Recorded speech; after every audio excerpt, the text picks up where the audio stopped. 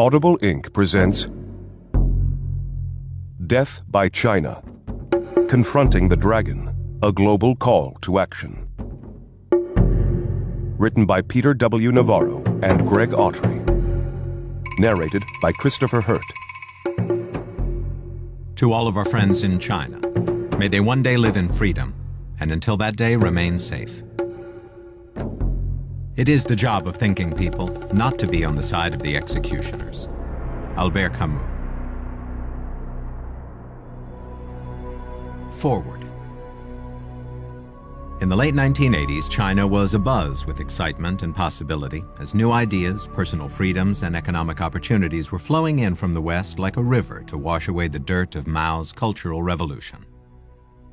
During these hopeful times, I was among a group of young student leaders who led calls for political reform to match the new thinking and bring China into the modern world with dignity. We organized rallies and made speeches at schools and squares all across the country, and we fervently believed the top leadership of the Chinese Communist Party would listen. Instead, our movement was crushed by a wave of tanks and the tragic events of June 4th, 1989, in Tiananmen Square that so many of you watched with horror on television. So much was lost that day, and it was not just the lives of so many brave Chinese that we cried over. Also lost was a once-in-a-generation opportunity to live freely in a democratic China with the very brightest of futures. Not long after the Tiananmen Square massacre, I was arrested and jailed, and along with thousands of other demonstrators, subjected to many months of torture and deprivation. During these dark times, spent in very dark places, many of my friends died. And to this day, some Tiananmen survivors are still being held in jails or forced labor camps. Sadly, a whole new generation of Chinese youth knows nothing about what happened at Tiananmen. While we in the West can freely access the videos and images on the internet associated with the massacre, all of this content has been ritually cleansed from the Chinese web by a vast army of censors. I have now spent half my life fighting against such censorship and for freedom and democracy in China. More than ever, I fervently believe that this is what every thinking person outside of China must clearly understand. More than 2 decades after Tiananmen, the totalitarian tiger has still not changed its stripes. In fact, unlike more stable countries, China's spending on police and social control is now rising even faster than China's skyrocketing defense budget. It is with no small irony or anger that I note it is many of the very same Communist Party officials who supervised the beating, jailing, and killing of my fellow students in the wake of Tiananmen who are today orchestrating the relentless persecution of religious followers like the Falun Gong and the harsh repression of peaceful minorities like the Tibetans and the Uyghurs. It is also the very same Chinese Communist Party that has been so quick to crack down on all political opposition movements, like the Charter 08 Manifesto and the rising Jasmine Revolution movement. And the only change is that this new century's ruling clique is ever more cunning, more clandestine, and technologically more sophisticated. Today, as I live comfortably, safely, and free in New York City, I can understand why it is so hard for those in the West to see the Chinese Communist Party clearly for the dangerous enemy that it is, to both the people of China and the rest of the world.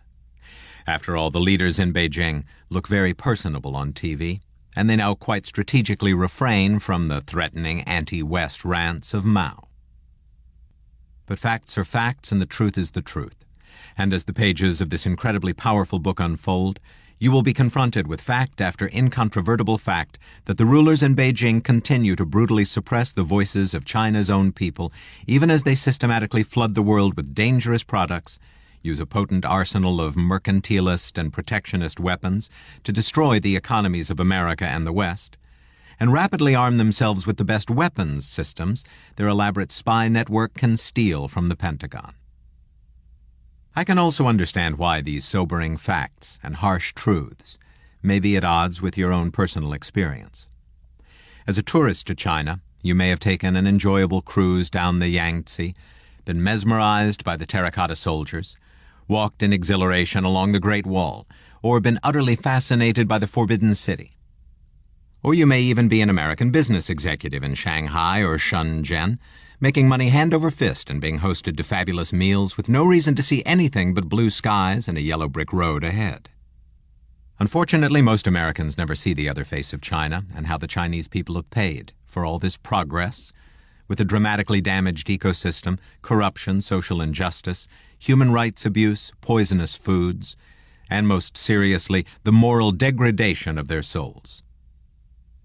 Although I miss China, America has become my beloved second home, and the support of my beautiful wife shows me every day why America is the strongest country in the world. I also see the strength in so many small things in America, like the bumper sticker that reads, "Freedom is not free." I personally know how true that statement really is. I also know that the cost of freedom isn't always about fighting a military battle. It also includes the individual political and economic sacrifices of peacefully defending human rights and standing up for the principles of liberty and democracy. Demanding that we live up to these principles, as Peter Navarro and Greg Autry do in this deeply moving book, can never be the wrong choice, and that is why it is long past time for the citizens of the world to truly stand beside the Chinese people, and not the brutally repressive and antiquated regime that rules them. If there is one abiding truth that stands above all after Tiananmen, it is that only a free and democratic China will benefit the world. Bai Chao-tang, Tiananmen Square protester, and co-author of My Two Chinas, the memoir of a Chinese counter-revolutionary. New York City, March 23, 2011. Chapter 1. It's not China bashing if it's true. Death by China. This is the very real risk we all now face as the world's most populous nation and soon-to-be largest economy is rapidly turning into the planet's most efficient assassin. On the consumer safety front, unscrupulous Chinese entrepreneurs are flooding world markets with a range of bone-crushing, cancer-causing, flammable, poisonous, and otherwise lethal products, foods, and drugs. In the kids' collection, these dangerous products range from lead-lined bracelets, necklaces, and toys to flaming pajamas and toxic toddler overalls. At your local drugstore or online pharmacy, you can find all manner of cures that instead kill, from tainted aspirin, counterfeit Lipitor, and fake Viagra laced with strychnine, to kidney-busting heparin and arsenic-laden vitamins. If you fancy death by explosion, fire, or electric shock, you can choose from a wide selection of booby-trapped extension cords, fans, lamps, overheating remote controls, exploding cell phones, and self-immolating boom boxes.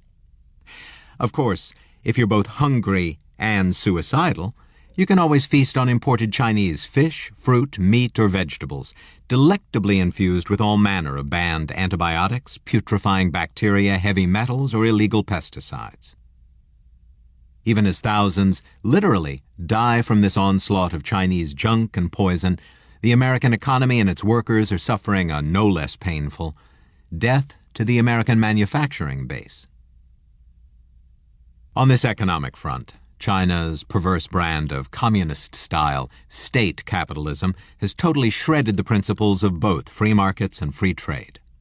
In their stead, China's state-backed national champions have deployed a potent mix of mercantilist and protectionist weapons to pick off America's industries job by job and one by one.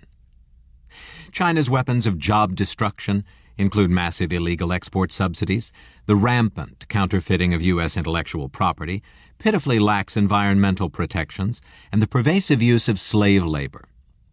The centerpiece of Chinese mercantilism is, however, a shamelessly manipulated currency that heavily taxes U.S. manufacturers, extravagantly stimulates Chinese exports, and has led to a ticking time bomb U.S.-China trade deficit close to $1 billion a day.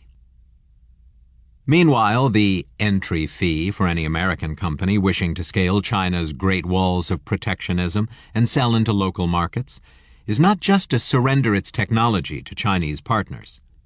American companies must also move research and development facilities to China, thereby exporting the mother's milk of future U.S. job creation to a hostile competitor.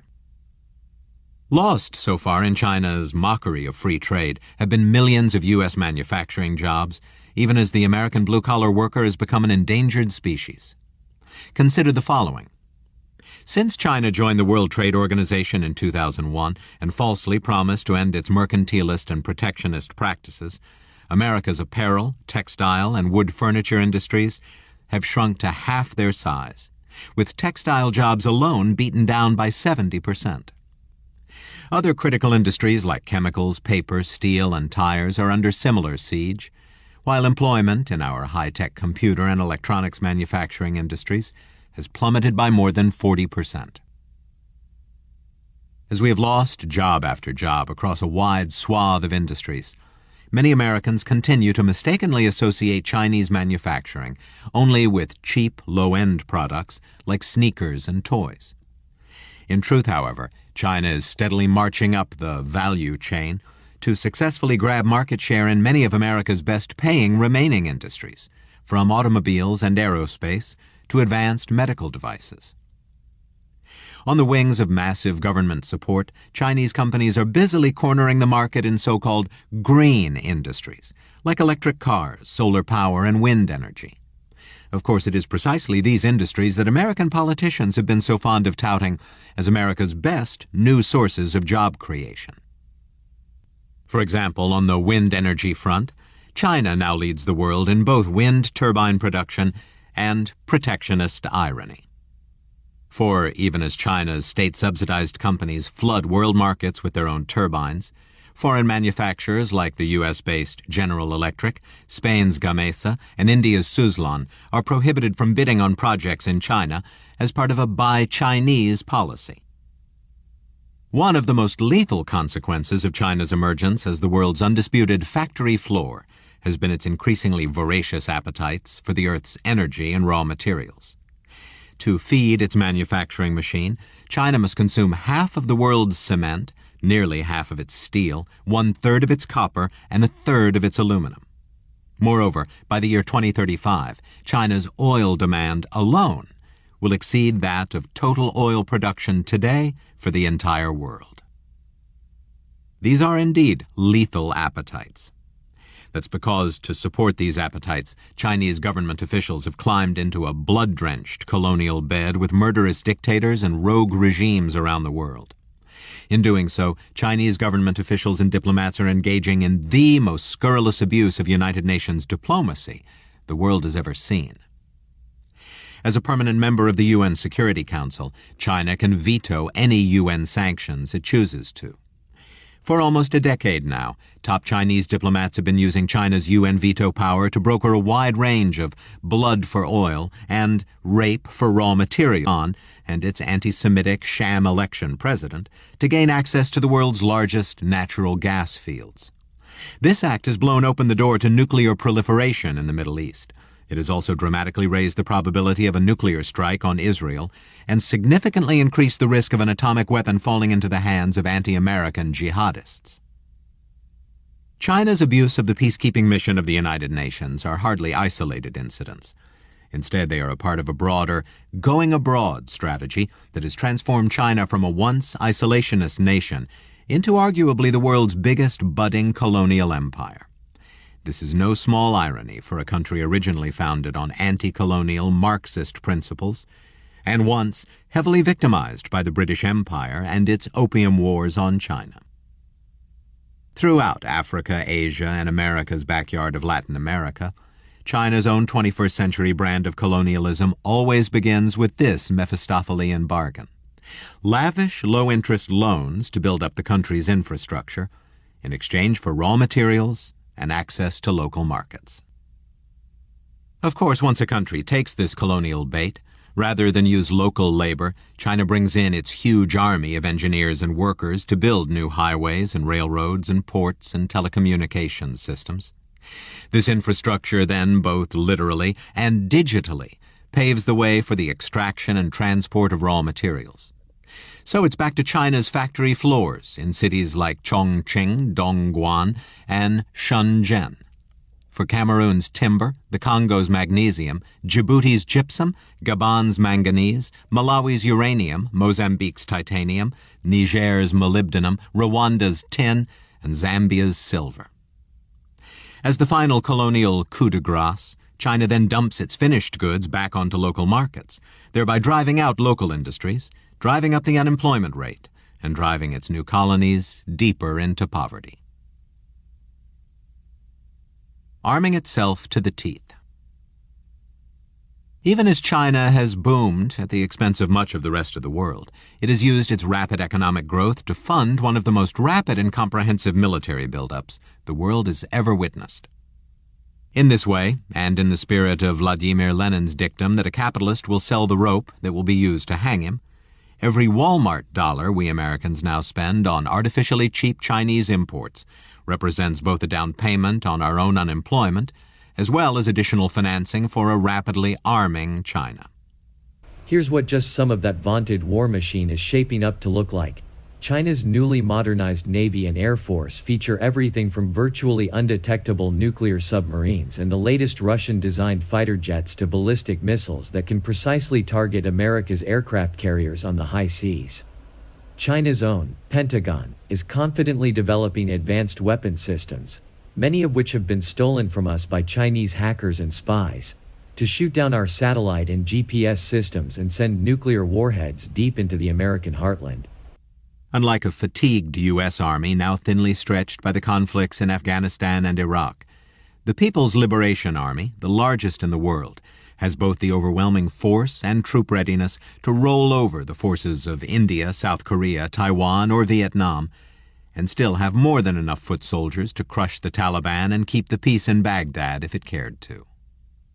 The War Hawk wing of China's military is even readying the ability to drop virtually untrackable nuclear bombs from space. These cosmic nukes simply arrive on target in a few short minutes and far too quickly and quietly for countermeasures.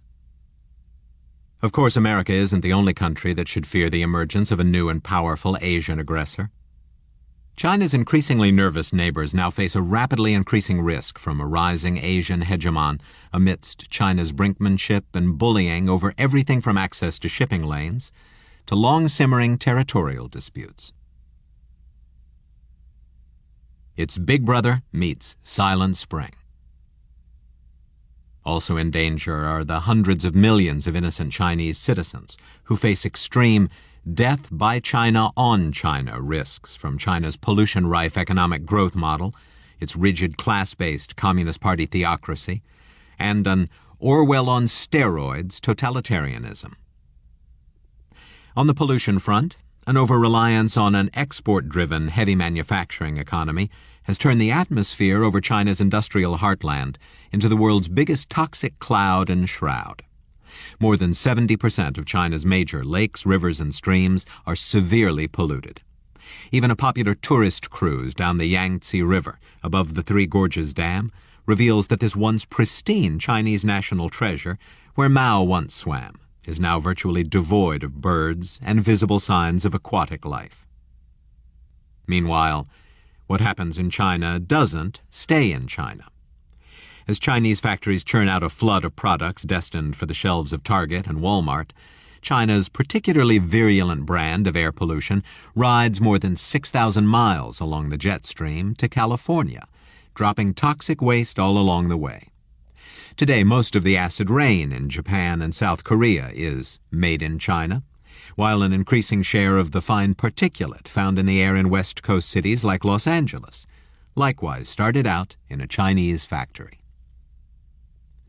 As for the risks posed by China's rigid class-based society, the bitter ironic truth here is that the ruling Communist Party oversees not a true people's republic, but rather its own secular theocracy. While Marx turns over in his grave and a pickled Mao stares glassy-eyed from his crystal coffin in Tiananmen Square, a relatively small fraction of the Chinese population grows fabulously rich even as 1 billion Chinese citizens continue to live in a Hobbesian world of grinding poverty without access to adequate health care and where even a minor sickness can become a death sentence. China's totalitarian politics are equally appalling. To quell dissent, the Communist Party relies on a police and paramilitary force numbering more than 1 million. Its Orwellian web also features some 50,000 cyber cops. Together, these real and virtual jackboots are unrelenting in their repression and suppression. Try to organize your workplace, and you are beaten and then fired. Stand up for human rights or women's rights, and you are mercilessly hounded, placed under house arrest, or simply disappeared. Be revealed as a Falun Gong practitioner or closet Catholic, and get ready to have your deviant thoughts washed right out of your brain. The linchpin of such Chinese repression is a grim archipelago of forced labor camps, to which millions of Chinese citizens have been exiled, often without trial. For those imprisoned in China's Laogai Gulag, it could be worse. According to Amnesty International, the People's Republic annually executes several times more of its own people than the rest of the world combined. At least, lethal injection is now preferred to the traditional bullet to the brain. It is not compassion, however, driving this capital punishment reform. It is simply that injections are cheaper to clean up, provide less risk of HIV infection to the executioners, and make it much easier to harvest the victim's organs for sale on the black market. The big sellout, the bigger cop-out. Even as these countless deaths by China play out, both within the People's Republic and on killing floors around the globe, America's business executives, journalists, and politicians have had far too little to say about the single greatest threat facing the United States and the world. In the executive arena, some of America's biggest companies, from Caterpillar and Cisco to General Motors and Microsoft, have been fully complicit in the Chinese politics of first divide America and then conquer it.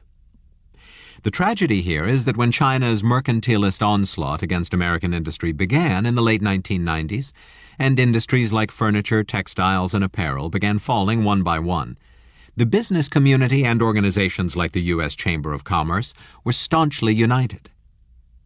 Over the past decade, however, as each additional American job and each new American factory has been offshored to China, the narrow profit-maximizing interests of many of America's corporate executives have been realigned with their Chinese partners. Indeed, with their bread now being buttered offshore, so-called American organizations like the Business Roundtable and National Association of Manufacturers have been transformed from staunch critics of Chinese mercantilism into open and often very aggressive soldiers in the pro-China lobby. While many American corporate executives have become lobbying warriors for China, American journalists are mostly missing in action.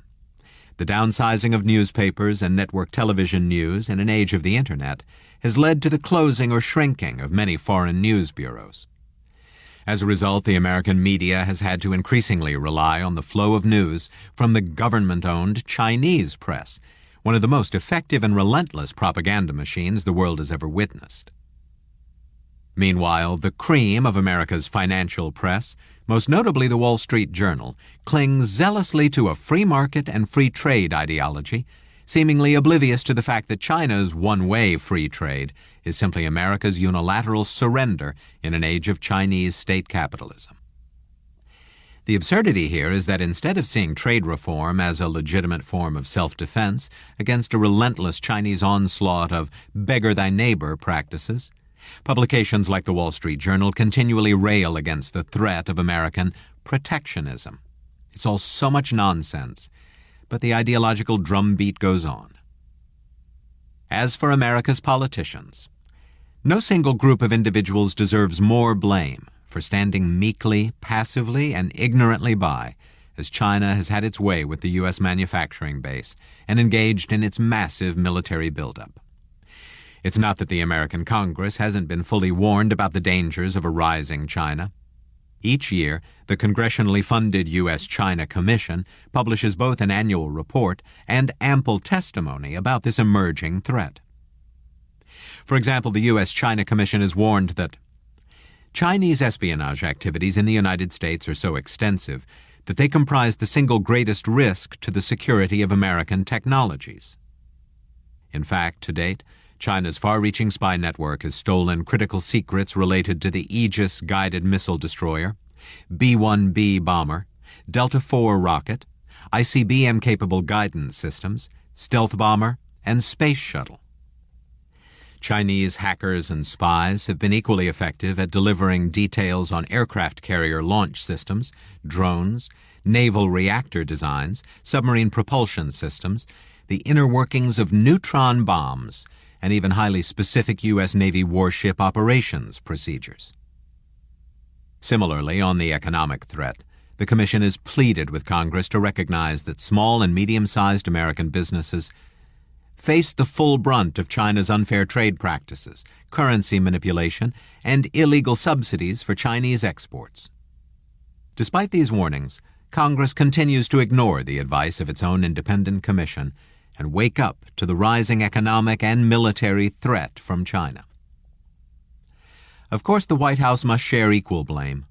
Both Presidents George W. Bush and Barack Obama have talked softly and carried very little sticks when it has come to China. President Bush's excuse was a preoccupation with the war in Iraq and homeland security, coupled with a blind faith in what has been anything but free trade. On Bush's watch alone, the United States surrendered millions of jobs to China. For his part, candidate Barack Obama on the 2008 campaign trail repeatedly promised to crack down on unfair Chinese trade practices, particularly in key industrial swing states like Illinois, Michigan, Ohio, and Pennsylvania. However, since taking office, President Obama has repeatedly bowed to China on key trade issues, primarily because he wants China to keep financing America's massive budget deficits. While Obama mortgages our future to his Chinese banker, he fails to understand that the best jobs program for America is comprehensive trade reform with China. The roadmap ahead. All roads careen toward Beijing. In this book, we will systematically work our way through each of the major categories of death by China, from China's appalling product safety record and the destruction of the American economy, to the rise of Chinese colonialism, China's rapid military buildup, and its bold and blatant, less prosperous, and far more dangerous than the golden age in which many of us grew up. Part 1. Buyer Beware on Steroids. Chapter 2. Death by Chinese Poison. Bodies for bucks and chicks for free. What do they call Chinese food in China? Food. Jay Leno.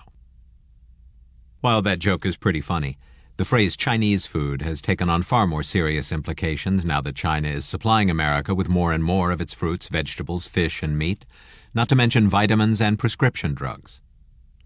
For our refrigerator, China is the largest exporter of seafood to the United States, a key supplier of white meat of its aspirin and 33% of its Tylenol. Chinese drug companies have also captured much of the world market in antibiotics, enzymes, primary amino acids, and vitamins. China has even cornered the world market for vitamin C, with 90% of market share, even as it plays a dominant role in the production of vitamins A, B12, and E, besides many of the raw ingredients that go into multivitamins. These statistics should disturb all of us for one simple reason. Far too much of what China is flooding our grocery stores and drug emporia with is pure poison. That's why Chinese foods and drugs always rank number one of those flagged down at the border or recalled by both the U.S. Food and Drug Administration and the European Food Safety Authority. Just why does China keep sending us food and drugs that can sicken or kill us? Sometimes the poisons that show up in its food and drug supply chain are the accidental result of factors such as shoddy production methods, unsanitary processing, or soil toxicity due to a polluted environment. At other times, ethically challenged and morally degraded Chinese black hearts, a term used by their own countrymen, purposely contaminate our food and drug supply simply as a way to boost their profits. Whether it is by accident or by intention, the first thing you need to know about this particular death by China is that it's nothing personal. Indeed, Chinese farmers, fishermen, food processors, and pharmaceutical peddlers are just as likely to poison their own people as Americans, Europeans, the Japanese, Koreans, and other food and drug consumers around the world. To get just a small, acid taste of the truth of this statement in your mouth, consider this what's in your wok fact. Fully 10% of all the restaurants in China rely on so-called gutter oil for their cooking oil. Gutter oil is a fetid stew of used oil and waste collected from the traps and drains of commercial kitchens, and it's chock full of a potent liver carcinogen known as aflatoxin mold. China's gutter snipes sell it at the back doors of many restaurants for a mere 1/5 of the price of new soy or peanut oil. Besides being carcinogenic, this mashup of moldy oils and every possible type of food debris can be a sudden death sentence for anyone with serious food allergies. China's serial melamine killers. Disgusting though this gutter oil scam may be, it pales in comparison to China's serial melamine murderers. These murderers have struck down numerous victims on both Chinese soil and around the world, and the often futile attempts to catch them graphically illustrate just how difficult it is for either the Chinese government or American regulators to guarantee safe food and drugs when murder for profit is in play. As for the murder weapon itself, melamine is actually a quite valuable chemical when it is not being surreptitiously added to food. Combine it with formaldehyde to produce melamine resin, and you get a durable plastic used in products like Formica and dry erase boards. Toss in some other chemicals, and you can use melamine either as a fire retardant, fertilizer, or superplasticizer for making high-resistance concrete. But add melamine to products like chicken feed, pet food, milk, or baby formula, and there is no faster way to destroy a pair of kidneys. Just why do China's black-hearted entrepreneurs add poisonous melamine to our food products? It's because melamine's high nitrogen content mimics correspondingly high protein levels. Such Chinese protein adulteration, as it has come to be infamously known, thereby fools food inspectors into grading the food with a higher protein content. Because melamine is substantially cheaper than actual protein, this means big bucks for the perpetrators, no matter how high the body count. Who killed Fluffy? What happened to Fido? The world first learned of Chinese protein adulteration in 2007, when a wave of melamine-tainted pet food killed tens of thousands of cats and dogs in Europe, the United States, and South Africa. And it wasn't just pets that were affected. According to the United States Food and Drug Administration and the Department of Agriculture, 3 million Americans consumed chicken or pork raised on feed laced with melamine. And now hear this. If you lost your otherwise healthy pet to a mysterious illness or kidney failure during that time period, chances are it was a death by Chinese poison. Predictably, when the crisis first broke, the Chinese government stonewalled and even refused to allow foreign safety inspectors in to evaluate the problem. It was a different story, however, when the next melamine scandal crashed on China's own shores. It's Nothing Personal, Part 2. I've completely lost confidence in milk powder made in China, said Emily Tang, 31, a civil servant from the southern city of Shenzhen, who has a 3-year-old daughter. Bloomberg Businessweek. In 2008, almost 300,000 Chinese babies fell ill and 6 died after 22 Chinese dairies conspired to add melamine to the milk and baby formula supply. According to Zhao Huibin, a dairy farmer in Hebei province, before melamine, the dealers added rice porridge or starch into the milk to artificially boost the protein count, but that method was easily tested as fake, so they switched to melamine. In this particular case, black heart adulterers didn't even use pure industrial-grade melamine. Instead, they relied on the cheaper and even more toxic scrap melamine. No wonder many of the children who recovered from the acute melamine poisoning have been left with significant kidney damage. What's particularly chilling about this episode is that it came fully a year after Prime Minister Wen Jiabao had authorized an additional $1.1 billion and sent several 100,000 inspectors to examine food and drug producers. As the New York Times opined on the implications of this abysmal regulatory failure, the dairy scandal raises the core question of whether the ruling Communist Party is capable of creating a transparent, accountable regulatory structure within a one-party system. And here's a little laugh-out-loud addendum that answers that question, while underscoring a fundamental difference between free and open societies and a ruthlessly totalitarian China. In 2010, former journalist Zhao Lianhai went to prison after a sham trial in which he was denied the ability to present evidence. Zhao's crime was not poisoning people. Rather, he was convicted of inciting social disorder for his efforts to publicize the melamine murders after his own son was sickened. And that's one more reason why the People's Republic of China will never be able to guarantee us safer food products. Unlike democratic nations where the right to free speech and freedom of assembly are sacrosanct and help shine a bright light on deviant behavior, China sweeps everything under the rug and any and all protesting voices into its gulags. China's heparin homicides. Now, lest you think China's melamine scandals might be old news, forget about it. To this day, melamine-contaminated products keep popping up precisely because it is so profitable to use the kidney buster as an additive. Lest you also think that China's trick of using contaminated fillers like melamine to boost profits is limited to foods, forget about that too. As China's heparin homicides graphically illustrate, unscrupulous Chinese entrepreneurs are also busily poisoning our drug supply.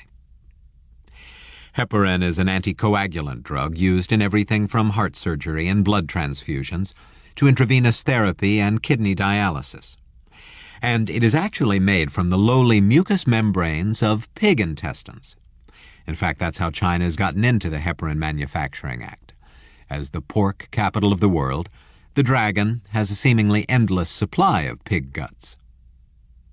To cut costs and boost profits, Chinese manufacturers surreptitiously add a cheap but deadly heparin-mimicking agent called overly sulfated chondroitin sulfate.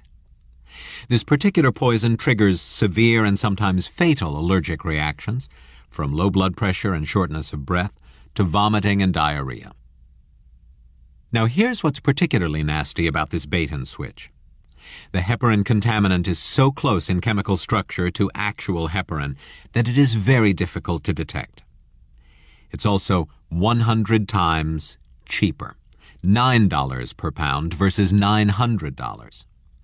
Because of such low costs, some contaminated heparin batches have been found to have been cut by up to 50% with the counterfeit chemical. To put a personal face on this particular death by Chinese poison, look no further than Leroy Hubley of Toledo, Ohio. He lost his wife of 48 years to tainted heparin.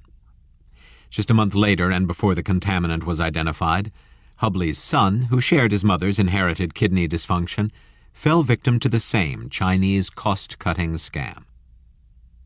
To date, China's heparin poisoners have killed hundreds of Americans while sickening thousands. Bad heparin has also shown up in 11 other countries, including Japan, India, Germany, and Canada. Moreover, despite efforts by both Chinese and American regulators to contain the problem, bad heparin keeps showing up in our operating rooms and dialysis centers to this day. At this point, we must ask ourselves this pointed question. Why are so many Chinese black hearts so willing to poison the world's food and drug supply for profit? The answer of at least one noted Chinese scholar provides a penetrating look into the aforementioned moral degradation of the Chinese soul. According to business professor Luo Yadong in the Management and Organization Review, such degradation and the rush for profits at any cost has occurred because of the breakdown of Confucian principles in the moral and ethical vacuum that is Chinese communism. It's precisely such moral degradation working in tandem with corrupt government officials and lax regulatory enforcement that has led Chinese food processors to deliberately add a long list of poisonous industrial chemicals to foods, either to improve taste or to act as preservatives. In fact, China's own regulators have found such abominations as hot pot soups seasoned with formaldehyde to improve taste, and soy sauce spiked with hydrochloric acid in human hair to boost amino acid levels. The Chinese Blackhearts have even added the highly toxic pesticide dichlorvos to make the humble sausage deliciously deadly. Just remember these little tidbits the next time you think about eating anything made in China. Sometimes it's not murder, just manslaughter. There reaches a point where I think it's clear if China wants to live in the 21st century, then they have to produce to those standards. Senator Richard Durbin, Democrat, Illinois. While first-degree murder is the verdict in cases ranging from melamine to heparin, in many other cases it's simply involuntary manslaughter. The killing of another human being without malice aforethought. A major problem here is that as China has established itself as the world's manufacturing floor, it has also turned itself into a toxic waste dump and the world's most polluted country. Such wholesale environmental trashing now means that the soil China uses to provide the world with its nourishment is riddled with all manner of carcinogens, heavy metals, illegal pesticides, and other toxins. That the poisons from China's soil are leaching into the diets of America, Europe, Japan, and South Korea should be evident to anyone who bothers to look. A Chinese apple a day keeps American oncologists fully employed. Consider, for example, the sweet and cuddly juice box you might pack in your child's lunch. There's a good chance this ostensibly healthy alternative to soda pop might be dosing your kids with arsenic, a heavy metal that can cause cancer. Here's why. Over the past 30 years, Chinese exports of apple juice concentrate have soared from 10,000 gallons a year to almost 500 million. And today, China commands half or more of the U.S. market. Sure, the juice is cheaper than what American farmers can produce, but one reason is that Chinese orchards rely heavily on illegal arsenic-based pesticides that are absorbed by the tree and concentrated in the fruit. Do you like your tea regular or unleaded? As for the expression, all the tea in China, well, even that can't be trusted. Here is how a former deputy commissioner of the U.S. Food and Drug Administration described one Chinese method of drying tea leaves on National Public Radio. The manufacturer lays the tea leaves out on a huge warehouse floor and drives trucks over them so that the exhaust more rapidly dries the leaves out. Because China uses leaded gasoline, there is no more effective way of turning a tasty green tea into a lethal weapon. There is no truth in Chinese food labeling.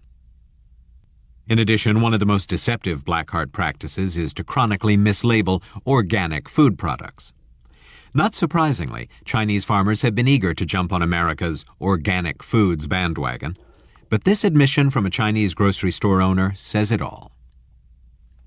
Maybe 30% of farms that put the organic label on their food produce the real thing. I think in the future the government will improve testing, but now hygiene officers have so much work to do with essential food safety that they don't worry about organic. Given this admission, it should come as no surprise that Walmart, Whole Foods, and other retailers have found supposedly organic products from China to be heavily dosed with pesticides. Japan's green bean gag reflex. It's not just America that China is turning toxic. Consider what happened when one Japanese food distributor imported over 50,000 packages of allegedly fresh Chinese green beans from the Yantai Beihai Foodstuff Company in Shandong province. After consumers experienced nausea and vomiting followed by mouth numbness, Japanese health department officials found the level of a deadly insecticide present in the beans to be almost 35,000 times the legal limit. Of course, we could continue to chronicle tale after tale of death by Chinese poison. For example, there's the fiasco in Europe involving vitamin A supplies contaminated with a deadly bacterium that almost got into infant formula. There have been multivitamins riddled with lead, and honey and shrimp dosed with antibiotics. There's also the infamous and well-publicized cough syrup laced with antifreeze that killed thousands around the globe. But examples such as these are only as good as the broader points they illustrate. The last broad point we wish to illustrate with an example about fish farming in China is this. Given the scope of the environmental problems with Chinese foods and drugs and the pervasiveness of morally degraded Chinese entrepreneurial behavior, it is virtually impossible for agencies such as the U.S. Food and Drug Administration, the European Food and Safety Authority, conditions. Our waters here are filthy. There are simply too many aquaculture farms in this area. They're all discharging water here, fouling up other farms. Ye Chao, eel and shrimp farmer, Fuqing, China. This unfortunately quite true Chinese fish story appropriately begins in the southeastern United States, where during the 1990s, raising fish like the southern catfish represented one of American aquaculture's great success stories. Then, enter the dragon.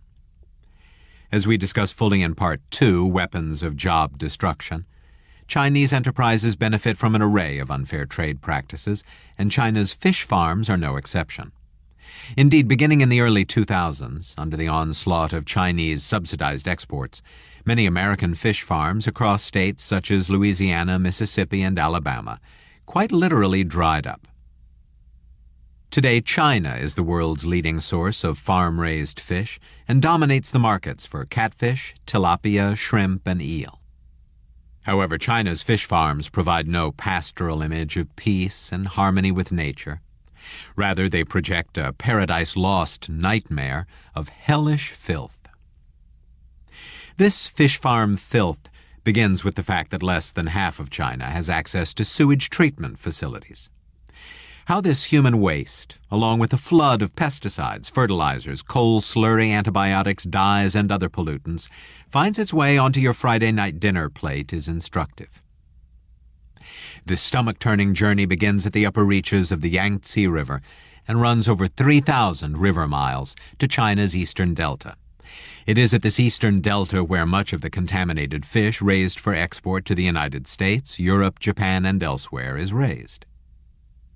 Along the Yangtze's route, booming large cities such as Chengdu and Chongqing dump billions of tons of mostly untreated human, animal, and industrial waste directly into the river.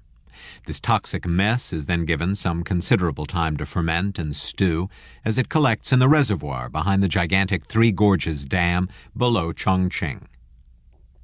In fact, to take a 3-day luxury cruise down the Yangtze River from Chongqing to the Three Gorges Dam, as many American tourists do, is to experience a frightening environmental nightmare. The reservoir waters glow an eerie and sometimes malodorous fluorescent green under an ever-present cloud of smoke from coal-burning plants. Like Sherlock Holmes' dog that didn't bark, the almost complete absence of waterfowl, turtles, and amphibians, not to mention the once playful, iconic, and now extinct pink river dolphins, underscores the toxicity of one of China's largest rivers and drinking water supplies. As to why this is in any way relevant to the Chinese fish you eat in America, remember that it is precisely this Yangtze stew, as well as the equally wretched waters of the Pearl and Yellow Rivers, that fill the export-focused fish farms on China's east coast. Of course, because Chinese eels, fish, and shrimp are raised in such toxic conditions, the creatures suffer from all manner of infections and parasites. As Chinese scholar Liu Chenglin has noted, the conditions that aquacultured seafood is grown under in China are deplorable. Producers tightly cram thousands of fin fish and shellfish into their facilities to maximize production. This generates large amounts of waste, contaminates the water, and spreads disease, which can kill off entire crops of fish if left untreated. Even if a disease does not kill off all the fish in an aquaculture facility, remaining bacteria, such as Vibrio, Listeria, or Salmonella, can sicken people who eat the fish. To treat these conditions, China's fish farmers routinely pump all manner of banned antibiotics, antifungals, antivirals, and dyes into their polluted waters.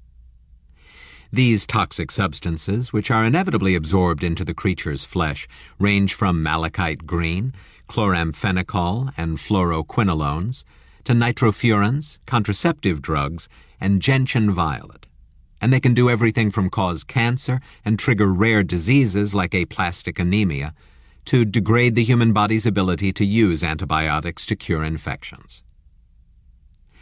On top of these outrages, Chinese fish processors routinely treat fish for export with substances such as carbon monoxide gas to give the fillets a bright red color. This not only increases the visual appeal of the product, but disguises any spoilage. Please remember that little trick the next time you see a nice pink Chinese fish and think it is fresh frozen. Of course, in China, what's good for the American goose is often not what's good for the Chinese gander. Indeed, this type of pink primping is subject to harsh penalties if used in fish designed for domestic Chinese consumption. Now, here is the broader point of this Chinese fish story, and really the only thing you need to remember. The U.S. Food and Drug Administration is so grossly understaffed that although it regulates 80% of America's food supply, it only inspects less than 1% of food imports. It is precisely for this reason that whenever you eat anything from China, you are effectively playing Chinese food roulette, and no amount of assurances from either the Chinese government or American regulators should convince you otherwise. Selling fake coals to Newcastle. Certain Chinese companies are now mass-producing and selling fake rice to unwitting villagers. According to a report in the Korean language Weekly Hong Kong, the manufacturers are blending potatoes, sweet potatoes, and plastic industrial resin to produce the imitation rice. Natural News. To end this chapter, we would be remiss in not sharing with you two of the most recent, brazen, and outrageous examples of Chinese product adulteration.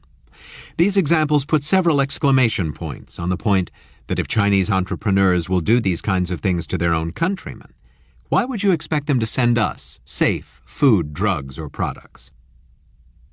The first example involves a scheme to pawn off fake plastic rice to poor villagers. In this particular con game, the faux rice manufacturers first mash up a blend of regular potatoes and sweet potatoes and mold the mash into the shape of rice kernels. Synthetic plastic resin is then added so the grains hold their shape. The giveaway is that you can boil the faux rice for hours, and it remains crunchy. As noted by an official from the Chinese Restaurant Association, eating 3 bowls of this Frankenstein mashup is the same as swallowing an entire plastic bag. And you thought that wheat bran was hard on your intestinal tract. As for example number 2, this scheme is rampant throughout major provinces of China, including Gansu, Hunan, Qinghai, Shanxi, and Sichuan.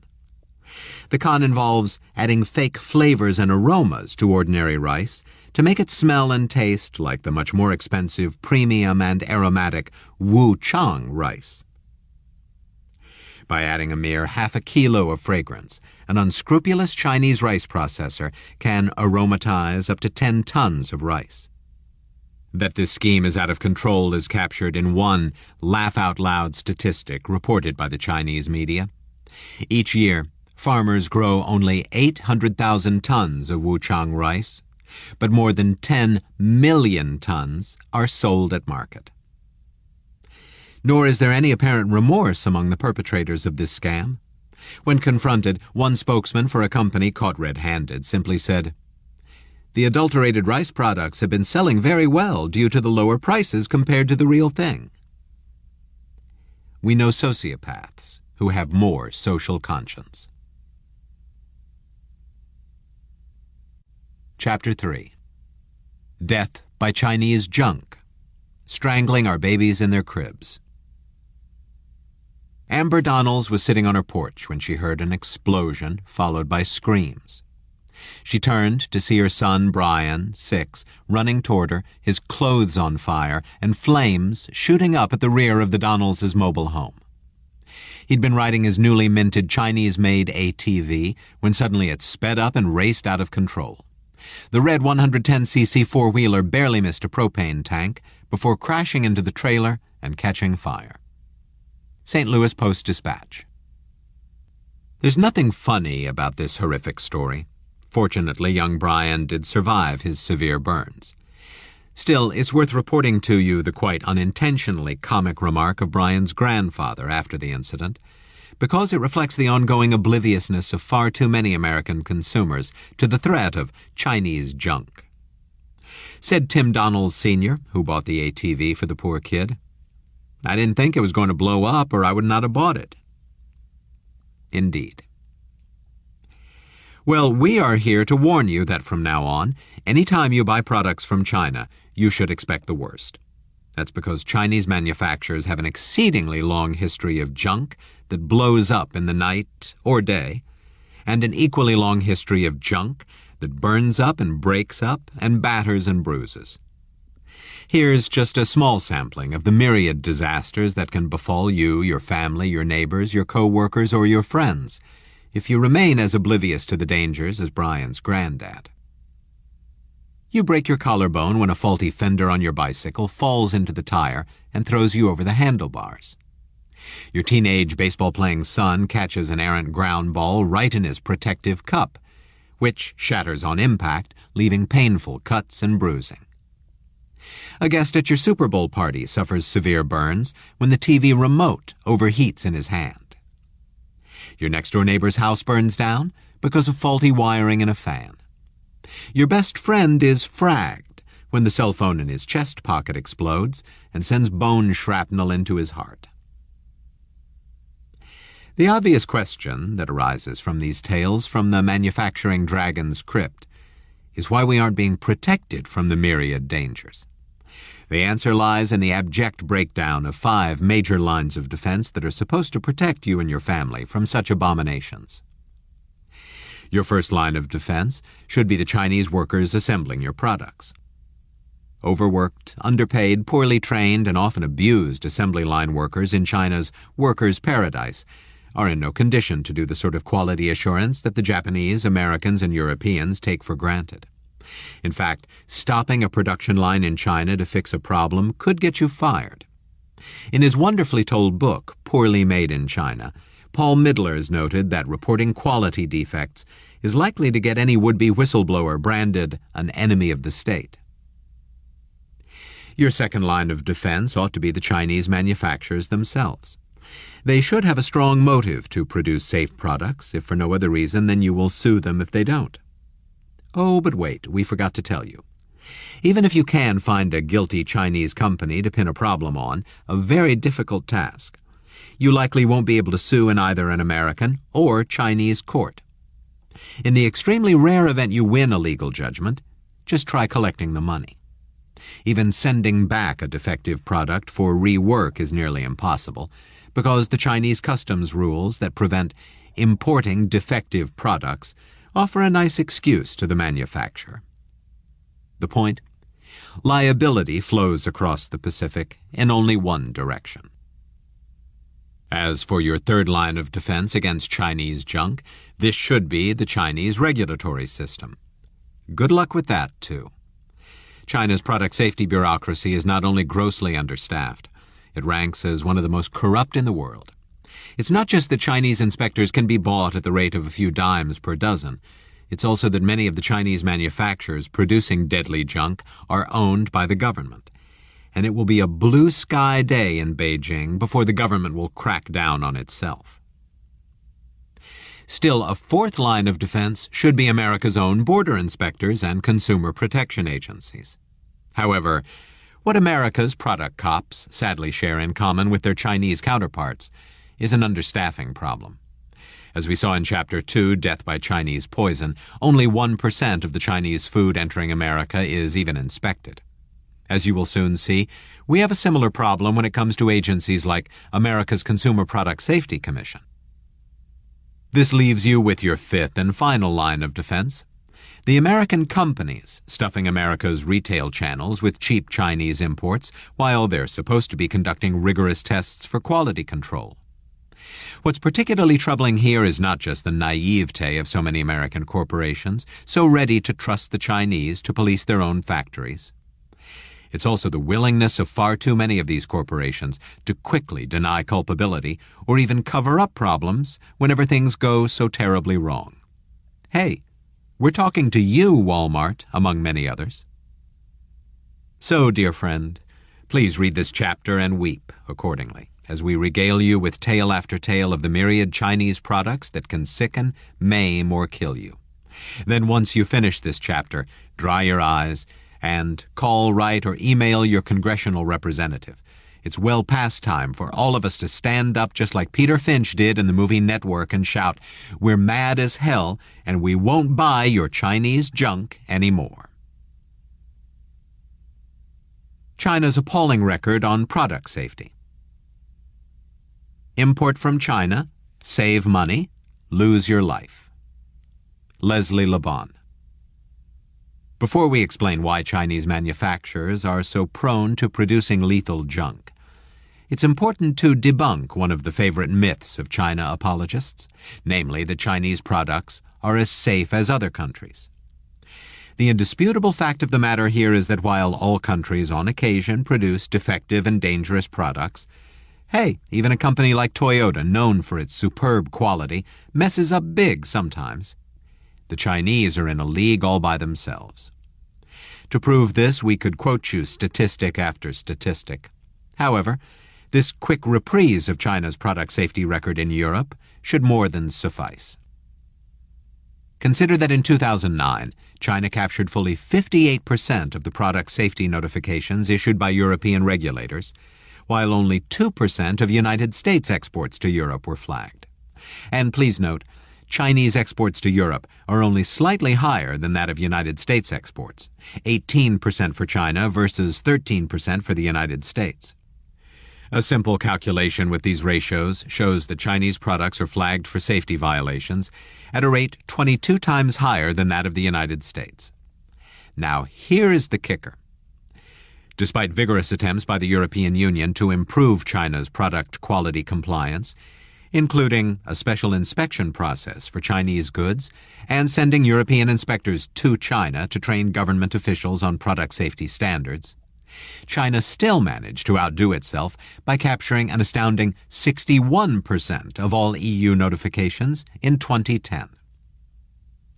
Here's the broader point. You can't trust Chinese regulators to protect you. Indeed, almost half of the time, European regulators notify their Chinese counterparts of a product defect or safety violation. The Chinese do nothing. Nada, zero, zip. The major reason, the responsible Chinese manufacturer typically cannot be tracked down by government officials. This is either a remarkably convenient circumstance for China Inc., or a true test of the fly-by-night character of so many of China's Blackheart factories. Why Chinese manufacturers produce so much Chinese junk. Only the Chinese can turn a leather sofa into an acid bath, a baby crib into a lethal weapon, and a cell phone battery into heart-piercing shrapnel. Ron Vara. Now that we know that China produces more dangerous products than any other country in the world, even after adjusting for its huge global market share, it's useful to drill down a bit deeper to examine just why this is so. As we shall now show you in a series of Chinese junkettes, the problems range from shoddy production methods and sheer stupidity to the more nefarious games of Chinese product adulteration and a national pastime of the Chinese Blackhearts we like to call the quality con. Blame shoddy production.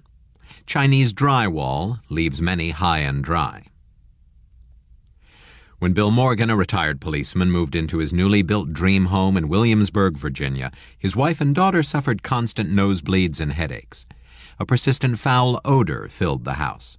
Every piece of metal indoors corroded or turned black. In short order, Mr. Morgan moved out. The headaches and nosebleeds stopped, but the ensuing financial problems pushed him into personal bankruptcy. The New York Times. The curious case of the corrosive Chinese drywall provides a classic lesson in the art of shoddy Chinese production methods. The millions of sheets of drywall in question came to be contaminated with corrosive sulfurous compounds when Chinese manufacturers first started using cheaper high-sulfur gypsum. Then, to save even more money, the manufacturers cut the gypsum with power plant fly ash from China's notoriously high-sulfur coal. As a middle-finger salute to this whole shoddy process, the corrosive drywall was then mixed and shipped to the United States without proper oversight or testing. To be clear here, the sulfur contaminant in the Chinese drywall not only makes the air in homes smell like rotten eggs and attacks the respiratory system. The sulfurous gases are so powerful they corrode pipes, cause appliances and HVAC units to fail, turn silver jewelry black, and kill family pets. In fact, contaminated Chinese drywall has been found in as many as 100,000 new American homes in at least a dozen states. Those states hardest hit have been those with a hot and humid climate, which facilitates the release of the sulfurous gases. Florida is the epicenter of the crisis, with the only upside being an inadvertent but effective Keynesian stimulus to the local economy. Indeed, the business of replacing toxic Chinese drywall has boomed, said Congressman Robert Wexler, Democrat, Florida. Florida is hypersensitive to hurricanes, and this is like a silent hurricane. Whole neighborhoods are being wiped out. And speaking of hurricanes, New Orleans likewise got more than its fair share of this Chinese junk during the post-Katrina rebuilding process. Even the head coach of the New Orleans Saints, Sean Payton, had to move out of his Mandeville, Louisiana home. How's that for a double whammy? Writ large, China's putatively low-cost drywall has cost American homeowners as much as $15 billion above its purchase price. That's because the remediation cost per home has run anywhere from $100,000 to $250,000. Of course, the vast majority of the Chinese manufacturers involved have not only refused to pick up the tab, as in our earlier European example, most can't even be identified. Costs to the taxpayers have likewise been stiff.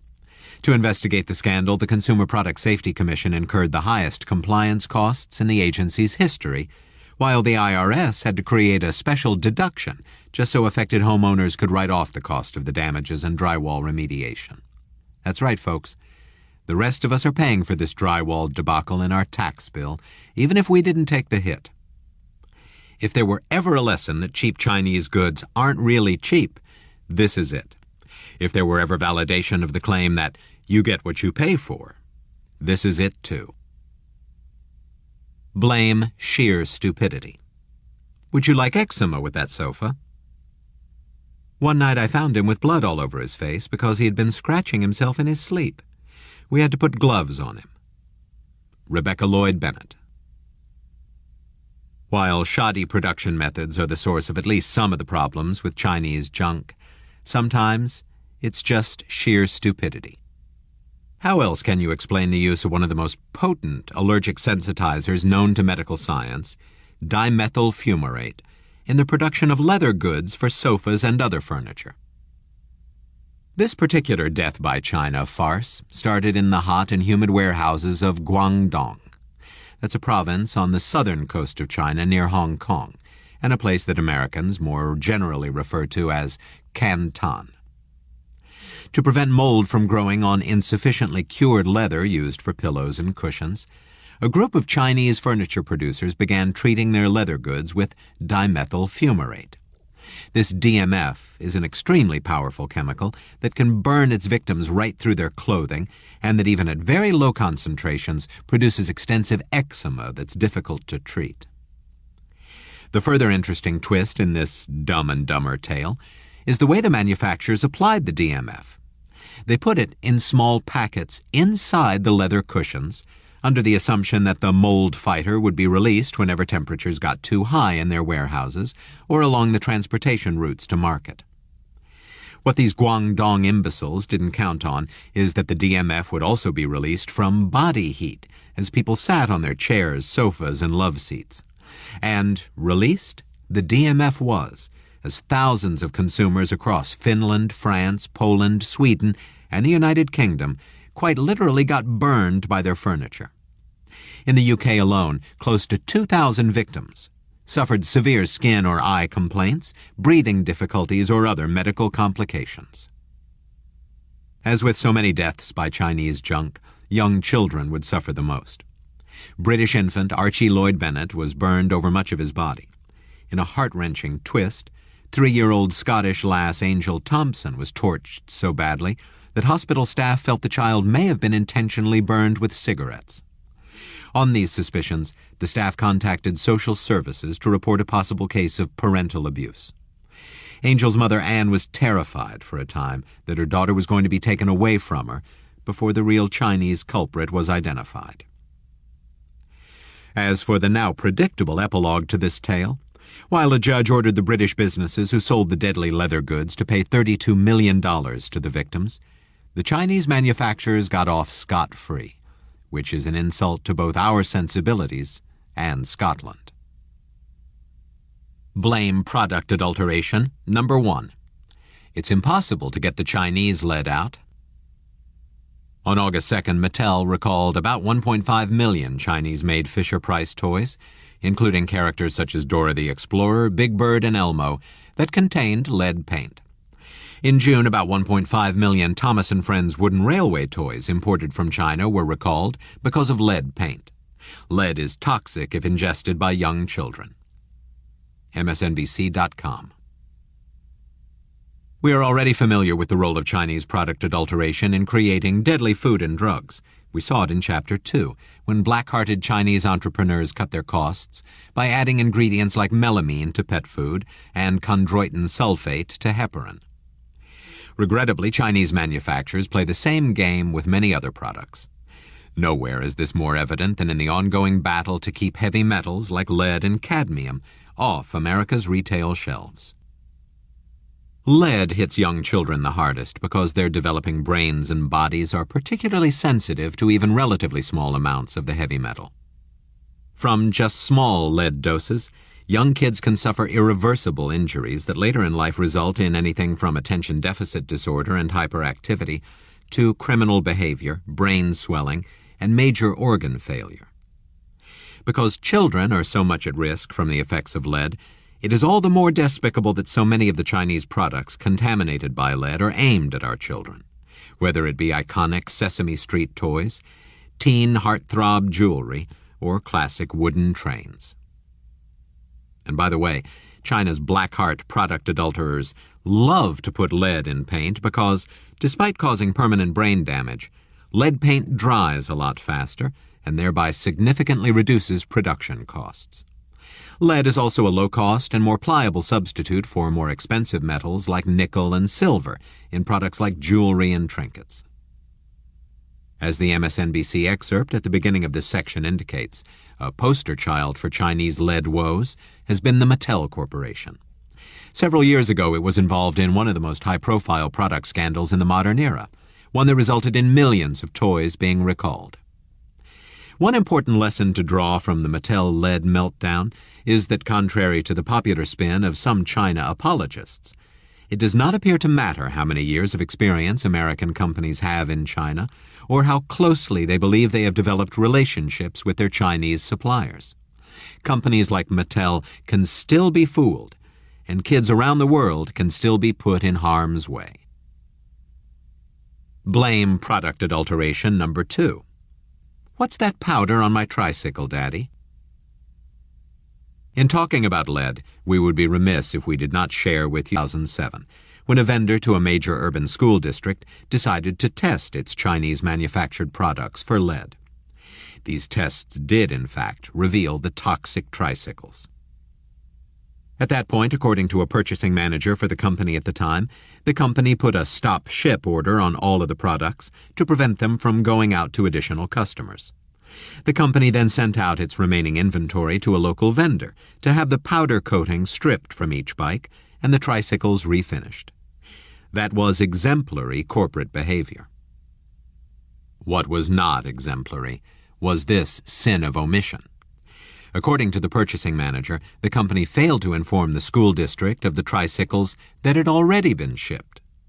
To her knowledge, none of these bikes was ever recalled.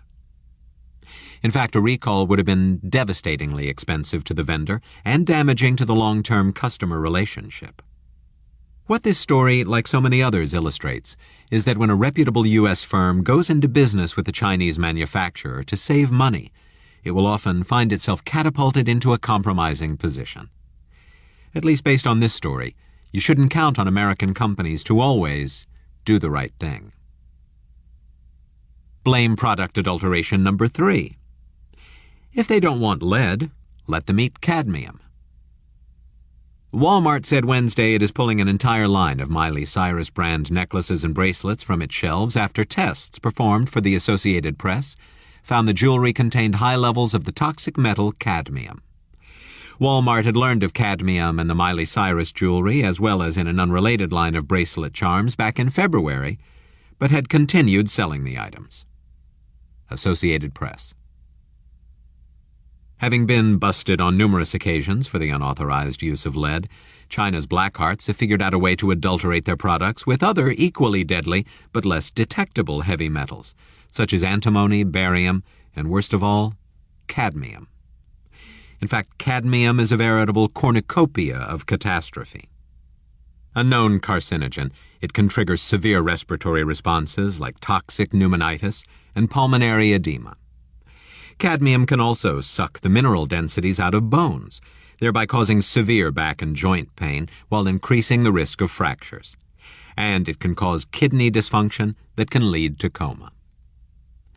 Of course, the extreme toxicity of cadmium hasn't stopped China's product adulterers from substituting it for the more easily detectable lead. Furthermore, China is the world's largest producer of the metal. Regrettably, in this new variation of an old shell game, some major American corporations have been willing accomplices. For example, in 2010, the Associated Press conducted its own undercover operation by running a series of independent tests on Chinese products. These tests found the presence of cadmium in an entire to match characters from the Disney film The Princess and the Frog. In a similar incident, Warner Brothers' studio store in Burbank, California was caught with its heavy metal pants down when its Wizard of Oz Tin Man drinking glasses were found covered in lead at levels up to 1,000 times higher than the federal limits. High lead levels were also found in Batman and Superman glasses, while the decorative enamel in many of the glasses also had relatively high levels of cadmium.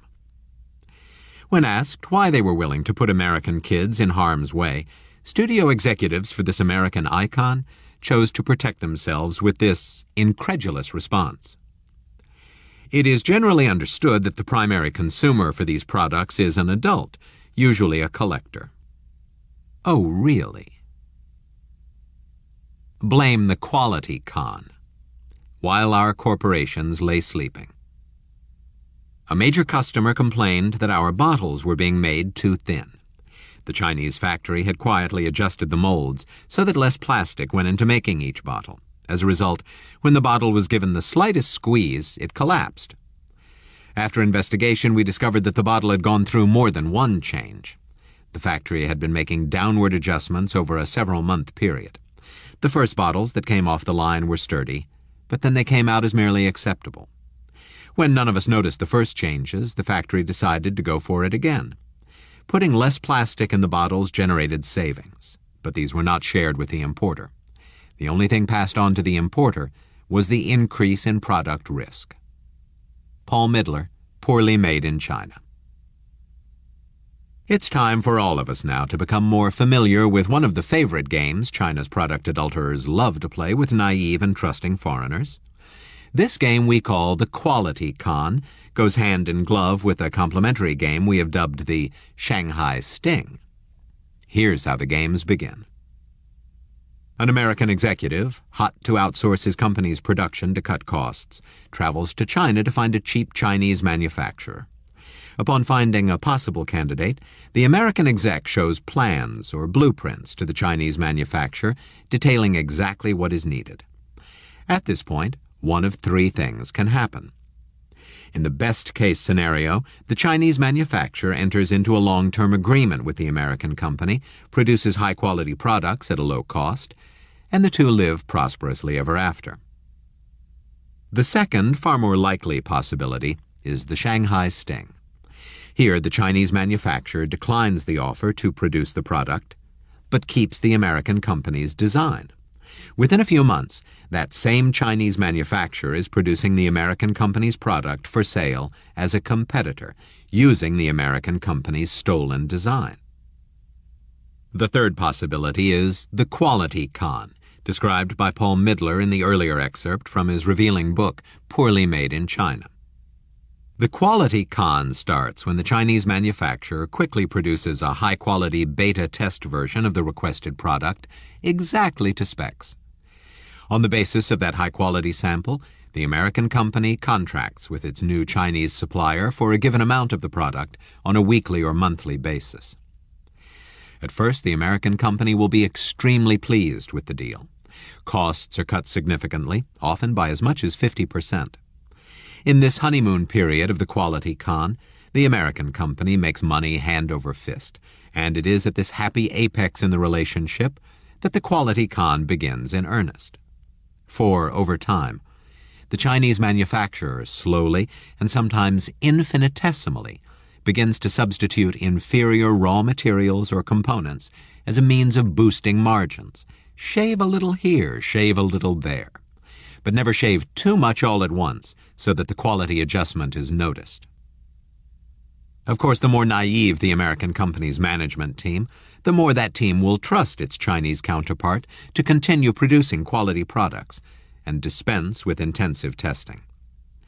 In this way, the American company not only offshores its production, but its risk management. Hangzhou Zhongce rubber cuts corners and kills Americans. Hangzhou Zhongce has refused to tell foreign tire sales officials how long it omitted the gum strip from its manufacturing process. Foreign Tire Sales said it believed that it purchased about 450,000 of the tires in question from the Chinese company. Hangzhou Zhongce sold the tires to at least 6 other importers or distributors in the United States. The New York Times. A classic example of China's quality con is offered up by the Hangzhou Zhongce Rubber Company. This case is particularly interesting because it once again illustrates the ethical dilemmas that American companies can find themselves in the midst of because of the machinations of Chinese manufacturers. The American company that got conned was Foreign Tire Sales of Union, New Jersey. In fact, Foreign Tire Sales had been importing tires for several years when Hangzhou began to use only half of a key gum strip that ensured the integrity of the tires. When this change went unnoticed, Hangzhou then escalated the con by leaving the entire gum strip out. This was done, of course, to shave a few pennies off the production cost. The cost of this quality con has been numerous tire failures, the crash of an ambulance in New Mexico, and a fatal collision in Pennsylvania that killed 2 and severely injured another. Incredibly, the management team of Foreign Tire Sales waited more than 2 years to pass on their suspicions about problems with the tires. Meanwhile, throughout this whole con game, Hangzhou executives stonewalled their American counterparts about the missing gum strip, but Foreign Tire Sales went on selling its tires anyway, despite its suspicions. In the ensuing recall of close to 500,000 tires, Foreign Tire Sales almost went bankrupt, while Hangzhou ducked all responsibility. Why you can't trust American regulators. In its Hidden Hazards series, the Tribune has documented how the understaffed and sluggish Consumer Product Safety Commission fails to protect children from dangers in toys and other products.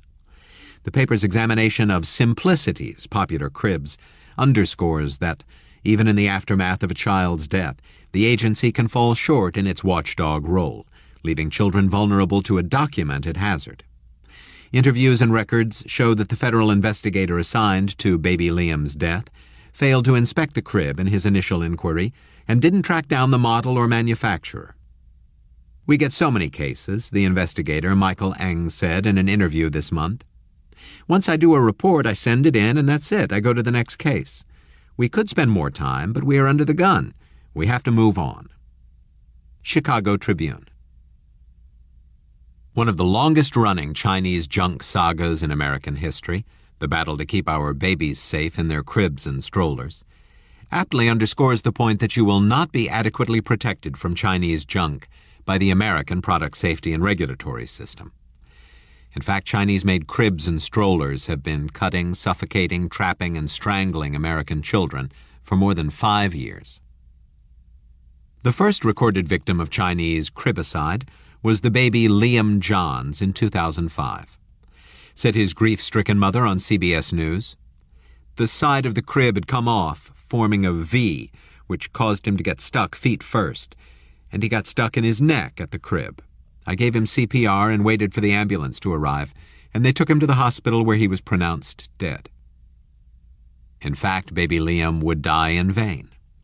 Neither the company that sold the imported Chinese crib, the Pennsylvania-based Simplicity, nor the Consumer Product Safety Commission warned parents about the deadly crib danger in a timely manner. As the Chicago Tribune reported, despite 55 complaints, 7 infants left trapped and 3 deaths. It took years for the Consumer Product Safety Commission to warn parents about 1 million flawed cribs. Why you can't trust American corporations. The problem with China is that they have routinely shoddy manufacturing. There is always a chance that something they make is going to hurt or kill kids. In fact, the McLaren strollers did the same thing to young children. It amputated their fingers. I have to wonder why our United States companies are continuing to send work to China, effectively continuing to endanger our children. They must understand the danger, but in the name of profit, they are willing to put young children and babies at risk. Gary Davis, retired CEO.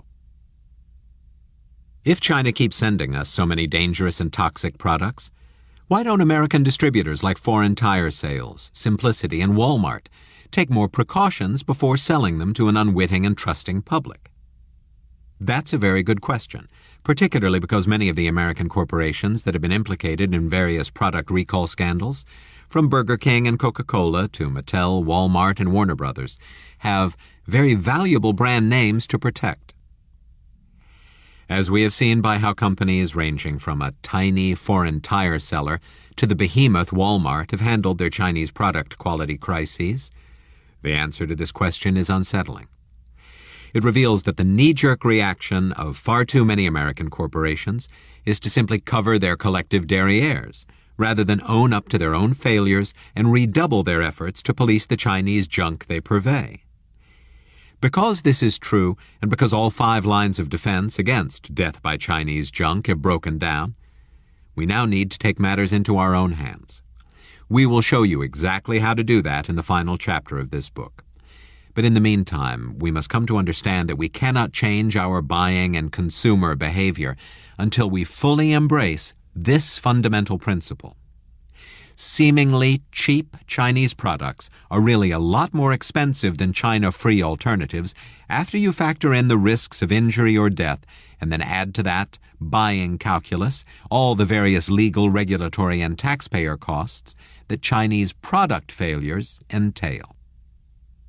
So the first thing we all need to do as we shop is to carefully scrutinize all labels.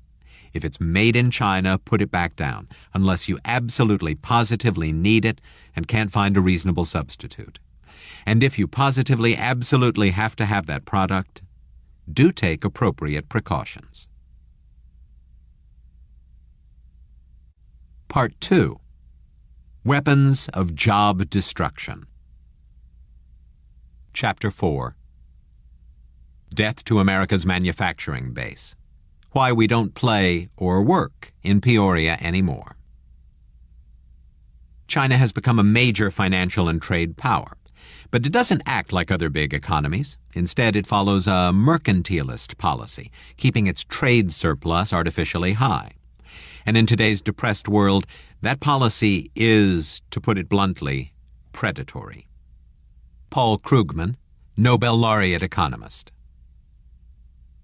Over the past decade, riding tall astride the Trojan horse of free trade, a predatory China has stolen millions of American manufacturing jobs right from under our noses. If we had held on to those jobs, America's unemployment rate would be well below 5% instead of near double digits. The U.S. government budget would be in balance, and our once fair country would be facing a far brighter future than any we can currently envision. The obvious question is this: why have we as a nation stood so passively by in the face of one of the greatest heists in global economic history? China's theft of the American manufacturing base. Oh, but wait, you say. China is taking America's jobs fair and square using a cheap and well-disciplined labor force. That, of course, is the spin of the China apologists who refuse to acknowledge even the existence of unfair trade practices. In fact, when you carefully research the real sources of Chinese competitive advantage, it becomes crystal clear that more than half of China's edge comes from a complex array of 8 unfair trade practices, each of which is expressly forbidden under the normal rules of free trade. These exceedingly potent 8 weapons of job destruction include: 1. An elaborate web of illegal export subsidies. 2. A cleverly manipulated and grossly undervalued currency. 3.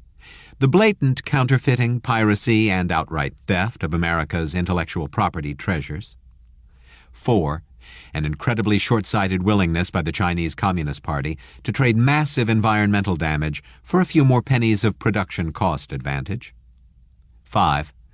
Ultra-lax worker health and safety standards, so far below international norms that they make brown lung, butchered limbs, and a dizzying array of cancers not just occupational hazards, but virtual certainties. 6. Unlawful tariffs, quotas, and other export restrictions on key raw materials from A to Z, antimony to zinc, as a strategic ploy to gain greater control over the world's metallurgy and heavy industry. 7. Predatory pricing and dumping practices designed to push foreign rivals out of key resource markets and then gouge consumers with monopoly pricing. 8. China's vaunted Great Walls of Protectionism to keep all foreign competitors from setting up shop on Chinese soil. Make no mistake about it, these are real economic weapons with considerable firepower. The simultaneous firing of these weapons at America's manufacturing base has already led to the shutdown of thousands of American factories and turned millions of American workers into collateral damage, all under the false flag of so-called free trade. Why, there is nothing free about free trade with China. If you want to find out what free trade isn't, try reading any one of the economic textbooks our kids are reading in college these days. Your eyes will roll, your head will spin, and your stomach will turn, because these texts are so divorced from the reality of the global trading arena. It's as if Gandhi had replaced Clausewitz and Sun Tzu in military strategy courses. Indeed, despite abundant evidence to the contrary, these textbooks continue to tout the virtues of free trade and the so-called gains from trade that we all should benefit from. But here's what these unwitting propaganda tracts fail to acknowledge. While free trade is great in theory, it rarely exists in the real world. Such conditions are no more found on Earth than the airless, frictionless realm assumed by high school physics texts. In the case of China versus one big recessionary loser. In precisely this way, free trade between the Dragon and Uncle Sam has simply become a code word for death to the American manufacturing base. If they build it, American jobs won't come. Just why should we care about the loss of America's manufacturing base? Haven't we? China and India is as inevitable as the tide rising and sun setting. Yes, of course we have been force-fed this pabulum. But journalists like Fallows, Friedman, and Zakaria are, and excuse the pun here, flat out wrong. What these misfiring pundits and others of their ilk have failed to grasp is one of the most fundamental principles of economics. American workers can compete with their low-wage counterparts anywhere in the world as long as they are more productive and the free trade playing field is level. This has always been the American worker's competitive edge, using superior machines, technologies, and innovative processes to boost productivity. Through the highest rates of productivity in the world, America's blue-collar manufacturing workers have always been able to earn a decent wage and thereby finance their own versions of the American dream. Instead, America's blue-collar dream of a white picket fence and kids in college has turned into a nightmarish phantasm because, no matter how much the American manufacturing workers of today produce, they can't possibly defend themselves against China's 8 weapons of job destruction. In fact, while manufacturing once accounted for fully 25% of the American gross domestic product, today that share has shrunk to a mere 10%. Not coincidentally, as China has systematically hollowed out the American manufacturing base, its economy has grown at the astonishing rate of 10% annually. In contrast, over the past decade, the U.S. economy has expanded at a rate of only 2.4%. Note that this paltry 2.4% growth rate during the 2000s is fully 25% below America's historical growth rate of 3.2% between 1946 and 1999. Wait, you say. A mere 0.8% drop in America's annual GDP growth rate over the past decade can't have made that much of a difference. But here's the rub. That 0.8% difference equates to a failure to create almost 1 million jobs a year, and cumulatively, over 10 million jobs over the last decade. Not coincidentally, that's almost the exact number of jobs we need to get the American economy back to full employment and producing at its full potential output. If we build it, American jobs will come. Now here's the bigger manufacturing base picture. It's not just these raw job loss numbers over the past decade of over 10 million jobs that make manufacturing so important to the American economy. A strong and vibrant manufacturing base is also critical to long-term prosperity for at least 4 reasons. For starters, manufacturing jobs create a lot more jobs downstream than service sector jobs. In fact, for every $1 of final manufacturing output, America creates almost $1.50 in related services, such as construction, finance, retail, and transportation. Manufacturing jobs also pay more on average, a lot more, particularly for female and minority workers. This higher blue-collar purchasing power provides a critical stimulus for the rest of the economy. It's not for nothing that when factories close, the retail centers, doctors' offices, hotels, and restaurants that grew up around them die with them. When factories leave, city and state tax revenues fall as well, and government jobs and services must be cut. More importantly, a strong manufacturing base is critical to spurring the technological innovation that America needs to power its economy over the longer term. The sobering fact here is that U.S.-based manufacturers account for fully 2/3 of all private research and development in America.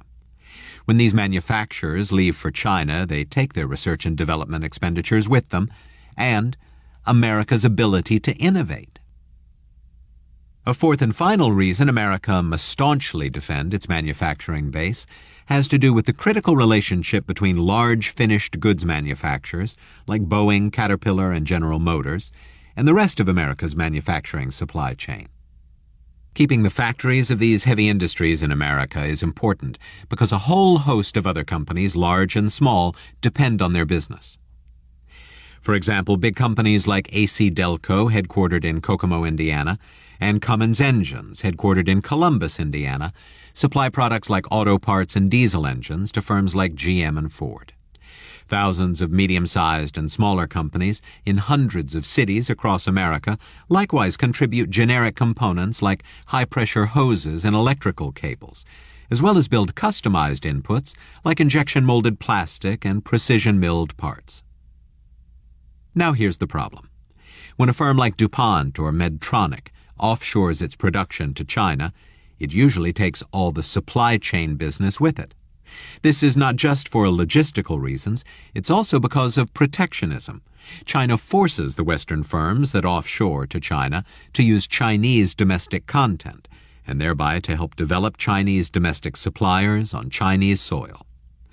In fact, interviewing a Shanghai manager at a major American supplier of aircraft assemblies, we learned this firsthand.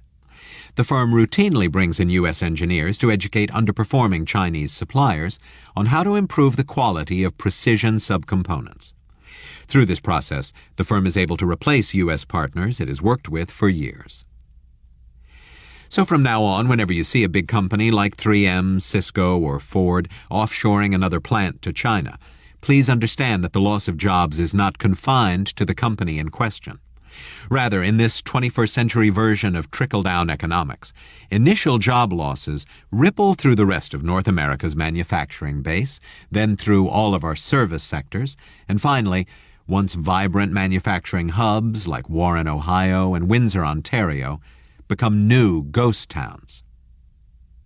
For all these reasons, it should be crystal clear why manufacturing jobs are so critical to long-term prosperity, not just in America, but in Europe and Japan and the rest of the world.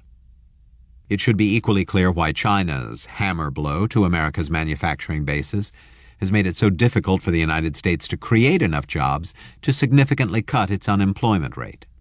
For even though a desperate White House has thrown a massive stimulus at America's flagging economy, our unemployment lines continue to stretch for miles. Just why do you think this is so, Mr. President? Well, here's one reason. Trying to jumpstart our economy with a massive stimulus in the absence of a vibrant manufacturing base has been like trying to start a car without spark plugs or gain traction on slick tires. It just can't be done. Sadder yet, a great portion of that stimulus money leaks right out of our economy and stimulates Guangzhou and Shanghai rather than Gary and Pittsburgh. Indeed, the false Keynesian vision of a virtuous cycle of spending just won't play in Peoria when so much of what we buy isn't made here, and our biggest trading deficit partner never reciprocates. How does China cheat? Let us count the ways. Let's turn now to a more detailed analysis of China's 8 weapons of job destruction. And let's start with China's elaborate web of illegal export subsidies. Number 1. The export subsidies, dagger to the heart. On the face of it, the term export subsidies seems pretty innocuous. But to understand just how such subsidies represent a real dagger to the heart of any American business, imagine for the moment you are a Chinese entrepreneur ready to start up a company that will do battle with a competing manufacturer in Ohio, Pennsylvania, Michigan, or Tennessee. To jumpstart your enterprise, the Chinese government will provide you with free land, subsidized energy, and almost unlimited access to low or no-interest loans. And, by the way, if you get into trouble, you won't have to pay the loans back, as the government owns and controls all the banks, and the Communist Party appoints all the banks' executives. Now, once you are ready to export your product to America, you will get a nice and juicy direct subsidy for every item you sell, on the order of 10 to 20 cents for every dollar shipped. In addition, when the profits start rolling in, you'll be eligible for some hefty income and property tax breaks. On top of all this, your Chinese enterprise need never worry that an American competitor will attack you in your own backyard. If foreigners want to sell into your market, they will be forced to set up shop on Chinese soil and become your minority partner. Now that you see what American businesses are up against with China's export subsidies alone, do you have a better understanding of why a refrigerator manufacturer in Madison, Wisconsin, a washing machine maker in Clyde, Ohio, or a blender maker in Orem, Utah, has such a hard time competing with the dragon? And now does it make more sense why a vacuum cleaner manufacturer in Palm City, Florida, a hand tool crafter in New Britain, Connecticut, or a baby crib maker in Barrington, New Jersey, must struggle so hard to stay afloat on the global seas of Chinese mercantilism? In fact, the continued existence of China's elaborate web of illegal export subsidies represents one of the biggest broken promises in world economic history. That's because when China joined the World Trade Organization in 2001, it promised to promptly eliminate all illegal subsidies, along with all other forms of unfair trade practices. Well, Communist China, democratic America is still waiting for you to keep that free trade promise. And as we wait, your massive illegal export subsidies continue to hammer hardest at some of North America's most important pillar industries: steel, petrochemicals, paper, textiles, semiconductors, plywood, and machinery. The list is as long as the unemployment lines in Stockton, California, Las Vegas, Nevada, Monroe, Michigan, and Rockford, Illinois. Number 2. The new great game, Chinese currency manipulation. China has intervened on a gigantic scale to keep its exchange rate down. This surely is currency manipulation.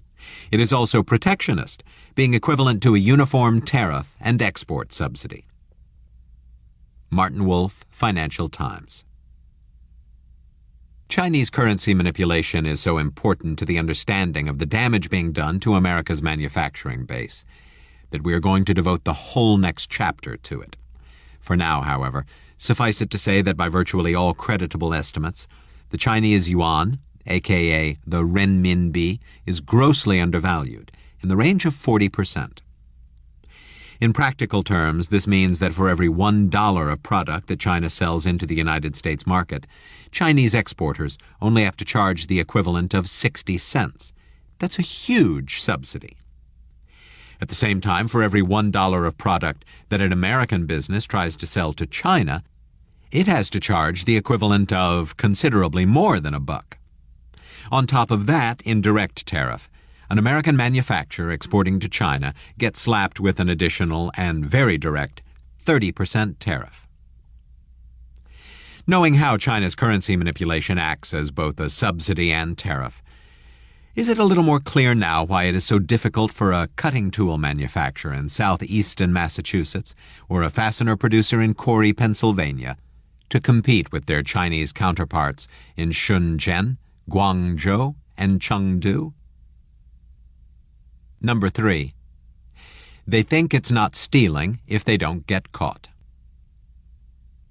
Now, what about the effects of China's rampant counterfeiting, piracy, and intellectual property theft on America's manufacturing base?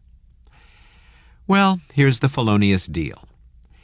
Every time China steals another technology, design, or process from the good old US of A, it drains a little bit more blood from our manufacturing veins. That's because when an American company wants to discover a new cancer-fighting drug, build a new fuel-efficient automobile, or develop higher-efficiency solar panels, that process of discovery is going to cost both money and time. Lots of money and time. If a Chinese pirate or counterfeiter can simply steal the fruits of such innovation without regard or respect for property rights, that translates into a real cost advantage. To understand the scale and scope of the cost advantage piracy provides to Chinese manufacturers, consider that drug companies like Merck and Pfizer spend up to 20% of their sales on research and development, while tech companies like Intel and Microsoft devote 15%, and car companies like General Motors and Ford devote 5%. So when a Chinese competitor simply counterfeits a Pfizer drug like Viagra, reverse engineers a semiconductor design from Intel, unlawfully replicates an operating system from Mr. Softy, or breaks into a computer to steal a hybrid car design from General Motors, guess what? Yep, that Chinese pirate can charge substantially less for his competing product because this intellectual property thief doesn't have to recoup any research and development expenditures. And please know this, the Chinese pirate never suffers remorse. Whether it's a tiny Shanghai street vendor hawking an unreleased Harry Potter DVD for 80 cents, or a top executive from the giant Sherry Automotive Company that has stolen both the name and car designs from the American Chevy brand. That lack of remorse exists because over 1 billion mainland Chinese citizens have been raised in an ethics vacuum, where property rights are meant to be trampled and the state owns everything. It's an ethics skew that runs straight back to Chairman Mao and straight through the lunacy of the Cultural Revolution. This amoral skew has created an attitude of do whatever you can get away with to better your own situation. While such disdain for property rights is well understood among China's Asian neighbors, far too many Westerners remain clueless about the cultural and political roots of Communist China's amorality. Number 4. Trashing China's environment for a few pieces of silver. Let's turn now to arguably the most short-sighted of China's weapons of job destruction. This is the Chinese government shoot-yourself-in-the-head willingness to trade off the wholesale destruction of the environment for a few more pennies of production cost advantage. Despite having some strong environmental laws on the books, And despite constantly spewing green rhetoric for Western consumption, the reality is that the Communist Party has no more respect for such fluff than it does for its own constitution, which, supposedly, guarantees freedom of speech and worship. As an executive at one of China's biggest factories put it to one of us bluntly, if you can show performance, you can be promoted very quickly, but nobody cares about the environment. To see how this environmental trashing works in China's favor, suppose an American chemical company in Cincinnati, Ohio, must install sophisticated pollution control equipment to prevent the dumping of chemical waste into the Ohio River. In sharp contrast, a Chinese competitor in Chongqing can simply use the Yangtze River as a toilet for whatever witch's brew it wants to dump. So, guess which company is going to grab a bigger share of the international chemical market? Or suppose an American paper producer in Waterford, New York, has to install expensive low-emissions boilers in its steam plants, while its Chinese competitor does not. This, too, adds up to more Chinese paper produced and fewer American jobs, and a whole lot more Chinese citizens choking on their own atmosphere. In fact, China's more pollution, lower prices, competitive edge cuts the deepest with precisely those manufacturing industries in the United States that face the highest environmental compliance costs. Consider that companies like Dow Chemical and U.S. Steel spend about 10 times as much on environmental protection as do Chinese competitors such as Sinopec Oil and Bao Steel. That China has trashed its environment to boost its export trade is evident in this stark fact. In the space of the 3 short decades it has taken China to emerge as the world's factory floor, China has also earned the dubious distinctions of both most polluted country on the planet and biggest contributor to climate change. And it's not just American workers taking the hit. Chinese citizens are paying an exceedingly high price in the form of soaring rates of cancer, heart attacks, strokes, emphysema, and skin disease. The plight of China's non-human inhabitants is a good barometer of the scope of the problem as well. Any observant visitor to China will note that both the countryside and cities are almost completely devoid of birds. It's a silent spring, summer, fall, and winter in China's toxic landscape. Number 5.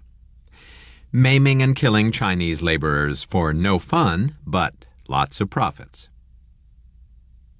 Just as the trashing of its rivers and streams and thrashing of its air basins helps China gain a competitive advantage, so too does the butchering, battering, and brown-lunging of its workforce. On China's deadly factory floor, silicosis and respiratory failure, severed fingers and sawed-off limbs, organs racked by cancer, and skin etched by acid are not just occupational hazards. For millions of workers, they are virtual certainties. This passage from the New York Times aptly captures the surreal, Slaughterhouse-Five nature of the problem. Yongkang, just south of Shanghai, is the hardware capital of China. Its 7,000 metalworking factories make hinges, hubcaps, pots and pans, power drills, security doors, toolboxes, thermoses, electric razors, headphones, plugs, fans, and just about anything else with metallic innards. Yongkang, which means eternal health in Chinese, is also the dismemberment capital of China. At least once a day, someone is rushed to one of the dozen clinics that specialize in treating hand, arm, and finger injuries. The primary culprits in this carnage are China's ultra-lax health and safety regulations. And those Chinese workers at highest risk toil in industries ranging from building materials, chemicals, and machinery to metallurgy, plastics, and textiles. In China's coal mines alone, thousands die every year, compared to less than 50 fatalities annually in the United States. From the standpoint of international competitiveness, all this workplace carnage adds up to the most grisly of the competitive advantages that China holds in its arsenal of weapons. And the phrase blood, sweat, and tears has never had a more literal meaning than in the sweatshops and blood shops of China. Number 6. The neutron bomb of export restrictions. Now what about this 6th weapon of job destruction called export restrictions?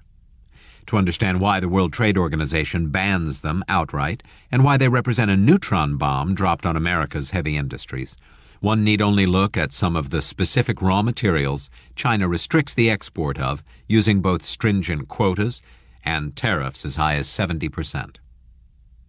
At the top of the restricted list are such basic industrial building blocks as bauxite, coke, fluorspar, magnesium, manganese, silicon carbide, and zinc.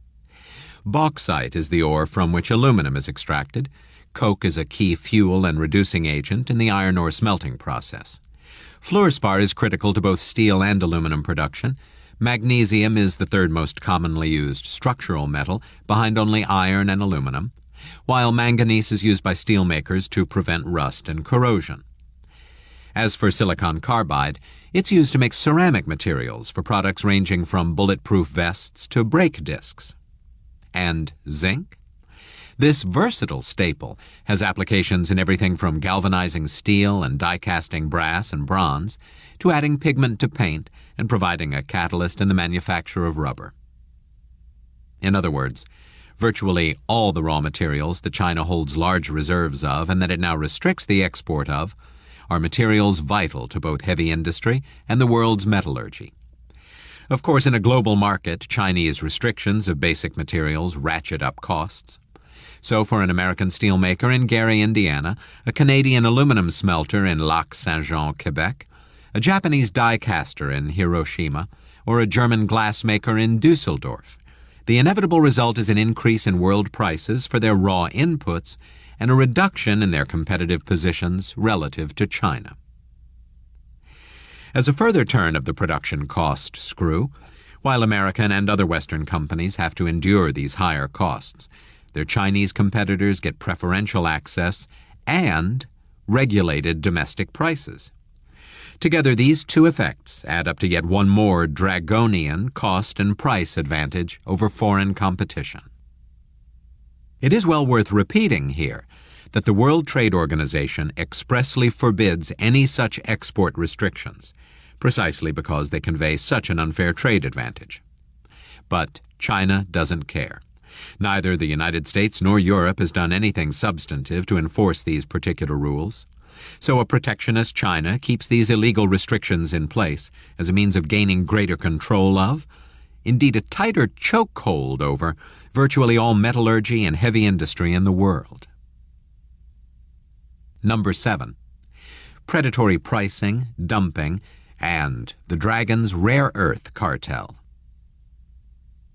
As bad as China's export restrictions situation is, it is only half of the story. The other half has to do with China's export restrictions on a wide range of so-called rare earths. Rare earths, with far-out names like cerium, erbium, scandium, and terbium, represent the high-tech manufacturing version of the mouse that roared. Because of their critical magnetic and phosphorescent properties and their ability to transmit, produce, and store energy, small quantities of rare earths provide a big punch in a range of high-tech products. For example, the voice coil in your iPod's hard drive, that battery in your neighbor's hybrid car, and the solar panels you might be considering for your home all require one or more of the rare earths. So too are the rare earths needed for the automobile catalytic converters that keep our air clean, portable X-ray machines that allow doctors to quickly diagnose problems, lasers used in scientific and industrial applications, and magnets that run the modern navigational systems upon which both commercial and military aircraft depend. Given the importance of the rare earths in all of our lives, it is chilling to learn that China has effectively cornered the market in many of them. What's astonishing about China's market power is that it holds only about a third of the world's proven reserves of the rare earths, yet it currently accounts for over 90% of world production. Just how did China manage to create what is effectively its own rare earth cartel? That's where China's tactics of predatory pricing and dumping come into play, and it's a lesson straight out of the cartel handbook. This lesson started more than a decade ago. That's when some key Communist Party officials recognized China's rich endowment of rare earths and began pouring massive government subsidies into their production. Their avowed aim was to turn the People's Republic into the OPEC of rare earths.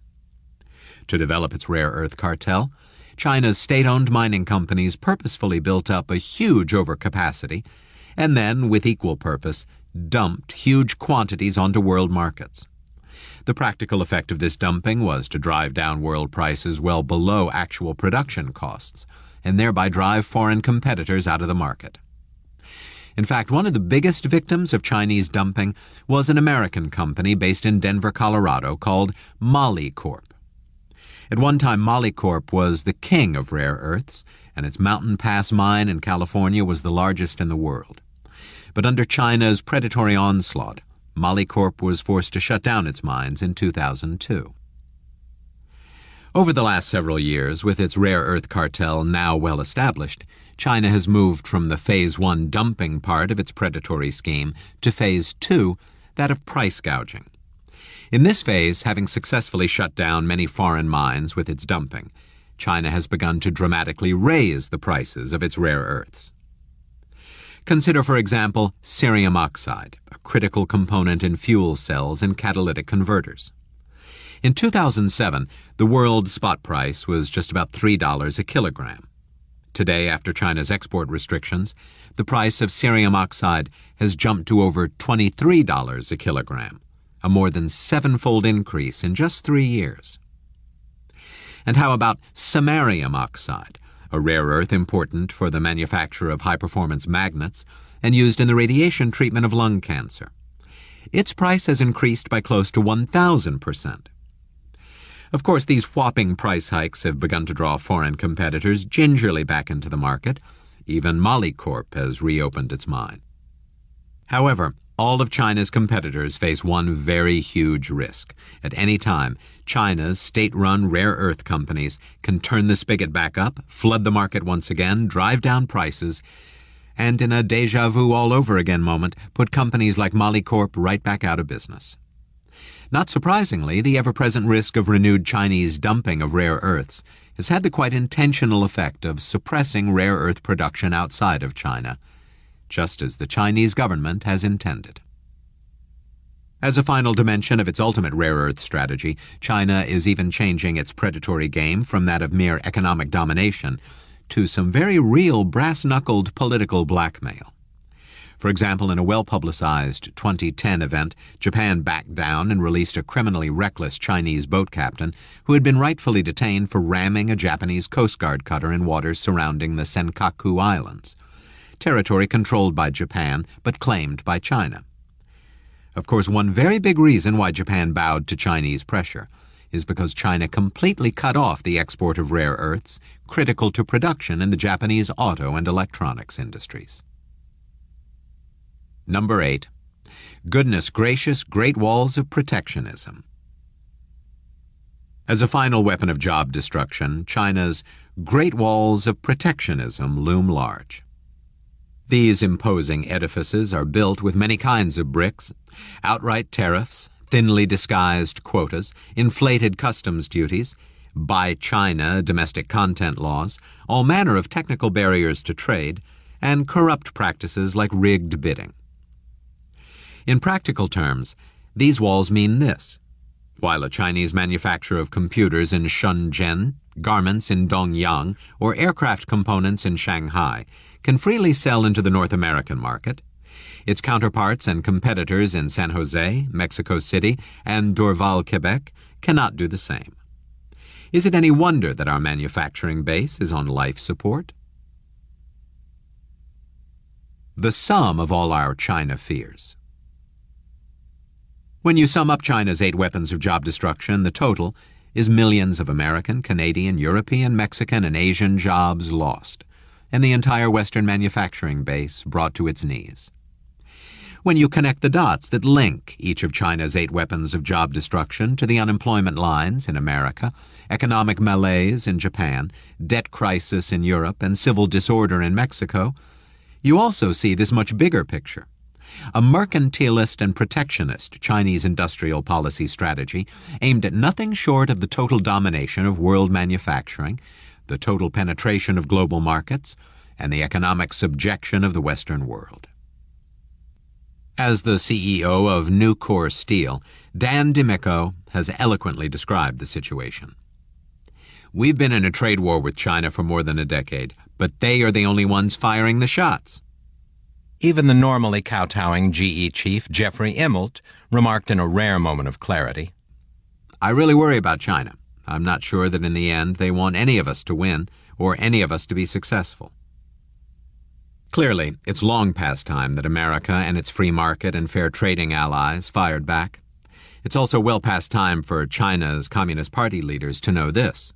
The World Trade Organization was founded for a reason, to promote real free trade and advance the growth of all countries around the world.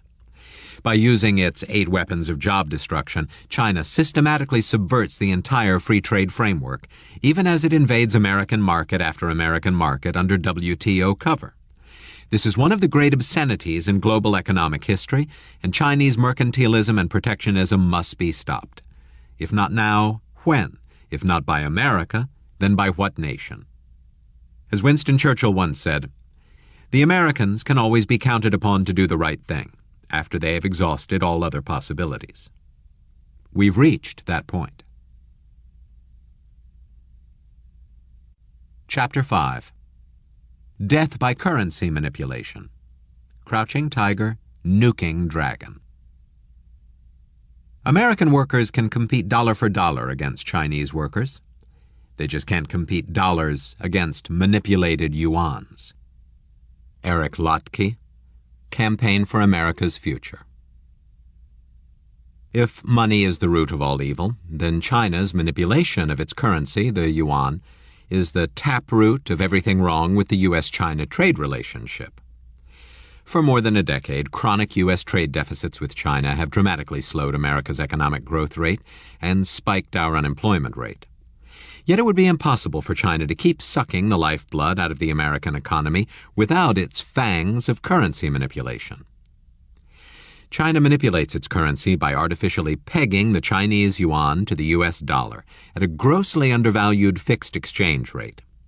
To understand why this debilitates the American economy, it is critical to understand that any nation's economy is driven by only 4 factors: consumption, business investment, government spending, and net exports. This last growth driver, net exports, is the most important for our discussion of Chinese currency manipulation because it measures the difference between how much we export to the world minus how much we import. And here is a critical observation that underscores the essential role that net exports play in our economy. When America runs a chronic trade deficit with China, this shaves critical points off our economic growth rate. This slower growth rate, in turn, thereby reduces the number of jobs America creates. Of course, as the American economy suffers from slow growth and high unemployment, China enjoys just the opposite effect. The dragon booms, while America goes bust. Another day older, deeper in debt, and slower in growth. So just how big is our trade deficit with China? Just how many jobs has our Chinese import dependence cost us? And why is currency manipulation a principal reason the United States is unable to significantly reduce its trade deficit? Only by knowing the answers to these questions can we escape from China's currency manipulation trap. Let's start then with the size of the U.S. trade deficit.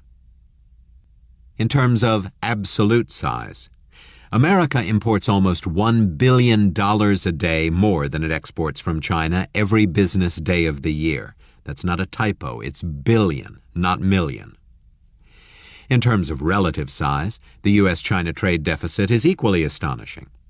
China accounts for almost half of our annual trade deficit in goods, and fully 75% when petroleum imports are removed from the calculation. Here is one logical policy inference from these statistics. If America wants to reduce its overall trade deficit to increase its growth rate and create more jobs, the best place to start is with currency reform with China. As for the actual impact our Chinese import dependence has had on America's growth and unemployment rates, this too is mind-boggling. Over the past decade, our trade deficit with China has typically shaved off close to half a point of GDP growth a year. While that might not seem like a large sum, it translates into a cumulative impact of millions of jobs that the American economy failed to create. If we had those jobs right now, plus the millions more bank robber. When they asked Sutton why he robbed banks, he famously replied, "Because that's where the money is." Just as banks are where the money is, China's currency manipulation is where our best hope of reducing our trade deficit and reclaiming robust economic growth lies. Hard times for America from China's hard dollar peg. So just how does China manipulate its currency? It does so by effectively hard pegging its yuan to the dollar at a grossly undervalued fixed exchange rate, around 6 yuan to the dollar. This ultra-cheap yuan, in turn, provides a lucrative subsidy for Chinese exporters, while levying a hefty tax on U.S. exports to China. The result of this currency manipulation, working in league with the other Chinese unfair trade practices we have discussed, has been the chronic U.S. trade deficits we have just weighed and measured. Now, here's the key currency manipulation point. America's trade imbalance with China could never persist in a world of free trade where China allowed its currency to float freely alongside other floating currencies around the world, like the euro, Japanese yen, Swiss franc, Brazilian real, Indian rupee, and U.S. dollar. In a world of free trade, characterized by completely floating exchange rates, the U.S.-China trade imbalance could never persist, because as the U.S. trade deficit rose, the dollar would fall relative to the yuan. As the dollar fell, U.S. exports to China would rise, Chinese imports would fall, and trade would come back into balance. However, by pegging the yuan to the dollar, a mercantilist China subverts this free trade adjustment process, even as it undermines a global free trade framework based on the promise of mutual gain. The nuking dragon declares a new kind of war. The Chinese government has begun a concerted campaign of economic threats against the United States, hinting that it may liquidate its vast holding of U.S. treasuries if Washington imposes trade sanctions. Described as China's nuclear option in the state media, such action could trigger a dollar crash. It would also cause a spike in U.S. bond yields, hammering the U.S. housing market, and perhaps tipping the economy into recession. The London Telegraph. It's bad enough that Chinese currency manipulation has left the American economy stuck in first gear while destroying millions of jobs. It is worse that this particular death by Chinese currency manipulation also threatens the death of American political sovereignty. At the heart of this matter is what the war hawks running China's central bank have threatened us with. These hawks call it the financial nuclear option, and it involves using China's vast foreign reserves to destabilize America's banks, stock market, and bond market. To understand just how credible China's threat of dropping the big one on America's financial system is, it helps to illustrate more precisely how China manipulates its currency. This process begins when you or I walk into a store like Walmart and buy a Chinese product, after which our dollars are shipped overseas. At this point, to maintain the U.S. dollar's fixed peg to the yuan, China must promptly recycle our Walmart dollars back into the United States by buying financial assets, such as U.S. government bonds, U.S. real estate, or U.S. companies. Otherwise, upward pressures would build on the yuan. Now here's perhaps the most interesting little twist on this currency manipulation tale. Before the Chinese government can recycle any of our Walmart dollars, it must gain control of those dollars from the Chinese exporters that accumulated them. This requires a convoluted process known as sterilization. To sterilize our Walmart dollars, the Chinese government forces its exporters to buy Chinese government bonds denominated in U.S. dollars. In return for surrendering their greenbacks, exporters then receive about 4% interest on the sterilization bonds. The Chinese government then turns around and reinvests the captured sterilized greenbacks back into U.S. government bonds that pay less than 2% interest. China thereby loses 2% or more in interest on every dollar it sterilizes, and the losses run into the billions. Just why is the Chinese central bank willing to shoulder such huge losses? It is because the Communist Party is far more interested in creating jobs to maintain political stability and its totalitarian grip on the country than it is in actually making money. That's one of the big differences between true American capitalism and China's perverted beggar-thy-neighbor brand of state capitalism. And never mind that in this zero-sum currency manipulation process, many of the jobs that China gains are exactly the ones lost by the American economy. In fact, this process of Chinese currency manipulation has led to an accumulation of over $2 trillion in U.S. foreign reserves, now held by the People's Bank of China, aka America's mortgage banker. To put this astonishing sum in perspective, it's more than the gross national product of India or Canada, and it's nearly equal to that of the United Kingdom. It is also bigger than the GDP of South Korea, Mexico, and Ireland combined. What this astonishing sum means is this. China could take its foreign reserves and buy a controlling interest in all the big American companies listed on the Dow Jones Industrial Average, including giants like Microsoft, Exxon, and Walmart, and still have enough cash left over to buy up majority stakes in Apple, Intel, and Ford. It is precisely China's massive accumulation of dollar-denominated foreign reserves that now allows the Chinese Communist Party to credibly threaten to nuke our financial system. As He Fan of the Chinese Academy of Social Sciences has said in threatening the financial nuclear option, if China were to begin dumping dollars, this would lead to a mass depreciation of the dollar. And as the excerpt leading off this chapter is aptly described, such a dollar crash would cause a spike in U.S. bond yields, hammering the U.S. housing market, and perhaps tip the economy into recession. In fact, there is clear evidence that a kowtowing Uncle Sam has already begun to surrender at least some of America's political sovereignty to China because of the credibility of China's financial nuclear option. Indeed, any time now that the White House, the Congress, or the U.S. Trade Representative threatens to crack down on unfair trade practices, China fires a missile across our bow by threatening to dump, and in some cases actually dumping, U.S. dollar reserves. Indeed, the existence of this financial nuclear threat goes a long way toward explaining the perennially timid behavior toward China of various U.S. Secretaries of the Treasury over the last decade, from Bush's Hank Paulson to Obama's Timothy Geithner. And please understand this.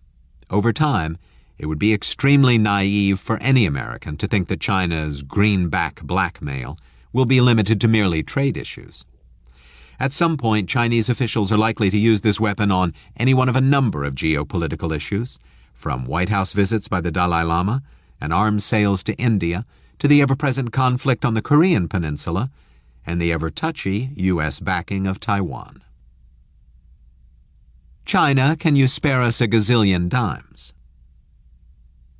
Chinese currency manipulation has not only led to a loss of American political sovereignty, it has also greatly facilitated America's self-inflicted death by fiscal profligacy. Remember, in the process of currency manipulation, the Chinese government must maintain the peg between the yuan and the dollar, principally by buying U.S. government bonds. In this way, our Chinese mortgage banker helps American politicians finance our massive budget deficits. That China helps us finance programs like America's serial fiscal stimuli and the Federal Reserve's easy money printing press is no small irony. After all, it is largely because of America's blood-sucking trade deficits with China that America's politicians feel they need to keep priming the economic pump with deficit spending. Even as we keep getting deeper and deeper into debt to a totalitarian regime benefiting greatly from our demise. In Pennsylvania, candidate Obama repeatedly promised to crack down on unfair Chinese trade practices. Since taking office, however, President Obama's Treasury Department, led by the aforementioned Timothy Geithner, has repeatedly refused to brand China a currency manipulator. However, it is precisely such a move that would allow the United States to impose appropriate countervailing duties to eliminate one of China's most important mercantilist edges. But instead of fulfilling his campaign promise, President Obama has chosen this dangerous devil's bargain. You keep buying our bonds, China, and we won't take any meaningful actions on trade reform. In this way, the president has wrongly put politics and his administration's short-term financing needs ahead of America's prospects for long-term economic recovery. This is dead wrong, Because no matter how many trillions of Walmart dollars we borrow back from China to throw at the American economy, these stimulus bucks won't make any difference until we achieve constructive currency reform with China. America, trapped in the global economic elevator. We're fed up. China's mercantilist policies are hurting the rest of the world, not just America. It helped create the global recession that we're in. The Chinese want to be treated as a developing country, but they're a global giant, the leading exporter in the world. Senator Lindsey Graham, Republican, South Carolina.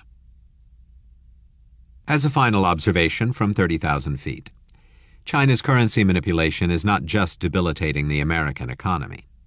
It is threatening to tear asunder the entire global economic fabric and free trade framework. The problem is this. Whenever the U.S. dollar declines against other currencies, such as the euro, real, yuan, and yen, as it now does frequently, the Chinese yuan falls with it. This fall in the yuan against these other currencies in turn provides a mercantilist China with an even sharper edge against competitors around the world, from Europe and Brazil to Japan and South Korea. The results have included the flagging export demand that drove Europe into economic stagnation, and the prolonging of Japan's now decade-long, persistent, slow growth. Meanwhile, inflation runs rampant in countries like Australia and Brazil due to speculative hot money flows and commodity price appreciation that can be traced directly back to the undervalued yuan. Throughout all of this, and despite repeated calls from institutions like the International Monetary Fund and World Bank for China to strengthen its currency, China has taken the hardest possible line against reform. This hard line begins right at the top of China's leadership. As the proverb says, a fish rots from the head down. Consider, for example, this incredulous response from Prime Minister Wen Jiabao to pressure from other members of the G20 to revalue. Said Wen, "First of all, I do not think the yuan is undervalued." Right, Mr. Wen. And the air is clean in Beijing, Tibetans love being part of China, the people speak freely in Shanghai, and your lunar space probe has shown that the moon is made of Swiss cheese. In fact, with these kinds of absurd responses to international pressure from top Communist Party leaders, it's hard to tell whether China's currency manipulation denial is more akin to a Shakespearean tragedy or a Molière farce. After all the countries that stand to benefit from China strengthening its currency, China would benefit the most.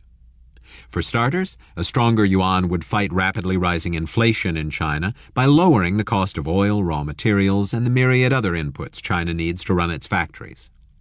As an important inflation-fighting bonus, a stronger yuan would also promptly halt the speculative inflows of hot money, now inflating both the Chinese stock market and real estate bubble. Most importantly, a stronger yuan would put significantly more purchasing power in the hands of a woefully underdeveloped Chinese consumer. In this way, Chinese currency reform would make China far less dependent on selling exports to the rest of the world, a vulnerability that represents the true Achilles heel of China's growth model. Unfortunately, China's leaders refuse to accept the compelling logic of this message. Instead, these brittle ideologues defend their intransigent position by claiming that strengthening the yuan would destroy China's economy by sharply reducing its exports. But this is just another way of saying that the only way China can keep growing is by beggaring the rest of the world. One must also consider the obvious possibility that beggaring the rest of the world, and in particular emasculating America's economy and manufacturing base, is in fact one of China's long-term strategic and military goals. Chapter 6. Death by American Corporate Turncoat. When greenbacks trump the red, white, and blue. General Electric plans to sink more than $2 billion into China through 2012. The conglomerate has shifted more production from the U.S. to China, adding more than 1,000 new jobs. Last month, it shut a light bulb factory in Virginia and will relocate those 200 jobs to China. London's Daily Mail. There is no honor among thieves, and no patriotism among American corporations. That's the clear message companies like General Electric, Caterpillar, and Evergreen Solar are sending to the American people these days. as they shut down aging factories in the United States and open up gleaming new state-of-the-art facilities in Dragonland. By running off to China, these corporate turncoat lemmings are not only helping drive their countries right off a cliff, they are signing future death warrants for their own firms. It was not always so. At the turn of this century, when China first joined the World Trade Organization and began its mercantilist assault on the American manufacturing base, U.S. corporate executives stood shoulder to shoulder with American workers to strongly protest China's unfair trade practices. The dire warning of this business-labor coalition fell on deaf ears, however, in a rigidly ideological Bush White House that couldn't tell the critical difference between free trade benefiting all and unfair trade benefiting mostly China.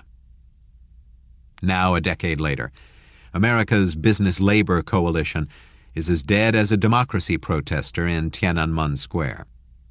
In the new political calculus, as each additional American job and each new American factory has been offshored to China, so-called American organizations like the Business Roundtable, National Association of Manufacturers, and U.S. Chamber of Commerce have been transformed from staunch critics into meek apologists for a mercantilist and protectionist China having its way with the American economy and its workers. The ultimate irony of America's corporate betrayal is this. In the process of helping China decimate the U.S. manufacturing base, many of America's corporate turncoats are destroying the future of their own companies. They are doing so by turning over to China not just their current technologies, but also their ability to invent new ones. To understand why this is so, and why so many American corporate executives have been so willing to let the worship of greenbacks trump the red, white, and blue, it is first useful to understand the three waves of offshoring that have characterized the exodus of millions of American jobs to China. The first offshoring wave, the Chinese plantation rises. The first wave of offshoring was a slow-moving affair that began shortly after the Communist Party opened China's workers' paradise to the West in 1978. This opening featured so-called market reforms that effectively stripped Chinese laborers of their health care and pension benefits, along with any rights to decent wages and safe working conditions, while, ironically, not actually freeing the Chinese economy from domination by state-owned enterprises and communist central planners. Not coincidentally, over the next several decades, Western companies like Mattel, Reebok, and Schwinn began producing more and more of their low-end, labor-intensive products, toys, sneakers, bikes, with cheap Chinese labor. It was during this first offshoring wave that the model of indentured servitude so prevalent in the China of today was perfected. On industrial plantations, young men and women, and no shortage of children, fresh from the farm, sign onerous binding contracts that most are too uneducated to comprehend. They work shoulder to shoulder on hot, dirty, and crowded factory floors, typically for 12 to 16 hours a day. They sleep and eat in cramped, dormitory-style quarters, often with bars on the windows or fences around the company's perimeter. If they try to escape, they are beaten. If they try to organize the workplace, they are first beaten and then fired. It is precisely these modern-day slaves who, at 40 cents an hour, still make the toys that please our children, mold the running shoes that propel us on our jogs, and stitch the shirts that find their way onto our backs. As stark testimony to the ultimate chains that bind these workers to a Dickensian world with Chinese characteristics, many are relatively happier in their new plight, because as bad as the Dragon's industrial plantations are, Chinese peasant farm life is worse. The second wave. If you can't beat them, join them. The second wave of American offshoring began shortly after China joined the World Trade Organization in 2001 and began its full frontal assault on the American manufacturing base using weapons of job destruction, like illegal export subsidies and currency manipulation. Under intense siege from Chinese factories, more and more American corporate executives came to this realization. By taking advantage of China's elaborate web of illegal export subsidies, they could produce more cheaply on Chinese than U.S. soil. And if they did not, their competitors surely would. This realization inspired America's corporate catchphrase, "If you can't beat China, join it." Soon thereafter, America's second wave of offshoring turned into a tsunami. During this second wave was not just from cheap labor. There was plenty of that in other countries like Bangladesh, Cambodia, and Vietnam. Rather, the real lure was China's unfair trade practices, lax environmental and safety regimes, and artificially subsidized export trade. If the American government was not going to crack down on China's unfair trade practices, and the Bush administration provided precious little help during this siege, it would be better at least for the shareholders and executives, if not for the workers, of these corporations, to shift their production to China. The third wave, the grand illusion of 1.3 billion consumers. The third and far most dangerous wave of American offshoring is now in progress. It is fueled partly by cheap labor, as in the first wave, and partly by the mercantilist advantages of producing in China, as in the second wave.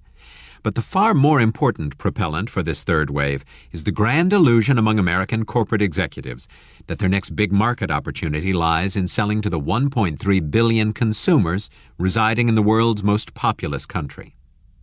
This wave of offshoring is ultimately the most dangerous because it is driven by the illusion that most Chinese consumers have adequate purchasing power to propel the market, when in fact many are dirt poor. This dangerous offshoring wave also requires any American corporation wishing to sell into the Chinese market to accede to 3 protectionist conditions as set forth in China's policy of indigenous innovation. The first protectionist condition requires minority ownership. American companies must form a joint venture with the Chinese partner and hold no more than 49% of the enterprise. Most obviously, this condition means loss of direct control of the enterprise by the American company. More subtly, this condition gives the Chinese majority partner, most often a state-owned enterprise, the power to access any and all information about the venture, including trade secrets. The second protectionist condition constitutes one of the egregious Chinese violations of free trade rules. It mandates forced technology transfer. To wit, American companies must surrender their intellectual property to their Chinese partners as a condition of market entry. The practical effect of this condition is to facilitate the dissemination of various technologies, not just to the Chinese partner directly involved, but also to the Chinese government and other potential Chinese competitors. By surrendering to this condition, Western companies, in effect, create their own Chinese competitors virtually overnight. The third condition goes mercantilist hand in protectionist glove with the second condition of forced technology transfer. It is the equally forced export of Western research and development facilities to China, likewise a gross violation of World Trade Organization rules. This is the unkindest cut of all, because it is equivalent to selling America's seed corn. As any economist will tell you, it is only through research and development that the technological innovation necessary for new job creation can take place. If that R&D and innovation take place on Chinese rather than American soil, guess which nation is going to reap the lion's share of new job creation? It should be obvious at this point why any American company that surrenders to China's 3 protectionist conditions of indigenous innovation virtually ensures its self-destruction. For once an American company surrenders its autonomy, its current technologies, and its ability to develop future technologies, it is only a matter of time before Chinese companies digest these technologies and use them to outcompete the American company, not just on Chinese soil, but in the global marketplace. In this way, American companies learn the hard way that the lure of 1.3 billion Chinese customers is more siren song illusion than dollars and cents reality. In this way, death by corporate turncoat also turns into corporate suicide. A tale of 2 countries and 4 companies. To put a more personal face on this, let's contrast the activities of 4 major corporations in China and their CEOs.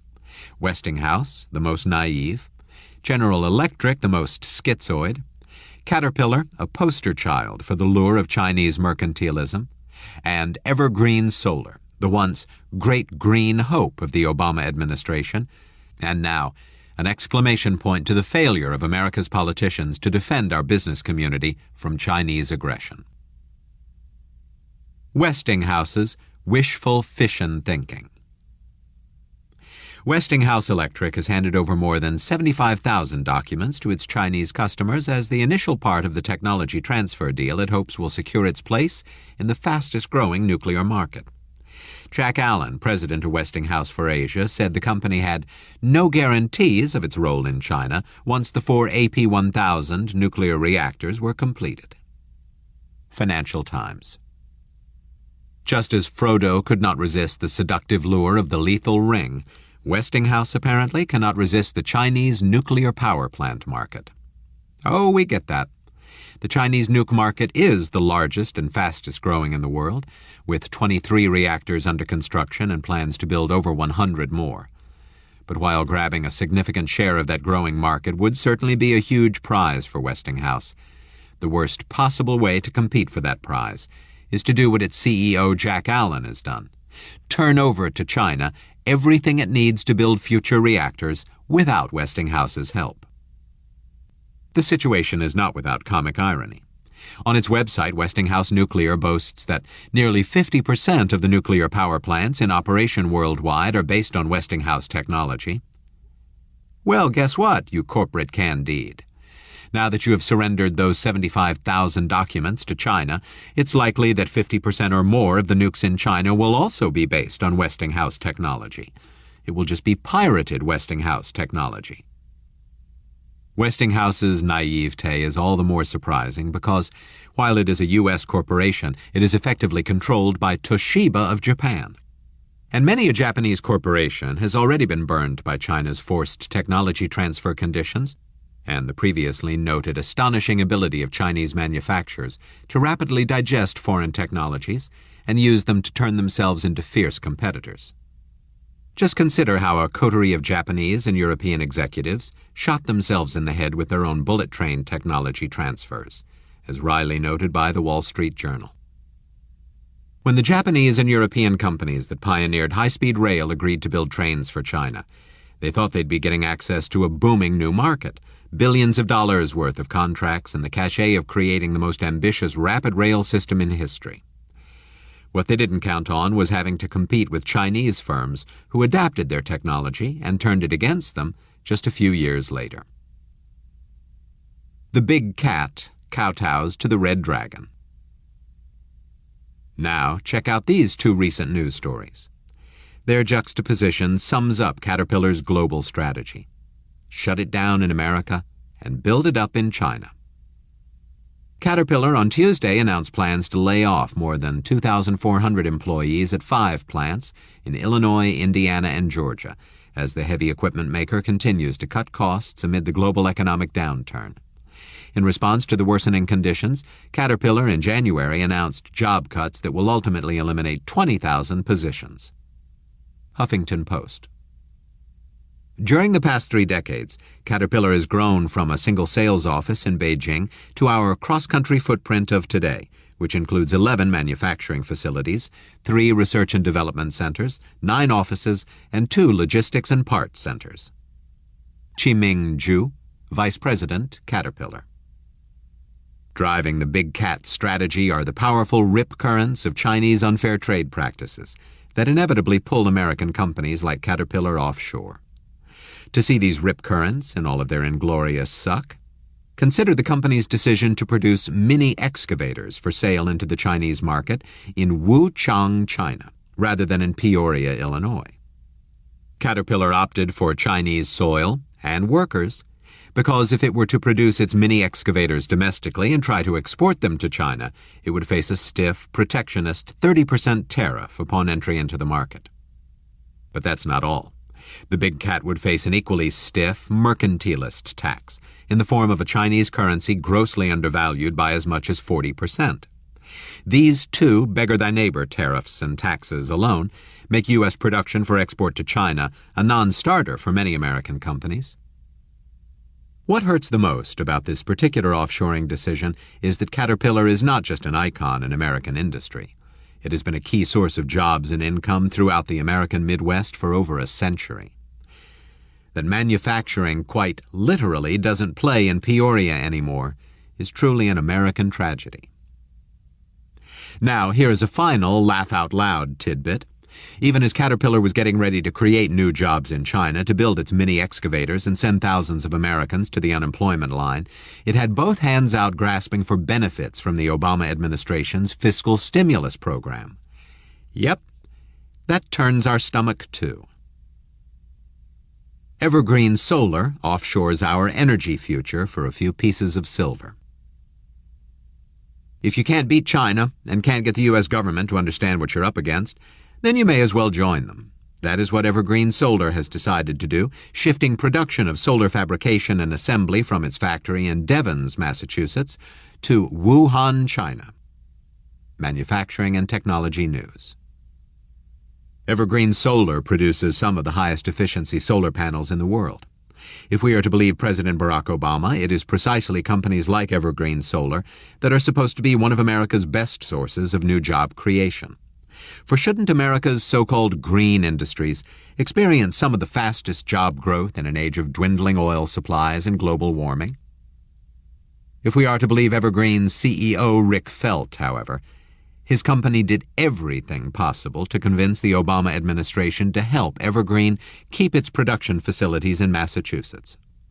Felt's actions even included going to Washington to beg key administration officials, like Energy Secretary Stephen Chu and Commerce Secretary Gary Locke, to fight back against the massive illegal subsidies that the Chinese government was throwing at its own solar power industry. But Evergreen's political entreaties fell on deaf ears. So it was that when the Chinese government offered Evergreen low-interest loans on 65% of the cost of building its new plant in China instead of Massachusetts, Evergreen's CEO believed he had no other choice other than to accept China's 30 pieces of silver and send his company's production offshore. Said an exasperated Felt, "The United States keeps talking about keeping jobs. You go to the President's State of the Union address and he said, 'I want to keep jobs in the United States.' It's easy if you say it, but you've got to do something to do that." That's exactly right, Mr. Felt, but America will surely miss your new factories being offshored to China. In fact, America, and particularly Massachusetts, will miss your American factory as well, and the 800 workers it employed. That's because shortly after promising to maintain a factory presence in Massachusetts, Evergreen announced it was closing its plant in the Bay State altogether. And yes, that's the same state-of-the-art plant built in 2007 that Massachusetts taxpayers shelled out $52 million to support. And here's the final insult. Evergreen will also force U.S. taxpayers to pay for the closure, as it takes a $340 million write-down on the closed plant. You just can't make this kind of stuff up. General Electric. Would you like a spoon with that forked tongue? A pattern is developing. One foreign company cedes its intellectual property to a Chinese state-owned enterprise, SOE, and then all of them are squeezed to the margins of China's domestic market and face a new competitor. None of this is accidental or a case of over-eager SOEs crossing the line. China wants to transform from being the factory of the world to an advanced economy and is using its market power to take a shortcut by digesting others' intellectual property. John Gapper, Financial Times. In shining bright spotlight on America's corporate turncoats, it is useful to cycle back to the company that opened this chapter, General Electric. At least on the surface, GE's Dance with the Dragon doesn't look like a bad gamble. GE now has over 15,000, mostly Chinese workers, in more than 50 locations in China, and each year it is deriving an increasing amount of revenue from its China operations. Still, GE continues to experience revenue shortfalls relative to the pots of gold that its expansion in China is supposed to provide. The bigger issue with GE, however, is the schizophrenic behavior of the CEO, Jeffrey Immelt.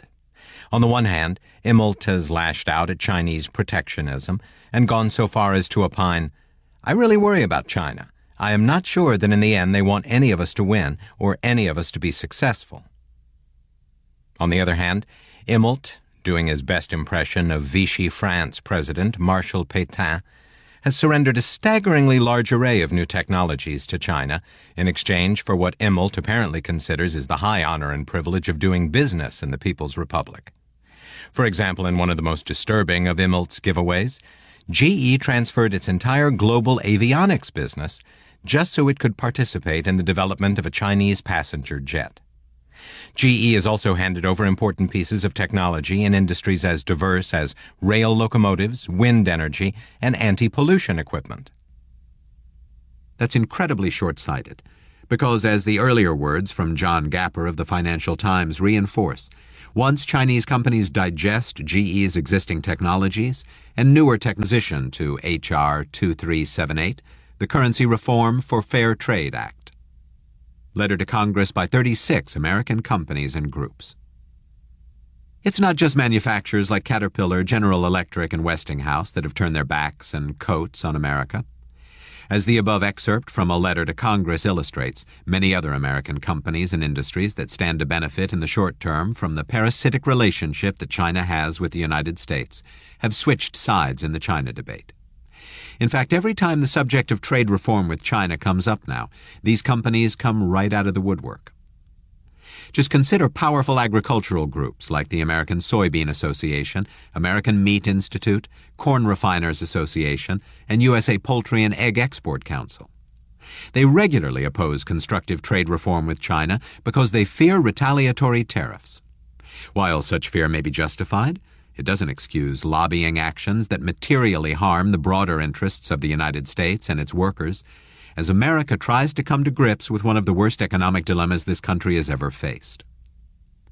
A critical second part of America's divide and conquer pro-China coalition includes retail groups like the American Apparel and Footwear Association, the National Retail Federation, and the Sporting Goods Manufacturers Association.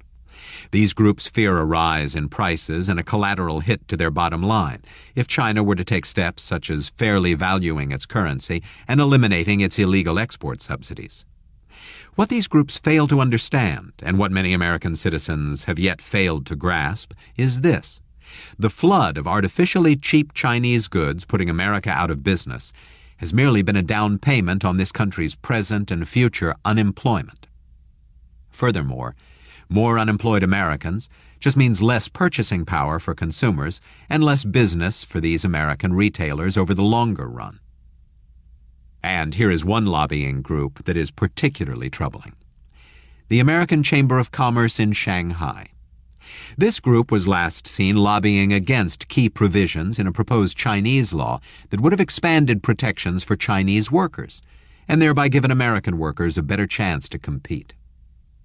What all of these American business groups and corporate executives now doing business with China must come to grasp is this variation on John Donne's famous poem, "No American business is an island entire of itself. Every business is a piece of this country, a part of the broader economy. If a job be washed away by Chinese mercantilism, America is the less. And therefore, never send to know for whom the bell tolls. It tolls for thee." Chapter 7. Death by Colonial Dragon. Locking down resources and locking up markets round the world. To defeat your enemy, first offer him help so that he slackens his vigilance. To take, one must first give. Sun Tzu. In the greatest movement of people the world has ever seen, China is secretly working to turn the entire African continent into a new colony. Reminiscent of the West's imperial push in the 18th and 19th centuries, but on a much more dramatic, determined scale, China's rulers believe Africa can become a satellite state, solving its own problems of overpopulation and shortage of natural resources at a stroke. Daily Mail Online. While America's factories gather ever more dust, while U.S. diplomats and military leaders continue to focus myopically on the Middle East, and while Washington's politicians dreamlessly sleep, China is on the march. Its million-man army is moving relentlessly across Africa and Latin America, locking down strategic natural resources, locking up emerging markets, and locking out the United States, Europe, Japan, and other economies of the world from the building blocks of future prosperity. It's all just one more nail in the coffin of the U.S. and global manufacturing bases, and it's long past time that the world started paying attention to the rising colonial empire in our midst. China's colonial dragon is the misbegotten son of its voracious manufacturing dragon, a factory floor that already consumes half of the world's cement, nearly half of the world's steel, a third of its copper, a fourth of its aluminum, and vast quantities of everything from antimony, chromium, and cobalt to lithium, timber, and zinc. It is all of these resources and more, which come from all around the world, that contribute to every nation's economic growth and quality of life, and that collectively are the raw material sources of all manufacturing jobs and the community of service workers they support. It is the bauxite and iron ore from countries like Guinea and Tanzania that are transformed into the aluminum and steel we need to manufacture airplanes in Seattle, Washington, and build ships in Bath, Maine. It is the copper from Chile that wires our home, the cobalt from the Congo that helps run the machine shops of Michigan, and the niobium from Brazil that goes into everything from rocket engines for our national defense to nuclear reactors for lighting our homes. And it is the lithium from Bolivia and Namibia that will fuel the batteries that will run our hybrid cars, the manganese from Gabon that helps mold the billions of recyclable cans we need for our soft drinks, and the titanium from places like Mozambique and Madagascar and Paraguay that helps produce anything that requires a high strength-to-weight ratio, from 21st century marvels like Boeing's new ultra-fuel-efficient 787 Dreamliner to Johnson & Johnson's artificial hips and knees. It is all of these natural resources from all of these different nations that China now wants all to itself for its own manufacturing base and job creation machine. And if we stand idly by on the global stage and allow this to happen, we might as well dig our own economic grave using a gold-plated shovel made in Shanghai. But happening it is, and we all need to clearly understand Beijing's bait-and-switch colonial game if we are to confront this rising empire on issues critical to both economic survival and national defense. The colonial dragon's bait-and-switch. The people of this bewitching, beautiful continent where humankind first emerged from the Great Rift Valley desperately need progress. The Chinese are not here for that. They are here for plunder. Daily Mail Online. China's strategy of bait-and-switch always begins the same way. Its president or premier or trade minister arrives in the capital of some far-off country like Djibouti or Niger or Somalia that most Americans can't even point to on a map.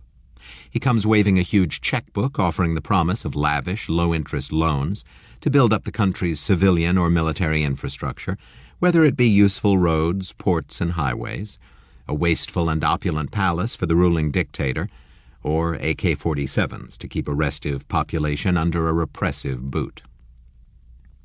In exchange for China's largesse, all the budding colony has to do is two things.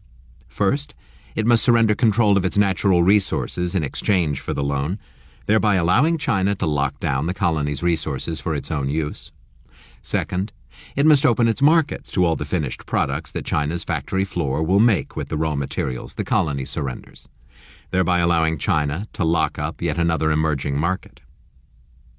In fact, China's brass-knuckled approach to resource acquisition is radically different from that of much of the rest of the world, which relies on global markets to distribute energy and raw materials through the price system. Such a market-based approach to natural resource distribution is the essence of a global economy based on a community of interests. But rather than rely on cooperative capitalism, Beijing's colonial capitalists put an exclamation point on the colonial part of the equation. In fact, the dragon's bargain now being struck across Africa and Latin America and much of Central Asia is the very definition of colonialism. Seize control of the natural resources that represent the true wealth of a colony. Export these resources back to China rather than allow the colony to use the resources for its own economic development. Then re-export the raw materials back to the colony in the form of finished manufactured goods. This thereby creates jobs in the homeland, boosts the profits of the homeland's corporations, and of course lengthens the unemployment lines in the colony. What's left in the colonies are mostly dangerous, low-paying jobs in extractive industries, while all the high-value manufacturing work moves to Guangzhou or Chengdu or Shanghai. It's all good for China, but all bad for the colonized mark. China's checkbook diplomacy. When we look at the reality on the ground, we find that there is something akin to a Chinese invasion of the African continent. Libyan Foreign Minister Musa Kusa. In fact, China's colonial bait-and-switch is playing out all over the globe. The Chinese mortgage on Angolan oil is already well over $10 billion and counting. The Democratic Republic of the Congo has encumbered billions of dollars of its copper in exchange for infrastructure. Ghana is bartering away its cocoa beans. Nigeria is trading natural gas for power plants. And the Sudan is literally up to its military arms in oil-backed Chinese debt. And none of these countries ever gets the better end of the deal. Meanwhile, in Peru, China now owns an entire mountain of copper. And in buying Peru's Mount Toramacho, Beijing's colonialists have taken a page right out of the W.C. Fields playbook and his famous motto, "Never give a sucker an even break." In fact, a hard-bargaining China picked up this copper treasure for a mere $3 billion in payouts and payoffs, and now stands to make a 2,000% profit on its investment. Meanwhile, hunger, illiteracy, and poverty, and horrific mining accidents and environmental dumping remain daily facts of Peruvian mountain life. As bad as this Peruvian deal is, it is easily topped by Beijing's fleecing of the murderous dictator Robert Mugabe of Zimbabwe. This doddering old tyrant, who rules one of the most resource-rich and job-poor nations in the world, mortgaged off fully $40 billion of Zimbabwe's precious platinum reserves for a mere $5 billion. He then used a good chunk of the funds on a new palace, along with helicopter gunships, fighter jets, and assault rifles, to keep a Chinese-made jackboot on the neck of the Zimbabwe people. Only the Chinese can make Zimbabwe's apartheid of old look good by comparison. So what, you say? Aren't the Chinese just as entitled to these resources as America or Europe or Japan? And why should U.S. citizens care if the Chinese rip off some corrupt African dictator or some poverty-stricken Latin American backwater? If the leaders of these third-world hellholes are too stupid or greedy to resist China's checkbook diplomacy, so be it. For what possible difference can it make to the employees of a company manufacturing machined graphite components in Bensonville, Illinois, cathedral stained glass in Kokomo, Indiana, or hardwood furniture in Asheboro, North Carolina? And how could any of China's colonial gambits affect in any way the job prospects of a young man graduating from Cal Berkeley with a degree in chemistry, or a young woman leaving Georgia Tech with a degree in engineering? Well, here's at least one answer. By establishing its colonial relationships across Africa, Asia, and America's backyard of Latin America, China is keeping more and more of the world's natural resources out of the global marketplace and all to itself. This colonial lockdown strategy thereby gives Chinese manufacturers exclusive access to essential resources at the lowest possible cost, and China thereby gains yet another competitive advantage over America and the rest of the world. In fact, to see clearly what China is doing is to understand that its resource acquisition lockdown strategy is nothing more than a thinly disguised de facto embargo on natural resource access imposed upon the rest of the world. For if Chinese manufacturers can lock down the bauxite from Brazil, Equatorial Guinea, and Malawi, the copper from the Congo, Kazakhstan, and Namibia, the iron ore from Liberia and Somalia, the manganese from Burkina Faso, Cambodia, and Gabon, the nickel from Cuba and Tanzania, and the zinc from Algeria, Kenya, Nigeria, and Zambia, well, that's just that much less for the factories of Cincinnati and Memphis and Pittsburgh and Munich and Yokohama and Seoul. China's de facto colonial embargo also offers up 1 billion more tons of natural resource reasons why the automobiles of the future are going to be manufactured in Lanzhou and Wuhu rather than Detroit and Huntsville, why tomorrow's airplanes will be built in Binzhou and Shenyang rather than Seattle and Wichita, why the next generations of computer chips will be fabricated in Dalian and Tianjin rather than in Silicon Valley, and why 21st century steel will be forged more and more in Tangshan and Wuhan rather than in Birmingham, Alabama, and Granite City, Illinois. This is not the way the free market or international cooperative relationships are supposed to work. Not by a long shot. And we should all be outraged at this prospect. But in the political salons of Berlin, Tokyo, and Washington, the attitude seems a lot more like Rhett Butler in Gone with the Wind. Frankly, my dear, I don't give a damn. The overpopulated dragon overruns the dark continent.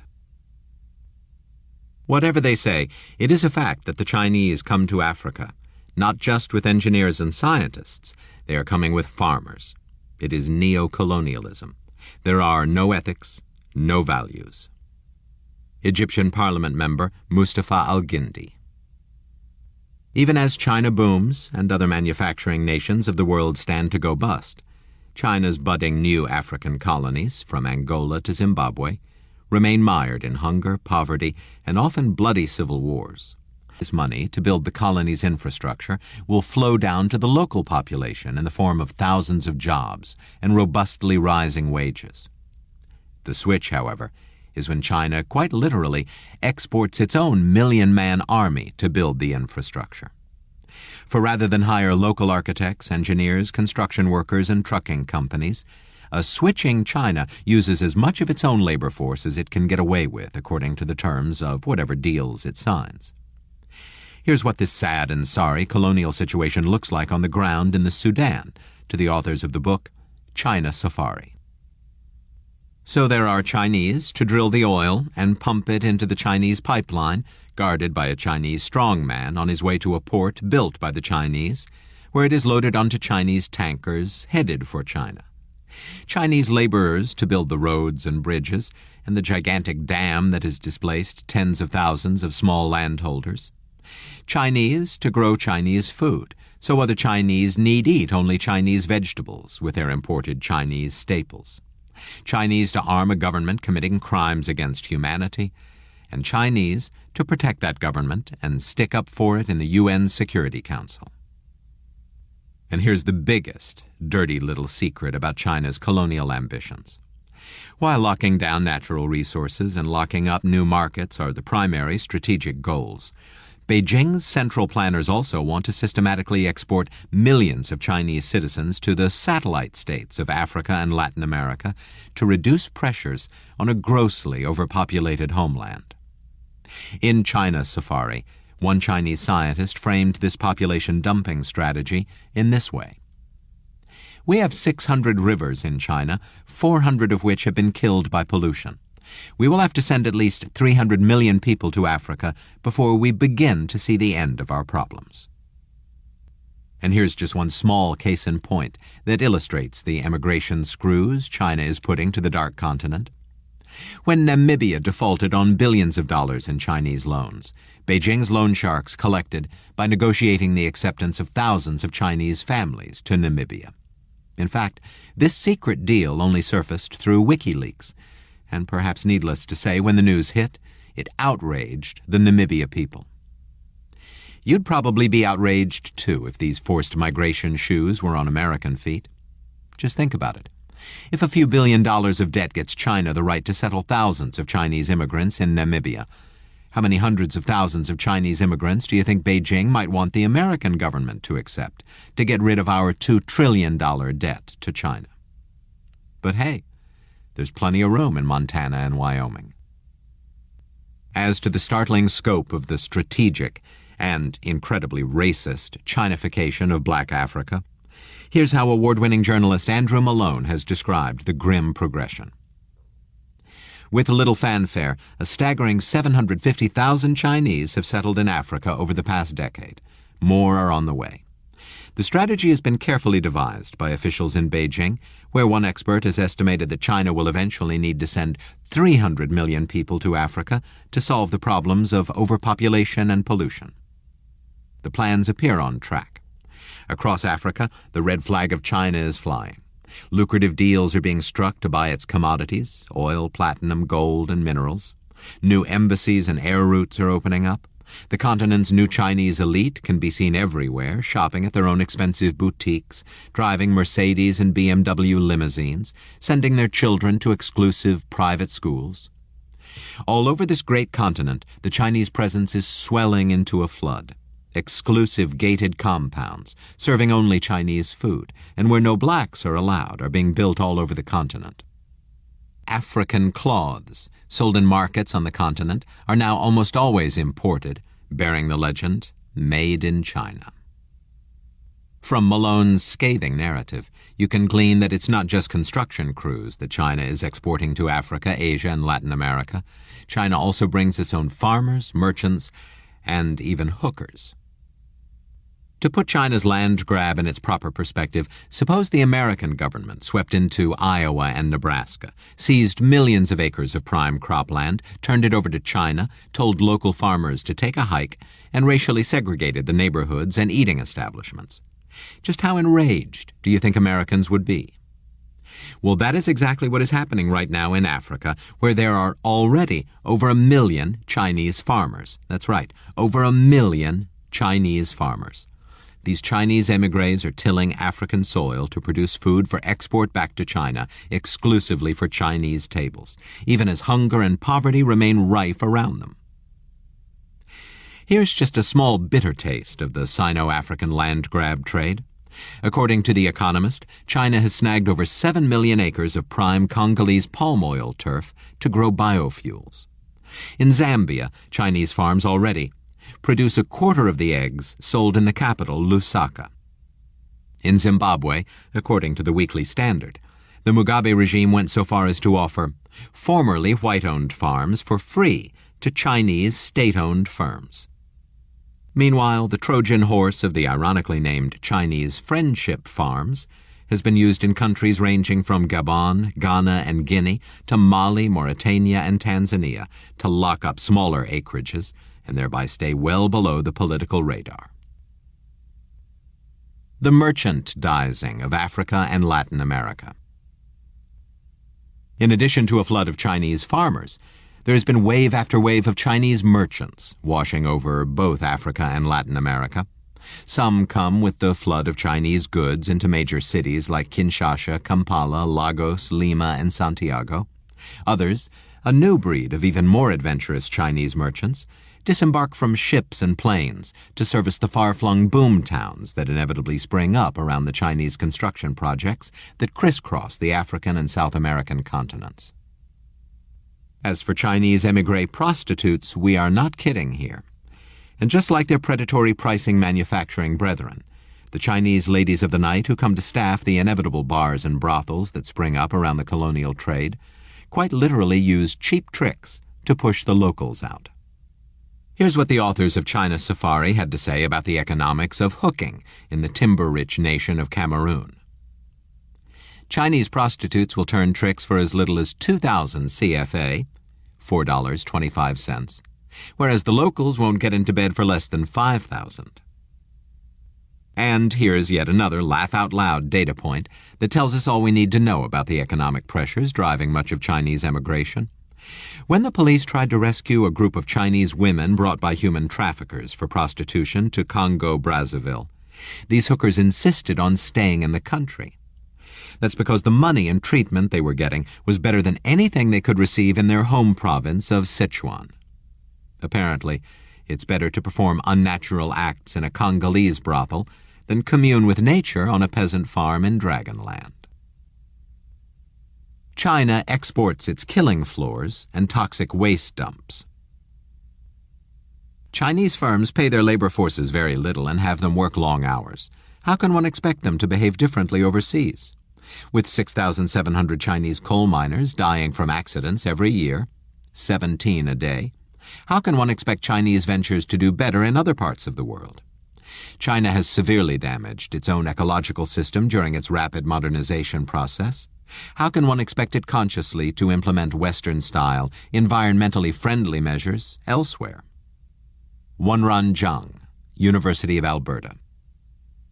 Whether it's construction workers, merchants, prostitutes, farmers, or a flood of cheap goods to shut down local businesses, China is effectively exporting its own economic and unemployment problems to its new colonies, while driving the indigenous population deeper into the welfare lines or to outright begging on the street.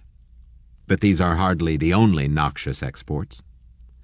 China is also exporting the same utter disregard that it demonstrates on its own domestic soil for both worker safety and environmental protection.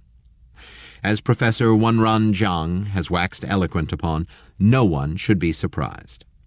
For if Beijing's central planners won't even protect their own flesh and blood workers and their own environmental treasures, why should anyone expect China to behave any better or different in the cobalt mines of the Congo, the forests of Gabon, the silver mines of Peru, or the copper mines of Zambia?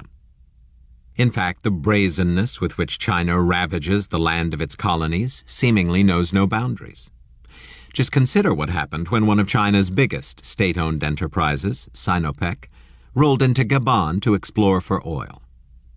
The backstory here is that in 2002, Gabon's government had the foresight to designate fully a fourth of the country, mostly virgin forest, as a nature preserve. However, upon its arrival in Gabon, Sinopec promptly began prospecting for oil right in the middle of this preserve. It carved roads willy-nilly through the forests, while wantonly dynamiting portions of the park, and only wound up with a slap on the wrist from the government. And just as blood diamonds have helped pay for Chinese weapons in places like the Congo to slaughter innocent civilians and arm teenagers, China's imports of Liberian timber have helped finance and arm combatants in a staggeringly bloody civil war. Where's that pale rider when you need him? In Namibia, on taking issue with their ill treatment, workers were told to suffer now so that future generations can enjoy. In Kenya, a community blocked road construction works, demanding that they be provided with water for domestic use and for their livestock. This was at the height of a severe drought, and the Chinese contractor had denied the community access to the only borehole with water within a radius of the roadwork. Africa Review. Regarding worker health and safety, there is nothing but fear and loathing in the factories and mines the Chinese bosses run in Africa and Latin America. For just as in China, it is a tale of long hours, low pay, unsafe working conditions, and incredibly abusive bosses, along with all manner of dumping of mining wastes into the adjacent environment. Need some gory details here? Well, try this little cry-out-loud atrocity. When laborers at the Column coal mine in southern Zambia presented their grievances over poor pay and unsafe conditions, two of their trigger-happy Chinese bosses responded by downing 11 of the miners with shotgun blasts. Where is Clint Eastwood's pale rider when you need him? And the shooting wasn't an isolated event. Just a few months before, at another Zambian mine, a strike turned into a riot when a Chinese manager fired into the crowd. Of course, a foreign ministry official in Beijing promptly called the massacres a mistake. You think? China's amoral code undercuts the West. Of the 640 million small arms circulating in the world, it is estimated that 100 million are found in Africa. Bafur Doki Amoa, Pambuzaka News. Given all the dire consequences associated with Chinese colonialism, it is an open question as to why so many African, Asian, and Latin American nations are welcoming China with such open arms. In fact, there are many answers to this question, but any one particular answer depends on the kind of country we are talking about. One type is personified by the swath of Africa's dictatorial hellholes that are ruled by military juntas, charismatic mass murderers, or putatively democratic leaders elected by stuffed ballot boxes or at the point of a gun. Rogue regimes such as Angola, the Sudan, and Zimbabwe are always at the top of this list. In these and many other African and Latin American countries, featuring weak democracies or military strongmen, China's colonial rule is rooted in this chilling slogan, first mouthed by Chinese President Hu Jintao to the Gabon parliament: "Just business, with no political conditions." By adhering to this amoral code, China will do business with any foreign government, no matter how ruthless, repressive, or corrupt. In doing so, it will utter nary a word of criticism and offer nary a clause to condition trade on such trifles as human rights or financial transparency. Now, right off the bat, you should see that Beijing's amoral approach to foreign policy provides it with an incredibly strong advantage over the truly civilized nations of the world like the United States, Great Britain, France, and Japan. These nations, either individually or through bodies like the United Nations, try to use diplomatic weapons like trade embargoes and the withholding of bank credit and foreign aid as sticks to beat despots into line. However, when these civilized nations try to exert such pressures, enter the dragon, typically secretly through the back door. Indeed, when the United States cuts off trade to the Sudan because its Arab military junta is killing black Africans in Darfur, or when the UN imposes an arms embargo on the Ivory Coast or Sierra Leone, or when Europe tries to pressure Eritrea or Somalia, or when virtually the entire world tries to force the dictator Robert Mugabe of Zimbabwe into a power-sharing arrangement to honor the results of an election, Beijing's amoral opportunists spring into action. They offer these repressive regimes access to anything they want, from small arms and advanced fighter jets to computers and sophisticated telecommunications systems. Here's just one first-hand account of the blood-for-oil carnage almost entirely perpetrated with Chinese weaponry in Darfur from the BBC documentary, The New Killing Fields. Thousands of women and children are being systematically raped in Darfur, while their husbands, brothers, and sons are murdered in cold blood. The government planes bomb African villages and then send their men in on camels, horses, and trucks. Villages are attacked 5 times over. One woman called Kalima tried to call to her husband when her village was attacked, but the militiamen had killed him, and her son, clinging to her in fear, was taken away by Arab militia and burnt alive. The boy was 3 years old. Kalima was herself then raped by these men. In these ways, while we in the free and democratic nations of the world take the moral high ground, an opportunistic China plows the fields of commerce. Through this process, the Dragon has helped arm thousands of African children with AK-47s in places like Liberia, Nigeria, and Sierra Leone, while its construction equipment helps plow hundreds of thousands of corpses under the killing fields of far-off places like Darfur. Et tu, Australia? Then falls the world. China Guangdong Nuclear Power Holding Company offered 83.6 million Australian dollars for control of Energy Metals Limited, adding to a wave of Chinese investment in Australia's natural resources. State-owned CGNPH's offer to buy 70% of the Biggerlee uranium project in Australia's Northern Territory also signals China's first significant corporate move into one of the world's biggest uranium-producing nations. The offer comes amid a low point in relations between China and Australia, following the detainment last month of 4 employees of Anglo-Australian mining giant Rio Tinto Limited, including Australian citizen Stern Hu, on charges of bribery and infringing on state secrets. It also comes as disquiet grows among some politicians and commentators about the amount of Chinese investment in Australia's mining sector. The Wall Street Journal. Perhaps what is most startling about Chinese colonialism is how even countries with well-developed economies and strong democratic institutions, like Australia, Brazil, and South Africa, are likewise succumbing to China's checkbook charms. Consider, for example, Australia.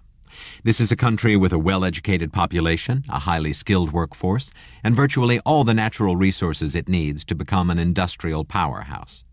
But instead of developing industries to process its natural resources and then use these resources to manufacture goods, its short-term thinking leadership simply lets China come in and buy its resources, dig this extraordinary wealth out of the ground, and ship it off on the cheap to Chinese factories. In the last few years alone, companies like Yangzhou Coal Mining, China Minmetals, Hunan Valin Steel and Iron, China Metallurgical, and Shanghai Bao Steel have pulled off mega deals for raw materials. While this has been a boon for a few hundred of Australia's elite families, it's a long-term recipe for poverty once China hollows out Australia's mines. Even in the near term, Australia is getting the short end of the colonial stick. That's because when China sends finished goods made with Aussie raw materials back down under, Australia runs an ever larger trade deficit with China despite its vast natural resource wealth. Both Brazil and South Africa are in similar and even leakier colonial boats. Both countries sit upon an incredibly diverse array of treasures. Both countries have a budding middle class and a great opportunity to join the League of Industrialized Nations. But both nations are surrendering far too many of their natural resources to China and running large trade deficits in the process. For example, in Brazil, China has poured over $7 billion into the oil industry alone, while the ubiquitous Sinopec managed to buy a large chunk of Brazil's prodigious oil reserves in the Santos Basin. Nor is this Sinopec's first dance in Rio.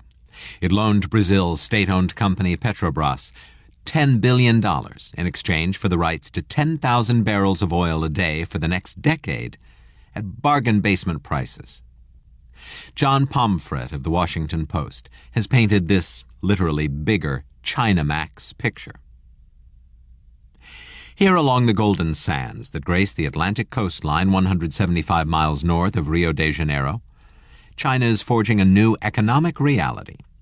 Just past a port where workers are building a 2-mile-long pier to accommodate huge vessels known as Chinamaxes that will transport iron ore for China's ravenous steel industry, past berths for tankers to lug oil to Beijing, a city of factories is sprouting on an island almost twice the size of Manhattan.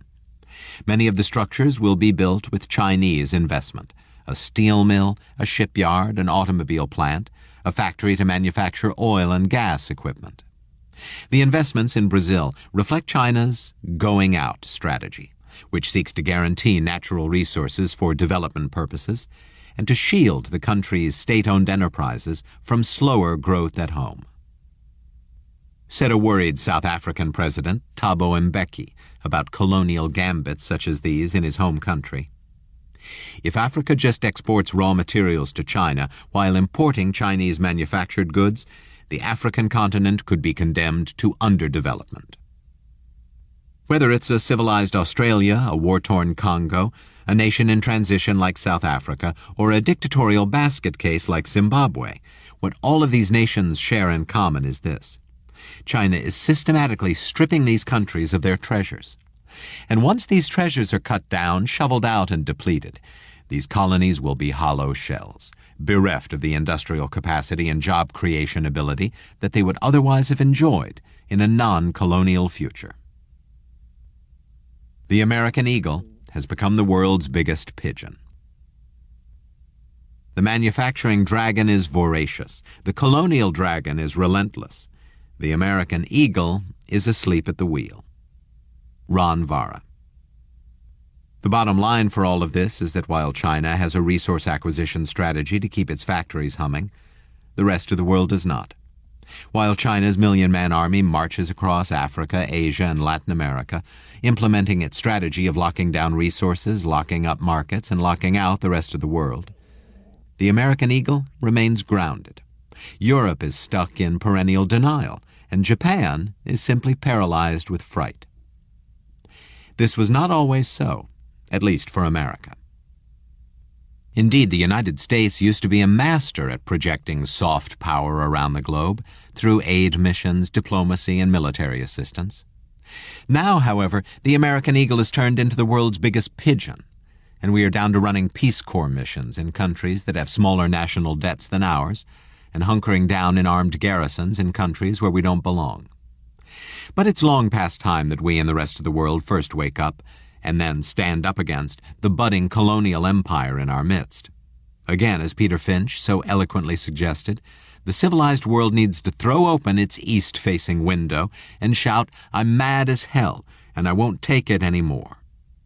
For if we do not, the de facto natural resource embargo that China is placing on the world through its colonial strategy will eventually act as a noose around the necks of all the world's economies.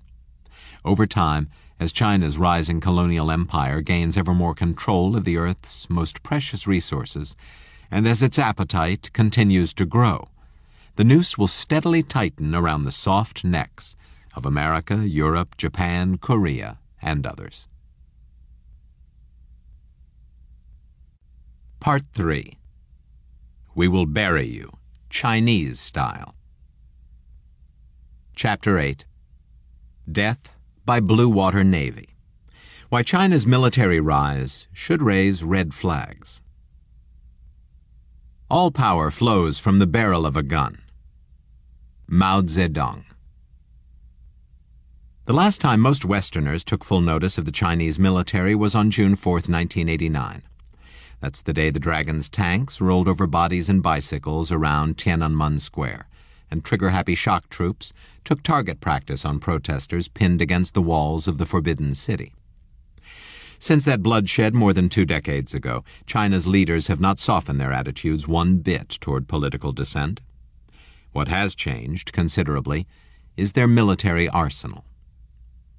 In fact, China's Army, Air Force, and especially its Navy have all taken great leaps forward toward becoming the most formidably equipped in the world. Unfortunately, much of this shiny new weaponry is now aimed squarely at us. A weapon of mass destruction, case in point, is the Dongfeng DF, or East Wind 31A. This is a mobile-launched, long-range intercontinental ballistic missile, ICBM, that is hard to track, harder to spot, and more than ready to deliver a 1-megaton nuclear warhead right to your doorstep in Des Moines or Decatur. Or how about the Qin-class nuclear missile submarine with its Chulang-2 ICBMs? These giant wave missiles can be armed with multiple warheads capable of frying any city in the United States or Europe. And speaking of submarines, did you know that on the tropical island of Hainan, China's southernmost province, the Navy has built a James Bond-style underground hideaway? This base's clear purpose is to shield the comings and goings of China's growing submarine fleet from Western satellites, a fleet that now regularly intrudes into Japanese territorial waters and just as regularly stalks U.S. ships on the high seas. As for control over those high seas, there is also the DF-21D ballistic anti-ship missile, a true naval warfare game-changer. It's a mobile-launched Mach 10 solid-fueled Demon, expressly designed to drive America's Pacific Fleet from the Taiwan Strait and Sea of Japan right back to the beaches of Hawaii. And this sudden screaming death has just one target: aircraft supercarriers like the USS George Washington, which house crews of over 5,000 American sailors and aviators. What do these armaments have in common? They are distinctly offensive weapons, geared not toward territorial defense, but rather toward what Chairman of the Joint Chiefs of Staff Mike Mullen has described as expeditionary campaigns. Indeed, this weaponry is part of a rapidly expanding arsenal that could be used effectively against the likes of India, Japan, or Vietnam in regional conflicts. It could be used equally effectively to take on the United States over control of such strategic chess pieces as world shipping lanes, or to finally take Taiwan in an ultimate mano-a-mano blitzkrieg. Here's how Admiral Mullen has framed the growing contradiction between what civilian leaders like Premier Wen Jiabao insist is a peaceful rise, and what, in reality, has become the most rapid military buildup of a totalitarian regime since the 1930s. China's heavy investments of late in modern expeditionary maritime and air capabilities seem oddly out of step with its stated goal of territorial defense. Every nation has a right to defend itself and to spend as it sees fit for that purpose. But a gap as wide as what seems to be forming between China's stated intent and its military programs leaves me more than curious about the end result. Indeed, I have moved from being curious to being genuinely concerned. Just how much should all of us outside the Pentagon be concerned? And what exactly is the truth behind China's alleged peaceful rise? The only way to correctly answer these questions is to analyze what China's military forces are doing, not by swallowing whole what its civilian leaders are saying. That's why over the course of the next 4 chapters, we are going to drill down into the impressive set of military capabilities a rising China is developing. We begin in this chapter with a wake-up call overview of China's traditional brute force military branches, the Army, Air Force, and Navy. Chapters 9 and 10 then move to an even more alarming analysis of China's growing capabilities in modern espionage moment, as President Barack Obama has called for to jumpstart our economy. We, along with Europe, Japan, and the rest of the world, also need a Winston Churchill moment that wakes us to the growing dangers of a heavily armed totalitarian regime intent on regional hegemony and bent on global domination. The Chosin few meet Chinese hordes. Yes, we all have our memories of buddies killed, of the hordes of Chinese assaulting our frozen lines, and the long, dangerous walk out. But I truly believe the uppermost thought in our minds when we think of that campaign is the cold. Those long nights in a ditch or a foxhole, with the thermometer hanging around 40 degrees below zero, will long be remembered. Korean War veteran Lee Berge, USMC. Since the days of Mao Zedong, China has relied on a military strategy grounded in the use of overwhelming force. Today, even as China is moving toward a far more modern view of warfare, it continues to maintain the world's largest standing army. This army is a horde, 2.3 million strong, and its boots on the ground far outnumber the combined forces of Canada, Germany, the United States, and the United Kingdom. Moreover, China's ground troops are exceedingly well supplied with the world's largest inventory of tanks, artillery, and personnel carriers. On the tank front alone, 9 main battle tank, which is the vanguard weapon today for China's modernized ground force. Its design is largely stolen from the venerable Soviet T-72. This high-tech killing machine incorporates everything from laser-guided missiles and satellite navigation to explosive reactive armor that can repel armor-piercing projectiles. All in all, and it's a whole lot of all, the Red Army is a formidable expeditionary force. It remains eminently capable of the same kind of quintessentially old-school human wave attacks that the world already bore stark witness to in conflicts ranging from China's 1962 surprise attack on India to its 1979 unprovoked assault on Vietnam. And with the machinations and threats of a lunatic North Korea remaining ever in the news today, and with China, North Korea's biggest ally and protectorate, let none in the United States ever forget the People's Republic's role during the Korean War. This 1950s bloodbath should have been a quick mop-up of poorly supplied North Korean troops by United Nations forces. Instead, in the pivotal battle of the war, China's human waves turned Chosin into a frozen hell, and thousands of young Americans, Brits, Australians, and Koreans bled out in cold mud under ruthless Chinese fire. Let's not forget, too, that this was a relentless war that Mao Zedong pitilessly extended for 2 more years. He even sacrificed his own son to the pointless cause while doing it, only to doom at least 3 generations of North Koreans to virtual slavery and starvation. The best air force the Dragon can buy, steal, or scrounge. Wargaming, including an extensive simulation by RAND, has shown that the U.S. would generate a 6-to-1 kill ratio over Chinese aircraft, but the Americans would lose. Aviation Week.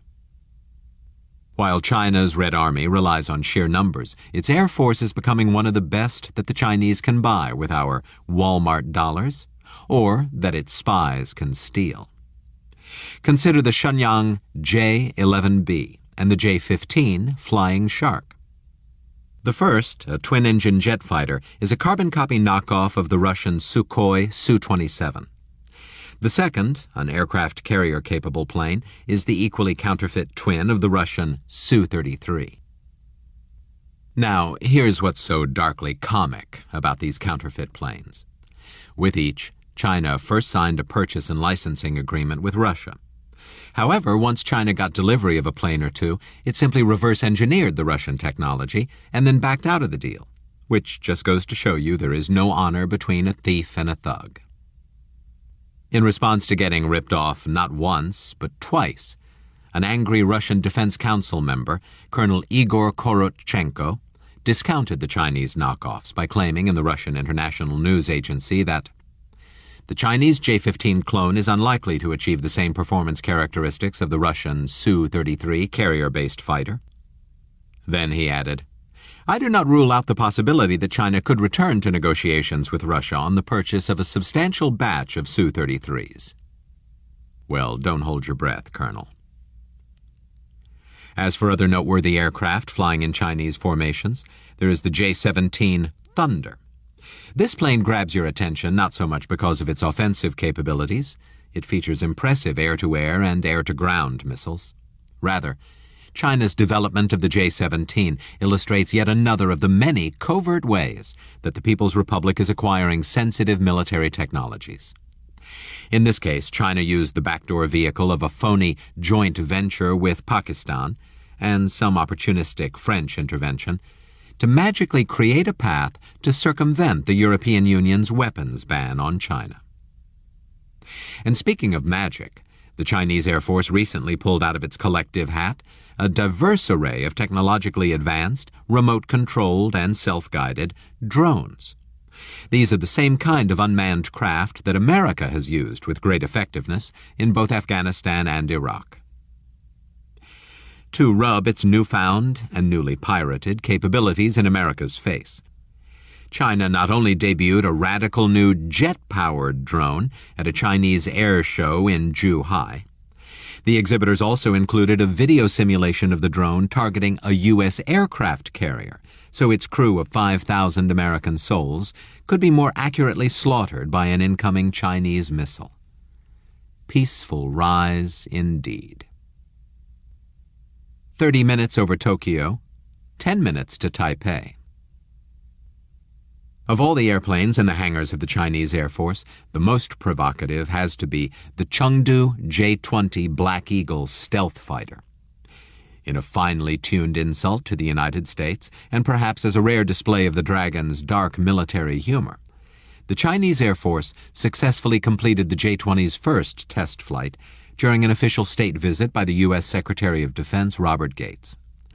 Of course, Gates was the perfect foil for Beijing's little diplomatic joke and poke in America's eye.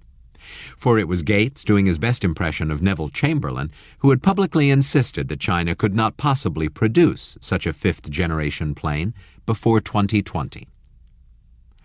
What is not so amusing about this radar-evading plane is that it is clearly designed for air-to-ground attacks on China's regional neighbors. Indeed, this Chinese Black Eagle exceeds its American stealth counterpart, the F-22, in a variety of performance factors that clearly value offensive bombing missions over territorial air defense. These factors include both a high fuel capacity and the runway clearance required for a heavy weapons load. What such factors mean from a strategic point of view is this. While the J-20 probably isn't agile enough to defend China from top American fighter planes, it is an absolutely perfect weapon if the goal is to sneak up on Kyoto, Taipei, or Seoul with a big payload of bombs and missiles. As to how China so quickly acquired the kind of sophisticated stealth technology that it took America decades to research and hundreds of billions of dollars to develop, this too is a chilling story. According to Croatian military chief of staff, Admiral Davor Domazet Loso, China acquired its basic stealth technology from the carcass of an American stealth fighter shot down over Serbia in 1999. In fact, as soon as the fighter went down, China dispatched a large cadre of spies to crisscross the region and buy up any parts that local farmers and villagers might have scavenged. As to whether the People's Republic is preparing to use its Air Force offensively, incursions by the Chinese Air Force are already forcing Japan to scramble its fighters almost 50 times a year, or roughly once a week, and twice the rate of Chinese provocations just a few years ago. Nor is Japan alone in getting this sort of probing. India regularly reports Chinese incursions into its airspace, particularly in the disputed regions near Kashmir and Arunachal Pradesh. Can you spell hegemon? Red sky, morning sailor, take warning. The Chinese military's future goal is to secure naval supremacy in the western Pacific waters inside the second line of defense from the Japanese archipelago to Guam Island and Indonesia. After that, the Chinese military will vie with U.S. naval forces in the Indian Ocean and in the entire Pacific region. Asahi Shimbun. While China's army personifies brute force, and its air force has the best flying machines it can buy or steal, China's naval buildup ultimately is the most unsettling to Pentagon analysts. Indeed, the People's Republic is moving forward at Manhattan Project speed to develop a blue water navy capable of challenging the U.S. Navy. Its first goal is to push U.S. aircraft carrier fleets out of the Western Pacific, and perhaps finally take Taiwan, and then to ultimately project hard power across the globe. At the center of this grand, strategic struggle is one of the most iconic weapons in history, the mighty aircraft carrier. The U.S. Navy likes to call these ships 4.5 acres of sovereign and mobile American territory. And they've been the backbone of a Pax Americana on the high seas ever since the end of World War II. In fact, as the Dragon knows all too well, directly confronting a U.S. carrier and its accompanying armada is an exceedingly difficult task. Besides having its own flight wing of 75 fixed and rotor aircraft, a typical carrier like the George Washington will be closely guarded by an Aegis-guided missile cruiser able to repel any surface attacks. The flat top will also be flanked by several destroyers with anti-aircraft missiles and will likely have at least one sub-hunting frigate running point. Meanwhile, beneath the sea, one or more fast attack nuclear-powered Los Angeles-class subs will be silently escorting this formidable surface group. And, at least in the past, any frontal assault by the existing Chinese Navy would not get within 50 miles of such a fleet in open waters. It is precisely this kind of formidable carrier force that has thus far kept Taiwan free from the mainland's subjugation. It is also the specter of America's carrier-led Pacific Fleet that keeps Chinese strategists worrying about this ultimate nightmare: that one day the American Navy might blockade the oceanic transit point for 80% of China's imported oil, the Strait of Malacca, in retaliation for some form of Chinese aggression. Slam bam, thank you ma'am. Known among defense analysts as a carrier killer, the Dongfeng 21D missile would be a game-changer in the Asian security environment, where U.S. Navy aircraft carrier battle groups have ruled the waves since the end of World War II. The DF-21D's uniqueness is in its ability to hit a powerfully defended moving target with pinpoint precision, a capability U.S. naval planners are scrambling to deal with. Associated Press. Because Chinese military strategists clearly see all the implications of a powerful aircraft carrier force, they are now rapidly developing a two-pronged counter-strategy. One prong involves the building of China's own countervailing aircraft carrier group. The other relies on perfecting its game-changing carrier-killer missile, known, not so affectionately in Pentagon circles, as the BAMR, short for Ballistic Anti-Ship Missile. We say perfecting the BAMR because it is no small feat to hit even a large ship bobbing along in the ocean from 1,000 miles away. That's why China is busy taking target practice at a carrier-sized rectangle set up at a testing range in the Gobi Desert. Check it out on Google Earth. The coordinates are on our website. In fact, China's new carrier killer is a game-changer in much the same way the advent of airplane-dropped torpedo bombs drove massive battleships from the high seas at the beginning of World War II. That sea change came when a British biplane with a single torpedo bomb helped sink the Nazis' giant new battleship, the Bismarck, on its first cruise. That this truly was a game-changer was further ratified by Japanese Admiral Yamamoto, who also used deadly torpedo bombs with devastating effect at Pearl Harbor, sending American battleship after battleship to the bottom.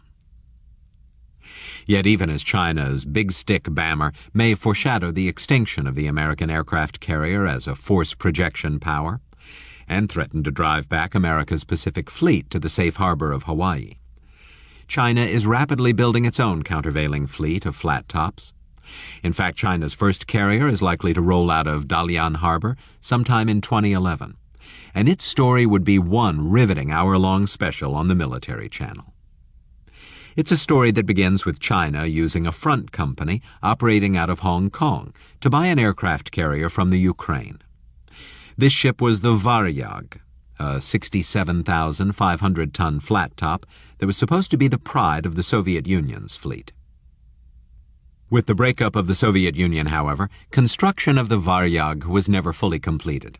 Instead, as its hull was gathering rust in a Black Sea shipyard in the Ukraine, China developed a Hong Kong front group run by a bunch of former Chinese military officers to buy the ship at auction for a mere $20 million, under the ruse that it would be turned into a giant floating casino in Macau.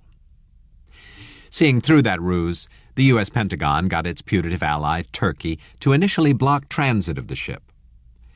At that point, however, China's Deputy Foreign Minister, Yang Wenchang, flew to Ankara with a $360 million economic aid package, read bribe, to trump Pentagon pressure. And the bakshished Turks allowed the Varyag to pass through the Bosporus. Of course, upon the Varyag's arrival in China, it was towed not to Macau, but rather to Dalian Harbor for extensive analysis and refitting. Recent photos indicate she has been dry-docked, repainted in the colors of the Chinese Navy, had her flight decks resurfaced, and now sports a shiny new radar mast installed on her island. And very soon now, she will be launched and rechristened as the Shillong. And here again we must show our appreciation for the Chinese military's dark sense of humor and history. In this case, China has named its first flat top after a famous commander of the Manchu fleet who originally invaded Taiwan during the 17th century, and then worked hard to designate Taiwan as a prefecture of the Fujian province. Yep, the Chinese military sure knows how to send a message. Over the next few years, China will send a much bigger message. It is expected to send a fleet of at least 5 flat tops, roaming around the globe, and, no doubt, running into the U.S. Navy. The 007 Dragon plays Hide the Submarine.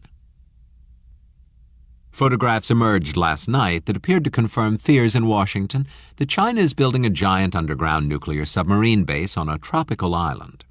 Pentagon chiefs are worried that the secret base near Sanya on China's Hainan Island could threaten Asian countries and America's dominance in the region. The pictures obtained by respected military magazine Jane's Intelligence Review show vast tunnel entrances that are thought to lead to huge caverns capable of hiding up to 20 nuclear submarines from spy satellites. The Daily Mail. No aircraft carrier force and blue water navy would be complete without a strong, run silent, run deep submarine force. And China has been quietly building what will soon be the largest fleet in the world. In fact, the newest generation of diesel-electric subs are so fast and quiet that they have been able to stalk U.S. Navy ships with little or no detection. Indeed, in one confrontation, now as infamous in U.S. Navy lore as it was embarrassing then, a Chinese Type 039 Song-class attack submarine boldly surfaced within torpedo range of the USS Kitty Hawk after stalking the carrier group undetected for miles. China's newer Type 041 Yuan-class boats are expected to be even quieter and able to operate fully submerged for much longer periods on a new air-independent propulsion system. Read, to better threaten Western shipping in the Western Pacific and critical straits of Malacca, that crucial choke point for oil flowing to Japan, Korea, and Taiwan. Moreover, to secure distant force projection capability, China has built several new Type 094 Chen-class missile subs designed to pull up to the coast of California and lob missiles as far away as Savannah, Missouri, or Savannah, Georgia. In fact, there is at least some evidence to suggest that the People's Republic may already be practicing for Armageddon off the California coast. Thomas McInerney, a retired United States Air Force lieutenant general, asserts that the Chinese Navy actually conducted such a test launch off Los Angeles in November of 2010, on the eve of a G20 summit, no less. An outraged McInerney had these sharp words for the Pentagon. We should get a definitive answer from Washington. This is not an airplane because of the plume, and the way you see that plume, that is a missile launched from a submarine. You can see it go through a correction course, and then it gets a very smooth trajectory, meaning that the guidance system is kicked in. While the Pentagon quickly and vehemently denied Chinese involvement, it still can't identify the specific plane it says made the contrail. But the real story here is that military experts are even debating a possible missile launch off the City of Angels. Such a debate should leave no doubt that China's investment in offensive strategic weapons is progressing rapidly. Which brings us back to the aforementioned James Bond-style sub-base on Hainan Island. Photos by the Federation of American Scientists do indeed reveal 60-foot-high tunnel entrances that have been cut into the island's seaside hills, and anywhere from a half-dozen to a full score of nuclear subs will be able to hide in the base's man-made caverns. Note that this new 007 base also features a high-tech demagnetization pier used to cloak its subs from electromagnetic detection at sea. And China clearly wants its U-boats left alone and undetected. Indeed, in one well-publicized incident, 5 Chinese ships, both military and commercial, intentionally and repeatedly crossed the bow of the USNS Impeccable as it was cruising in international waters 75 miles from the Chinese coast. The American vessel was pulling a towed sonar array to monitor submarine activity coming in and out of Hainan Island. And at one point, the attacking Chinese flotilla dumped floating debris in the path of the U.S. ship. This forced the Impeccable to come to an emergency all-stop, after which Chinese sailors attacked the Impeccable's sonar array with grappling hooks.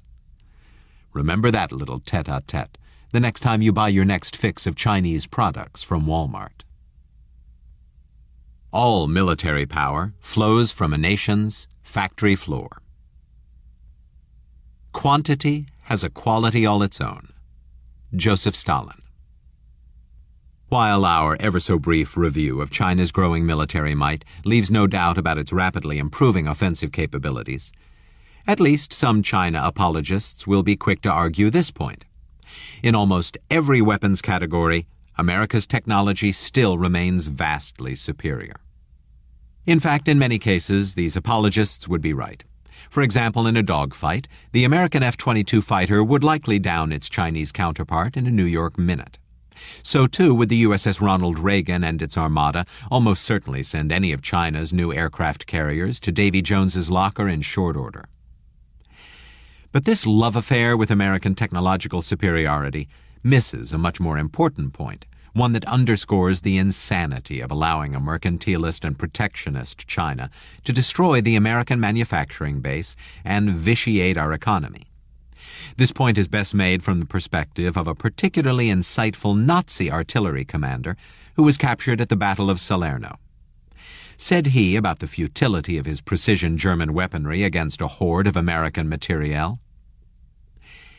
I was on this hill as a battery commander with 6 88mm anti-tank guns, and the Americans kept sending tanks down the road. We kept knocking them out. Every time they sent a tank, we knocked it out. Finally, we ran out of ammunition, and the Americans didn't run out of tanks. The real truth to be told here is that America didn't defeat Hitler and the Nazis so much with its incredibly brave soldiers as it did with its overwhelming industrial might. In fact, in almost every category, the Nazis had technologically superior weaponry in the latter stages of the war. The German Panzer tank, for example, was the finest in the world. The Germans' famous U-boats were the best subs. The Bismarck was the greatest battleship ever floated.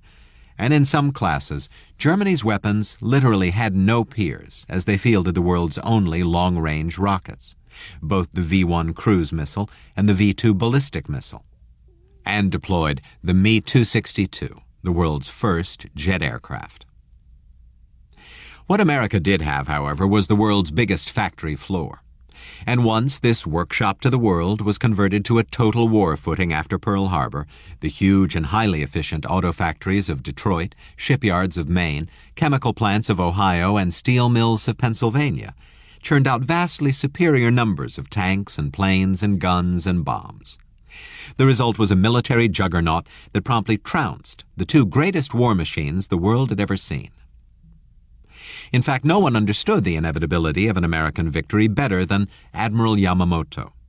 He spent the day after his devastatingly successful surprise attack on Pearl Harbor not in jubilation, but rather in depression and desperation, for he knew full well that a massive American response would follow, and as mighty as Japanese industry was at the time, it would be no match for the American heartland.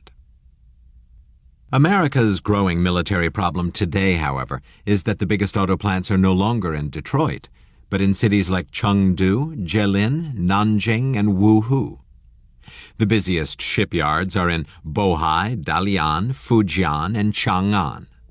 And the mills and smokestacks that churn out almost 10 times more tonnage a year than American steelmakers are in Chongqing, Hebei, Shanghai, and Tianjin. This, then, is what both our Pentagon and our modern-day Neville Chamberlains in the White House and on Capitol Hill need to fully understand. China's J-20 fighter doesn't have to be the world's best if it can field 1,000 of them versus our 187 F-22s. China's Shang-class attack subs really don't have to be better than the USS Los Angeles class or the British Astute-class boats if they can fill half the Pacific Ocean with them. And when it comes to all those rockets on China's launch pads and in China's ballistic missile subs, just how precise does the aiming of 100 hydrogen bombs directed at Middle America need to be before we are willing to acknowledge the People's Republic's hegemony over Japan, Taiwan, India, and Australia? This is why we do indeed now need a Winston Churchill moment. As Churchill once said about World War II, "There never was a war in history easier to prevent by timely action than the one which has just desolated such great areas of the globe. But no one would listen, and one by one we were all sucked into the awful whirlpool." In our new Winston Churchill moment, we must clearly see that to win a traditional military war against a United States that has already surrendered much of its industrial capacity to China, all China needs to do is to develop, or pirate, credible weapons systems and then build them in sufficient quantities to overwhelm our technologically superior forces. In fact, China has already done the former. It's time to wake up before it does the latter. It's also time for all of us to understand much more clearly the intimate relationship that exists between a nation's manufacturing base and its military power. Chapter 9. Death by Chinese Spy. How Beijing's vacuum cleaners are stealing the rope to hang Uncle Sam. One spy is worth 10,000 soldiers. Sun Tzu, The Art of War. The primary objective of Chinese intelligence operations targeting the U.S. government and its industries is to collect technical and economic information with the dual purpose of making the Chinese military-industrial base more sophisticated and the economy more competitive. Intelligence Threat Handbook. Every day, a loose network of thousands of professional and amateur Chinese spies gather intelligence in the offices, factories, and schools of America, Europe, and nations ranging from Brazil and India to Japan and South Korea. And every minute of every day, hundreds of Chinese hackers use thousands of hijacked computers to batter down the firewalls of industrial, financial, academic, political, and military information systems around the world, looking for valuable data and quietly documenting vulnerabilities that can be exploited to devastating effect in the future. Why do we in America put up with what the U.S.-China Commission has called the most aggressive country conducting espionage against the United States? That's a good question that we must ask ourselves, whether we go to work every day at the White House or on Capitol Hill, or whether we shop every week for cheap Chinese products at our local Walmart. In this chapter, we look carefully at the dark and shadowy world of Chinese espionage on American soil and elsewhere around the world. In the next chapter, we turn to a review of China's arguably even more dangerous and provocative cyber espionage, a form of so-called asymmetric warfare that has the capability to reach into every computer, household, business, and bureaucracy on the planet.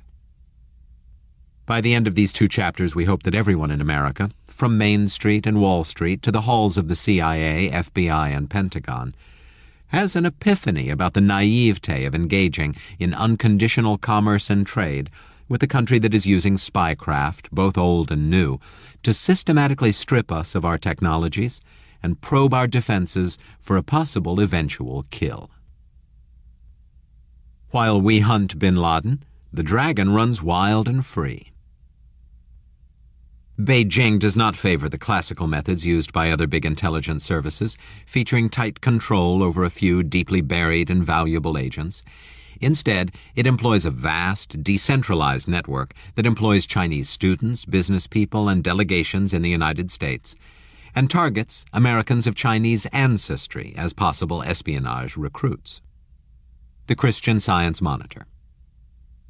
As part of its boots-on-the-ground traditional spycraft, China's government and many of its state-run industries actively runs a highly sophisticated, 3-pronged espionage campaign against many nations around the world, with major rivals like America, Europe, and Japan drawing much of the attention.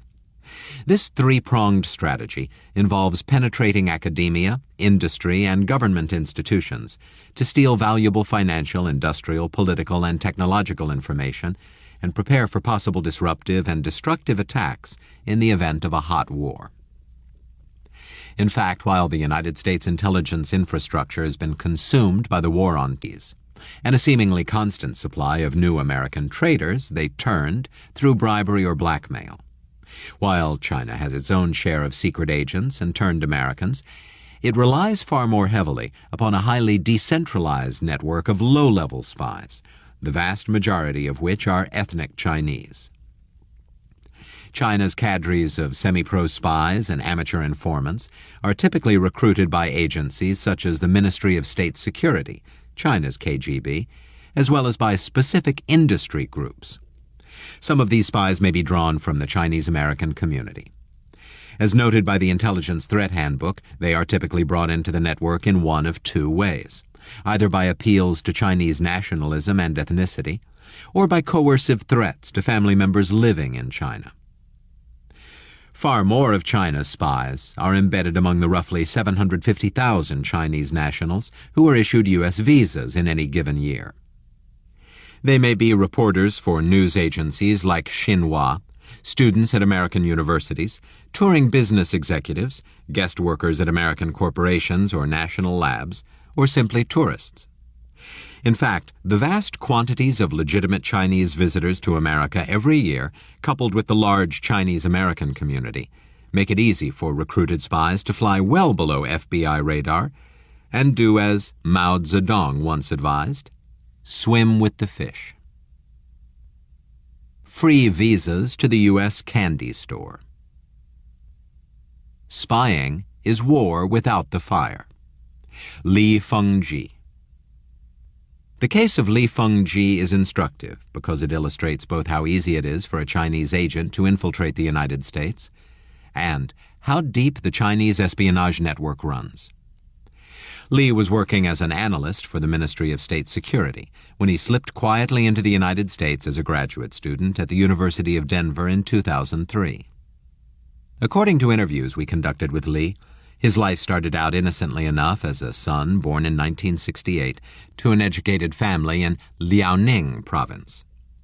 Upon graduating from college in 1990, Li joined a provincial intelligence service, and within a few years he moved up to the Ministry of State Security, where he worked for Beijing as an agent in his home province.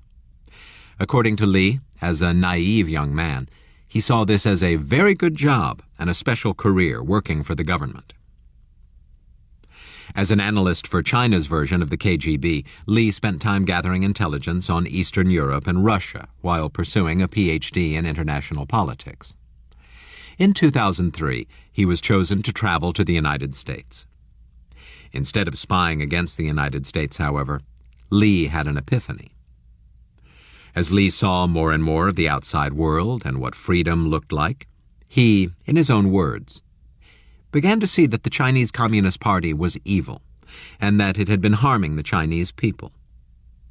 It was on the strength of this epiphany that Li sought to defect to the United States. According to Li, when he left the Ministry of State Security, they had about 100,000 documented agents or informants, not counting the very amateur ones, and a large number of individuals who worked as spies within other Chinese governmental departments. By comparison, the U.S. FBI has only about 13,000 sworn officers. Likewise, according to Li, and this is his perhaps most damning revelation, the majority of official Chinese agents are Chinese reporters, photographers, NGO members, influential Chinese-American leaders and business people, engineers and scholars.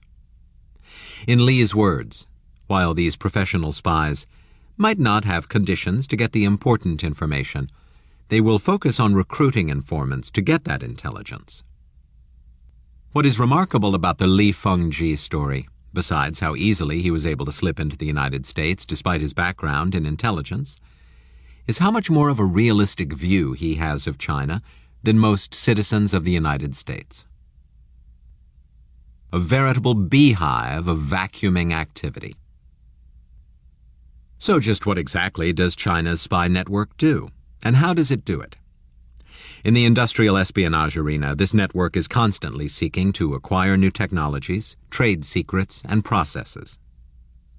On the military front, espionage goals range from the acquisition of new weapons systems to more detailed information about America's military bases and operations.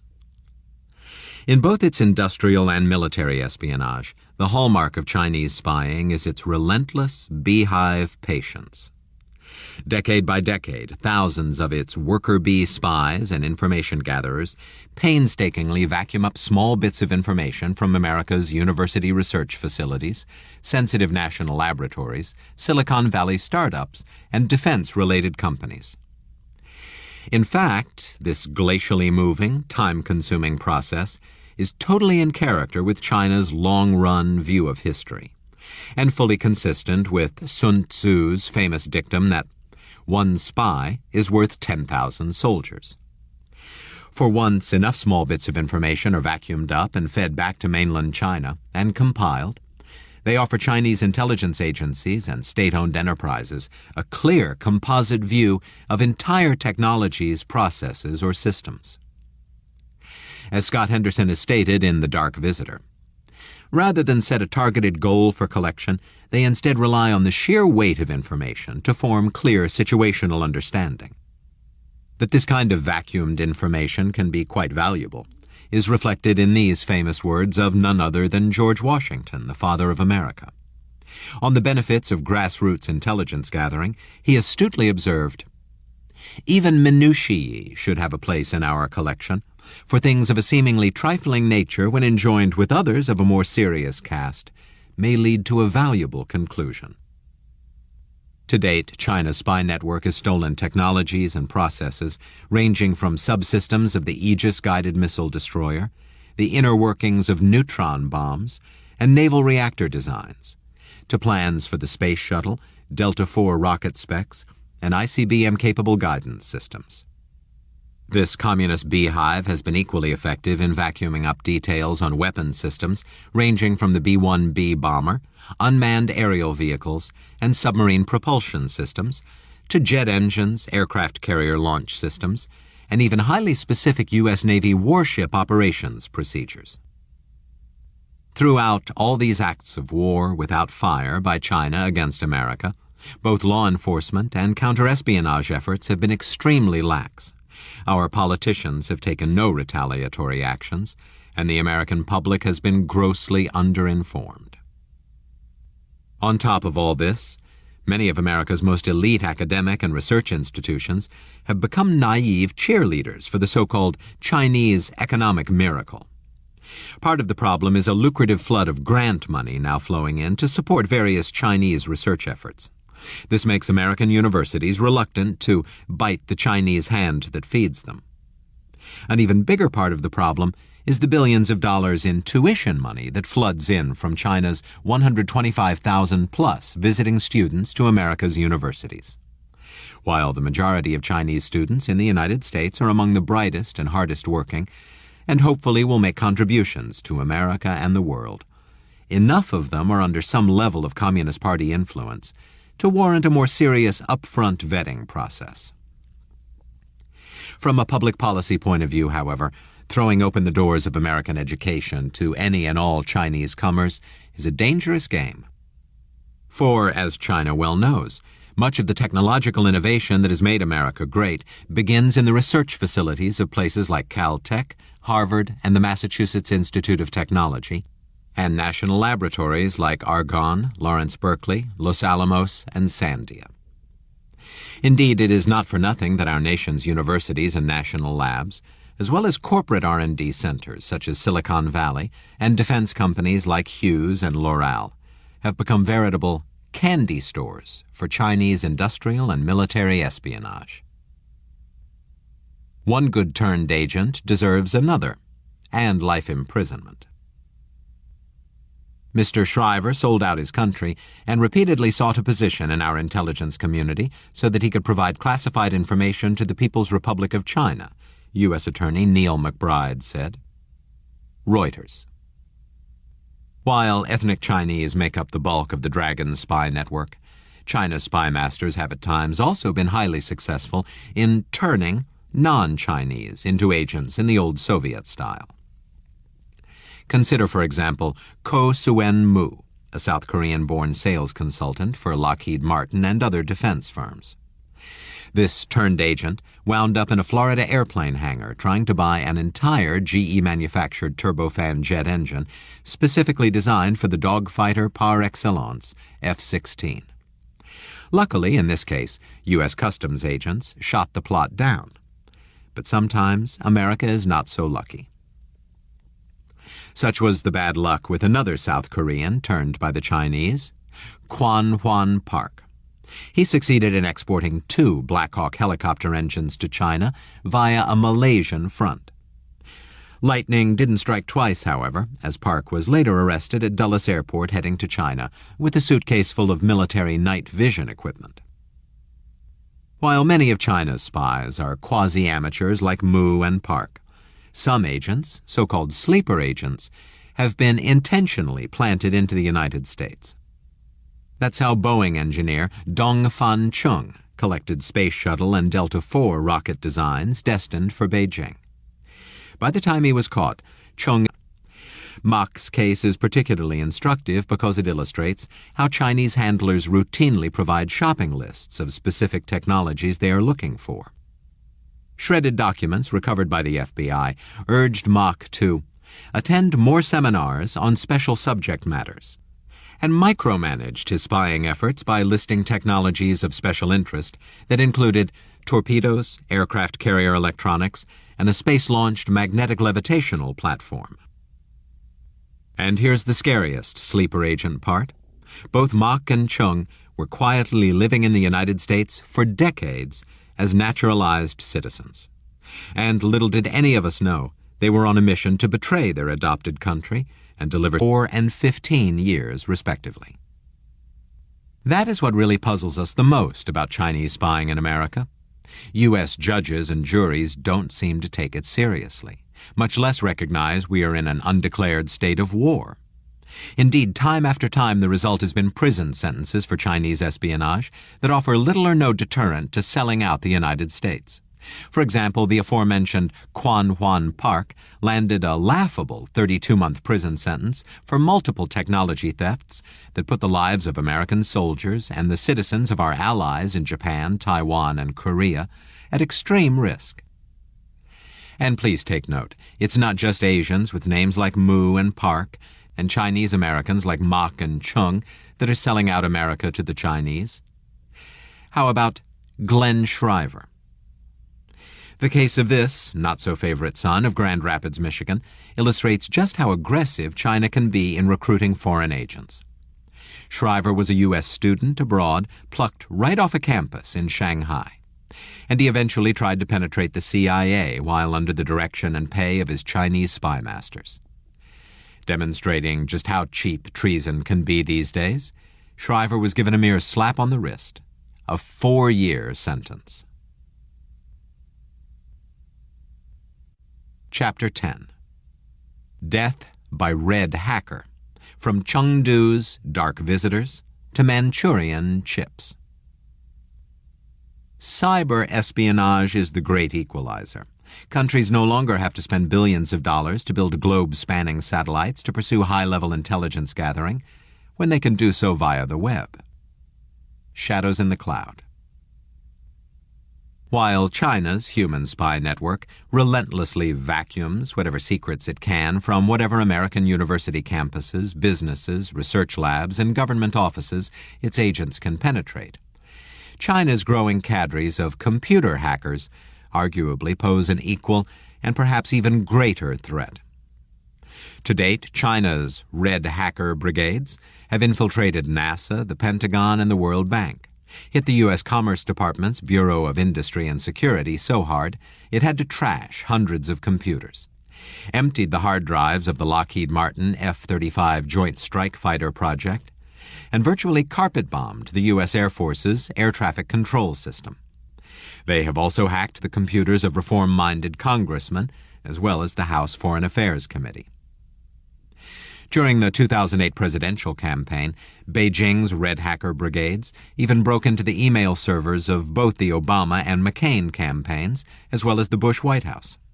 And in one of the most brazen breaches of diplomatic protocol, the laptops of the United States Commerce Secretary and several of his staff were kidnapped and loaded with spy software during a trade mission to Beijing.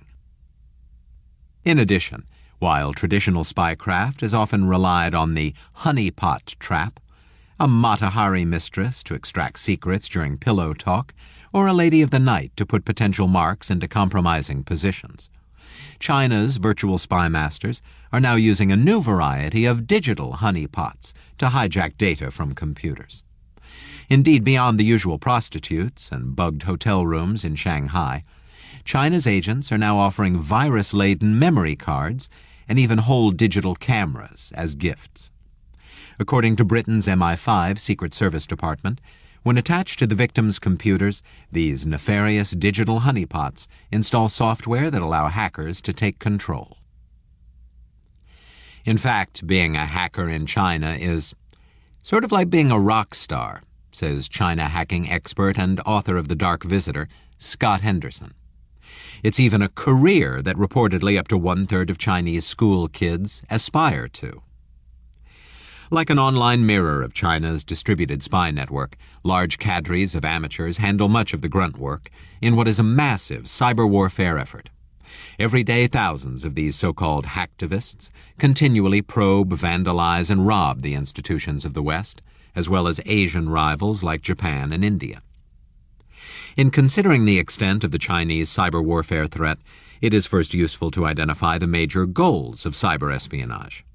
The simplest is to disrupt the operations of Western systems by vandalizing websites or by overwhelming the servers with a denial-of-service attack. A second obvious goal is to steal valuable information, credit card numbers and identities at the individual level, technologies, bid documents, corporate financials, and trade secrets at the industrial level, and weapons systems at the military level. Still, a third goal of cyber warfare is to corrupt data in a way that causes significant downstream damage. For instance, by compromising stock or bond market trading systems, China's red hacker brigades might disrupt trading, manipulate transactions, or skew reports, and thereby incite a financial panic. Finally, hackers can impact the real world by taking control of systems that control physical assets. For example, a team of Chinese cyber patriots might shut down the electricity grid of New England to punish America for an action like welcoming the Dalai Lama to the White House or selling arms to Taiwan. Beijing's dark visitors salute the flag. Question: under what circumstances will you perform a hack? Answer: if it is a matter that affects us internationally, then we will gather members to perform the attack. Chinese hackers talk Hacker Information Security Conference.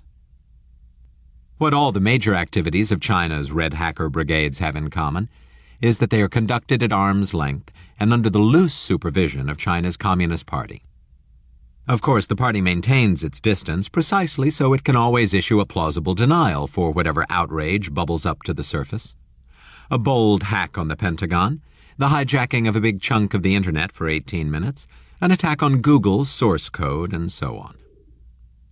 But make no mistake about it, China's so-called hacktivist militia would not exist but for the guiding hand of Beijing. As James Mulvenin at the Center for Intelligence Research and Analysis explains, these young hackers are tolerated, provided that they do not conduct attacks inside of China. They are sort of useful idiots for the Beijing regime. Useful idiots indeed. While Los Angeles has its infamous Crips and Bloods, China's hacktivist militia has organized into thousands of small groups with names like Green Army Corps, the Crab Group, and even all-girl ensembles like Six Golden Flowers. They work together to improve their skills, share tools and techniques, and inflame each other's nationalistic passions. Combined, these cyber gangs form an amorphous, ideological-driven coalition with colorful names like the Honkers. China even has hundreds of hacking schools to teach young computer whizzes the dark arts. Large professional ads for cyber espionage training and tools may be found in public places. And, says Wang Shanbing of HackerBase.com, they teach students how to hack into unprotected computers and steal personal information. Meanwhile, China's central government allows groups like the China Hacker Union to openly operate and even keep business offices while ripping off foreigners, so long as they don't hack into domestic Chinese sites or software. Lest anyone doubt that China's hacktivists operate under the protection of the central government, consider that China has the most heavily controlled and surveilled Internet in the world. The idea that any rogue hacker could exist for any extended period within China and beyond the reach of Beijing's army of censors is patently absurd. In fact, whenever a hacker group breaks Beijing's biggest unwritten rule, never attack the Chinese government, retribution is swift and sure. For example, when several members of a hacker group exploited a hole in China's Green Dam censorship software, an important tool used by Beijing to spy on Chinese Internet users, the hackers were promptly arrested. So too was a hacker from Hubei province, who, according to the China Daily, replaced a picture of an official on a government website with a girl in a bikini. This cyber prankster got off light by Chinese standards, only a year and a half in prison. Of course, it is precisely these kinds of occasional crackdowns that keep China's red hacker brigades focused on foreign institutions and governments. And these brigades can always be whipped up quickly into a nationalistic frenzy with just a wink and a nod from the Communist Party leadership. Here's just one in your digital face case in point. When Japanese Prime Minister Junichiro Koizumi visited the Yasukuni Military Memorial, which Chinese nationalists see as a temple for war criminals, Chinese hackers defaced the website of this Shinto shrine with a message signed, "The girl pissing on the Yasukuni toilet." The Honkers Union then followed up with a wave of attacks on a dozen Japanese government sites, including the Fire and Disaster Management Agency and the Defense Facilities Administration Agency. Now, can you imagine the response from the Chinese government if Japanese hackers had done something like that to China's website for the Olympic Games, or to the computers of China's Ministry of National Defense? And neither is it just Japan that must endure the periodic wrath of China's cyber uber-nationalists.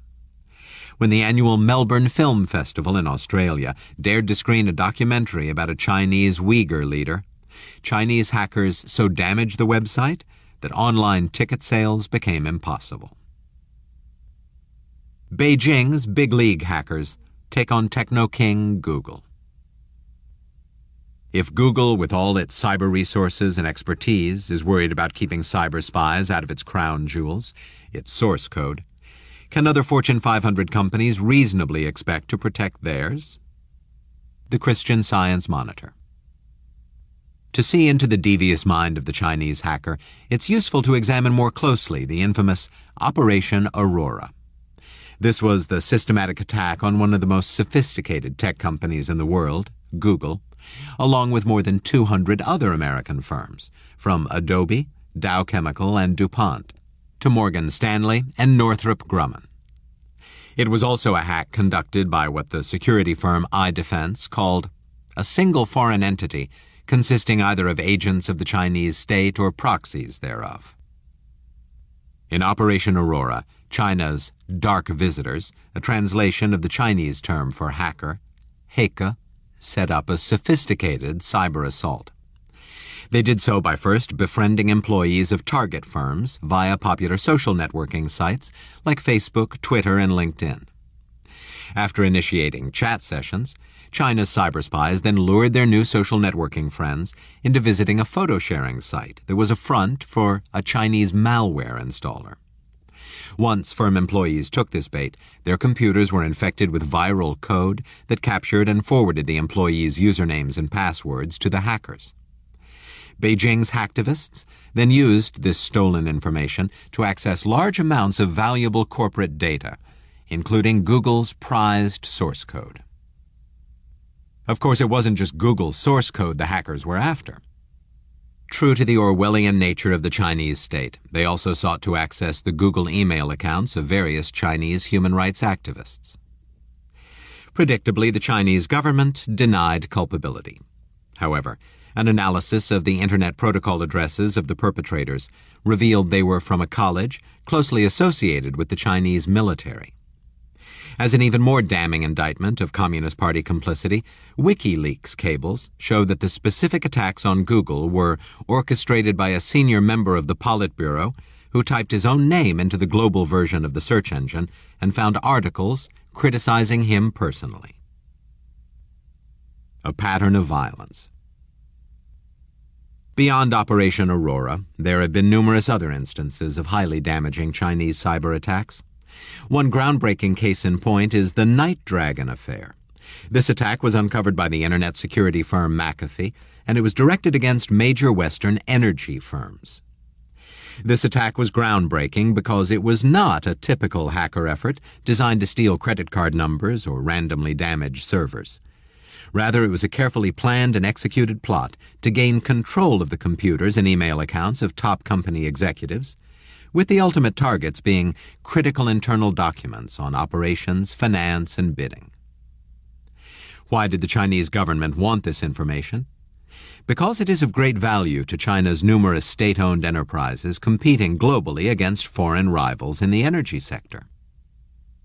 To understand the strategic objective of Night Dragon is to understand that China is indeed actively conducting economic warfare across the globe. In fact, hardly a month goes by now without another huge Chinese data burglary coming to light in America, Japan, Taiwan, or Europe.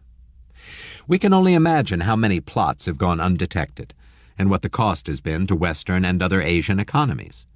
And with each new and bold attack, it is becoming extremely difficult to understand why the governments of the United States, Europe, Japan, India, and other virtually assaulted nations don't respond firmly to China's cyber warfare. Hijacking the global internet for who knows what. For 18 minutes in April, China's state-controlled telecommunications company hijacked 15% of the world's internet traffic, including data from U.S. military, civilian organizations, and those of other U.S. allies. This massive redirection of data has received scant attention in the mainstream media because the mechanics of how the hijacking was carried out and the implications of the incident are difficult for those outside the cybersecurity community to grasp. National Defense Magazine. Yet another tool that China's red hacker brigades have in their bag of tricks is so-called root hijacking. Using this technique, China has already brazenly demonstrated to the world its ability to seize control of a significant share of the global internet. Such root hijacking also illustrates the complicity of China's state-owned enterprises in Beijing's cyber warfare campaigns. For example, by configuring their domestic internet routers to falsely advertise a shortcut to potential internet traffic, the state-owned firm China Telecom tricked a huge volume of data outside of China into being routed through its network. Of course, after this now infamous but lightly reported 18-minute hijacking, the Chinese government coughed up the usual "who me?" denial. a DNS SOS on Chinese hijacking. If you live outside of China and by chance query a root name server hosted in China, your queries will pass through what is known as the Great Firewall, potentially subjecting you to the same censorship imposed on Chinese citizens. Earl Zmejewski. Just what is Mr. Zmejewski talking about? It's a problem known as DNS manipulation, and what it means is that China can now even censor Internet users outside its Great Firewall. DNS is short for Domain Name Services, and it is these DNS entries that make up the phone book of the Internet.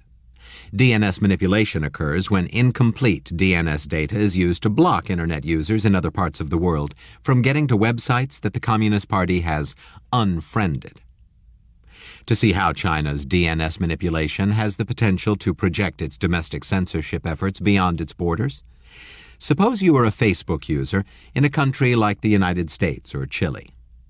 At one point you try to access Facebook, but you can't get to the site. Maybe you figure there's just too much internet traffic and you'll try later. But here's what might have really happened. Your query may have been routed to a Chinese server that claimed to replicate a root DNS server in Sweden.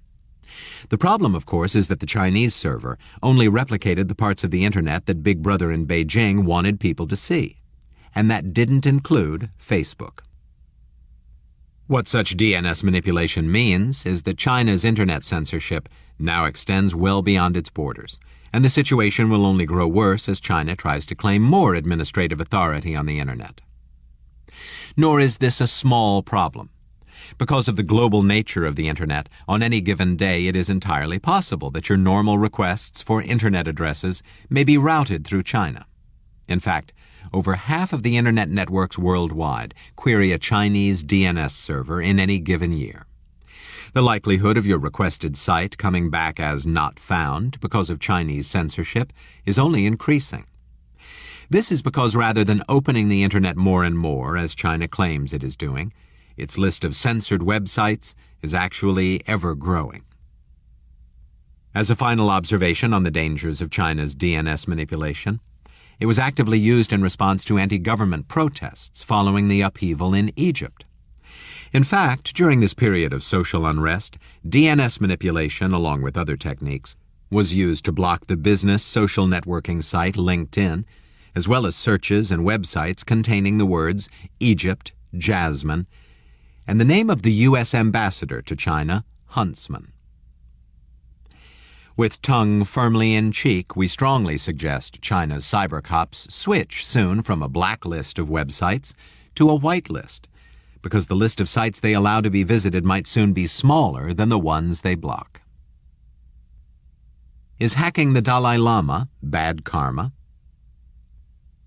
After a 10-month cyber espionage investigation, researchers have found 1,295 computers in 103 countries with software that is capable of stealing information from high-profile targets such as the Dalai Lama and government agencies around the world. The attacks have been traced back to computers in China. HotHardware.com. Besides stealing weapons systems from the Pentagon, and industrial and military secrets from companies like DuPont, Northrop Grumman, and Google, China's Red Hacker brigades can also be mobilized to help crush any dissent, either within or outside of China's borders. Just consider what happened to the computers of the exiled Dalai Lama and his supporters during protests in Tibet. In these attacks, so-called phishing emails were sent to both the Tibetan government in exile in Dharamsala, India, as well as to offices in London and New York. The authentic-looking messages encouraged the recipients to open documents that were infected with a Trojan virus labeled the Ghost, G-H-0-S-T, rat. Once opened, Ghost Rat took full control of the user's Windows environment, replicated itself to other PCs, and began to scan the systems for documents that it then delivered to servers in Sichuan Province, China.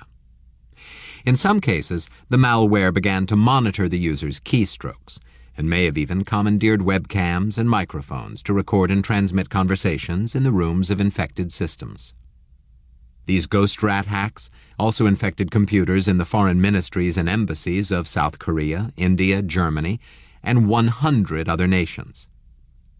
And experts analyzing the attacks and working in the dark underground of Chinese hacking forums were able to trace the source to Chengdu, and even to particular individuals at the University of Electronic Science and Technology.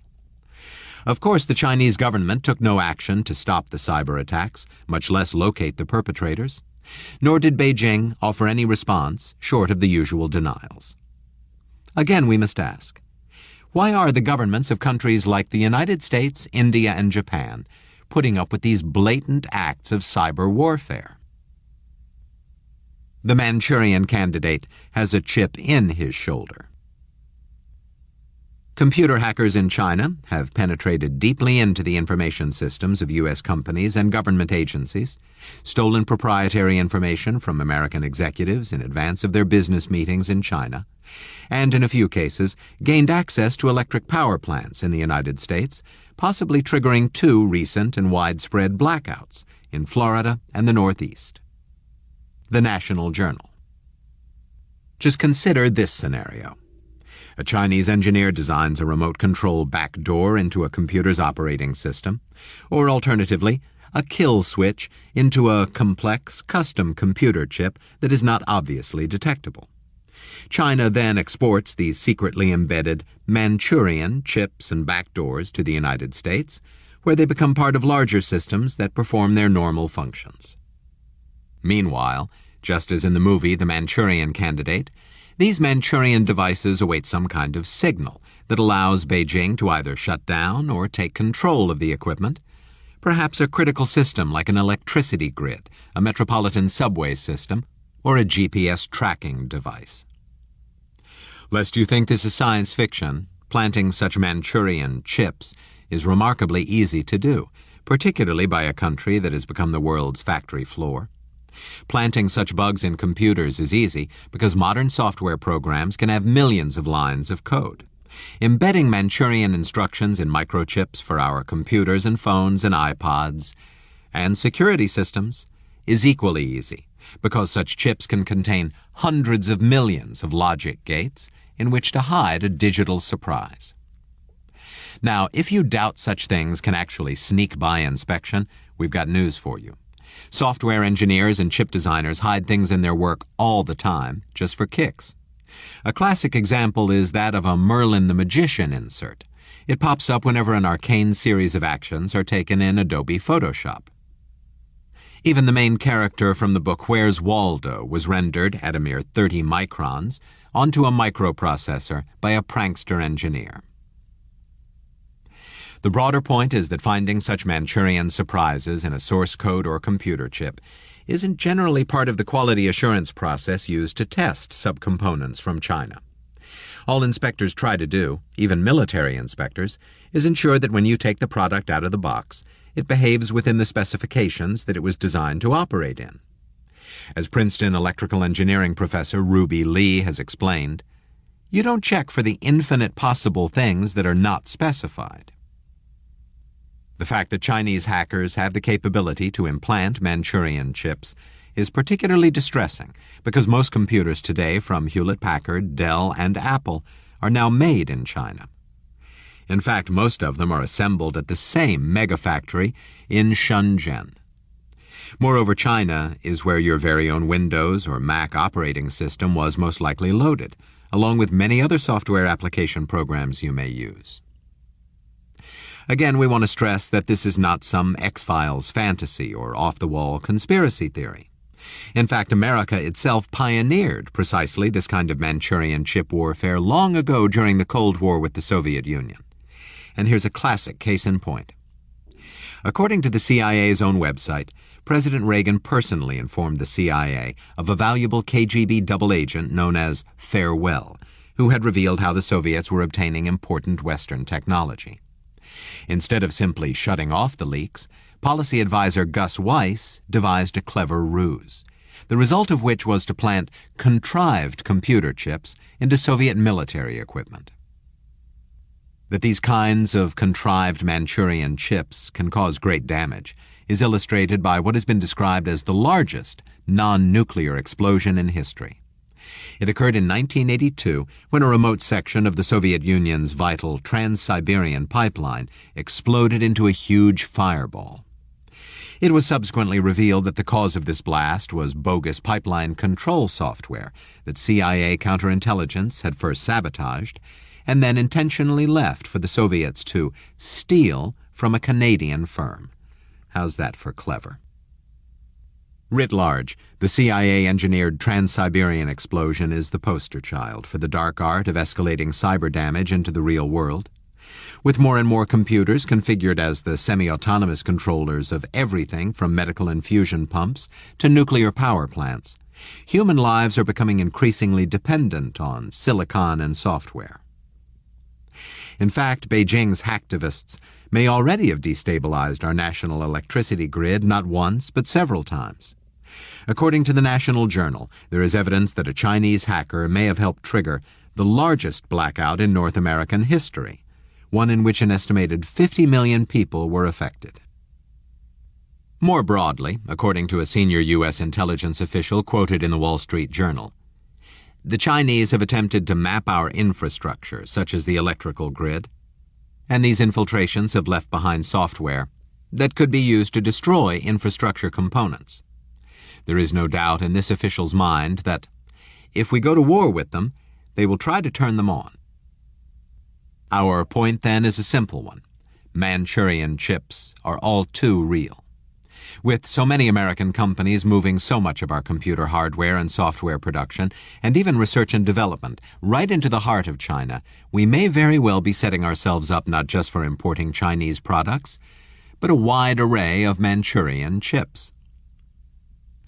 In weighing all the ever-mounting evidence on Chinese cyber warfare and espionage, the ultimate policy question is whether we are going to consider China's hacks as the acts of war they really are, or whether we are simply going to keep sticking our heads in the sand and see no Red Hacker Brigade evil. In considering that question, please remember the warning of General James Cartwright, the former head of U.S. Strategic Command and former Vice Chairman of the Joint Chiefs of Staff. To Cartwright, the impacts of a well-executed and broadly based cyber attack could, in fact, be in the magnitude of a weapon of mass destruction. Chapter 11. Death by Darth Liu. Look, Ma, there's a Death Star pointing at Chicago.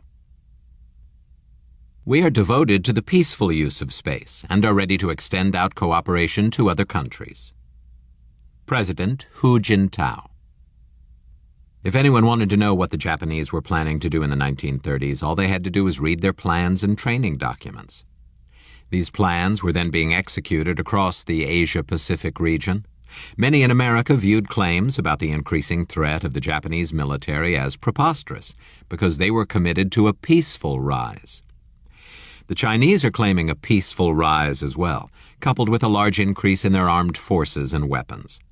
All that is needed now, as then, is to take a hard look at the policy and doctrine of the People's Liberation Army with respect to their space capabilities and armed forces and what they plan to do, which is to counter our space superiority. Christopher Stone, Space Review. Just as with its earthly adventures, China claims it seeks only a peaceful rise into the heavens. However, one of the biggest questions facing the Pentagon right now is whether China's aggressive rise into space may turn out to be the ultimate weapon to bring America to its knees. This is a particularly important question in an era when the country that once sent a man to walk on the moon now has a space program that is at best on hold and at worst in shambles. Make no mistake about it, China's space exploration program is particularly impressive and aggressive. Over the next several decades, it plans to send missions to both the Moon and Mars, while last year alone, China launched 15 orbital payloads. This ambitious launch schedule made it the first nation to achieve launch parity with the United States, and China is on a clear trajectory to surpass America in sheer launch volume at just about the same time the U.S. completes its final space shuttle mission and shuts the program down. As to exactly what China is launching into space, Payloads range from observation satellites and additions to its global positioning system to manned space missions and a second lunar orbiter. China is also expected to launch its first space station module for both scientific and military purposes by 2012, while 3 flights in the next 2 years are expected to dock with that station. Moreover, by leveraging its manufacturing prowess, China is moving away from custom-designed spacecraft to those produced on an assembly line, and this innovation will allow it to dramatically increase flight rates. Even as China has soared, America's NASA space program, upon which so much of our critical national technological edge rests, has spent an entire decade lost in space. The troubled American Space Shuttle program was scheduled to end in 2010, but with flight delays and one added mission, it will retire sometime this year. After that, there is no clear plan for U.S. manned spaceflight. This is because the Obama administration and Congress remain at odds over both what should be the right mission and what methods should fulfill that mission. What this political gridlock means is that there will be no U.S. government-operated manned flights for at least 5 years.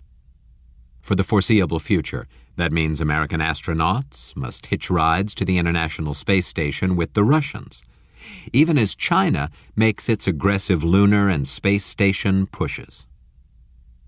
In light of this tale of 2 space programs heading in quite opposite directions, we come back to this question.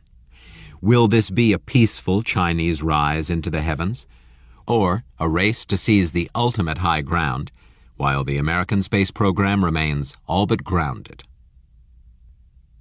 The 3 Musketeers of Space Exploration.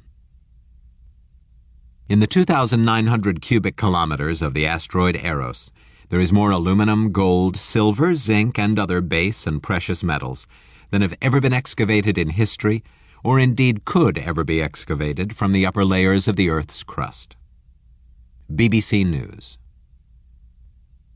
In support of the idea that China's space exploration program is merely an extension of its peaceful rise, there are at least 3 factors motivating China's aggressive program.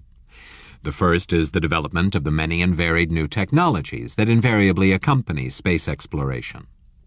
The second is the future extraction and transport of key energy sources and raw material resources from space to China's factories. The third is to act as a Darwinian safety valve for an overpopulated and rapidly warming planet. Each of these factors constitutes important reasons for civilian space exploration.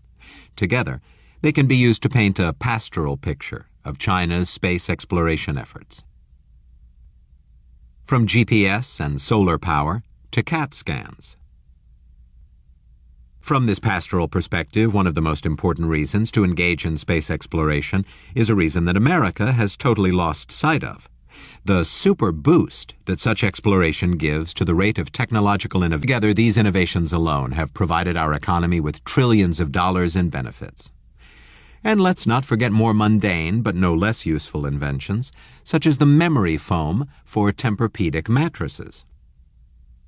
While America has forgotten the importance of space exploration as an economic catalyst, China totally gets it. In fact, the head of China's lunar program, Ouyang Ziyuan, has explicitly stated that the Apollo moon effort drove the U.S. tech boom, and he frequently uses that as rationale for China going to the moon. It's not just more rapid innovation, however, that China will receive from its space program. A mining cornucopia. What China also seeks in space is the valuable array of precious metals and raw materials that reside in the crusts of both the moon and numerous near-Earth asteroids. This bounty ranges from gold and platinum to extremely rare metals critical to high-tech manufacturing. In fact, successful mining operations in space would do much to alleviate growing raw material shortages and the pollution associated with resource extraction. Consider, for example, asteroid 433, otherwise known as Eros. Scientists writing in the journal Nature have predicted that in a fortunately distant future, this giant 34-kiloton chunk of rock is likely to hit our planet and cause a disaster bigger than the impact that wiped out the dinosaurs some 65 million years back. The good news, however, is that Eros is jam-packed with all manner of mineral wealth, just waiting for some enterprising space station to extract. Moreover, with its light gravity and a total lack of environmental constraints, extracting raw materials from Eros with freely available solar energy would be relatively simple once the transportation is in place. Nor is this completely sci-fi, as a NASA space probe visited Eros in the year 2000 and landed on it in 2001. And here's a radical idea that has been proposed by private space entrepreneur Jim Benson for both avoiding the calamity of a collision with Earth and getting Eros's mineral bounty back to our planet. Attach rockets to the asteroid to gently adjust its orbit. In this way, it would eventually be possible to bring Eros into a steady position within our Earth-Moon system and thereby eliminate any threat of a collision.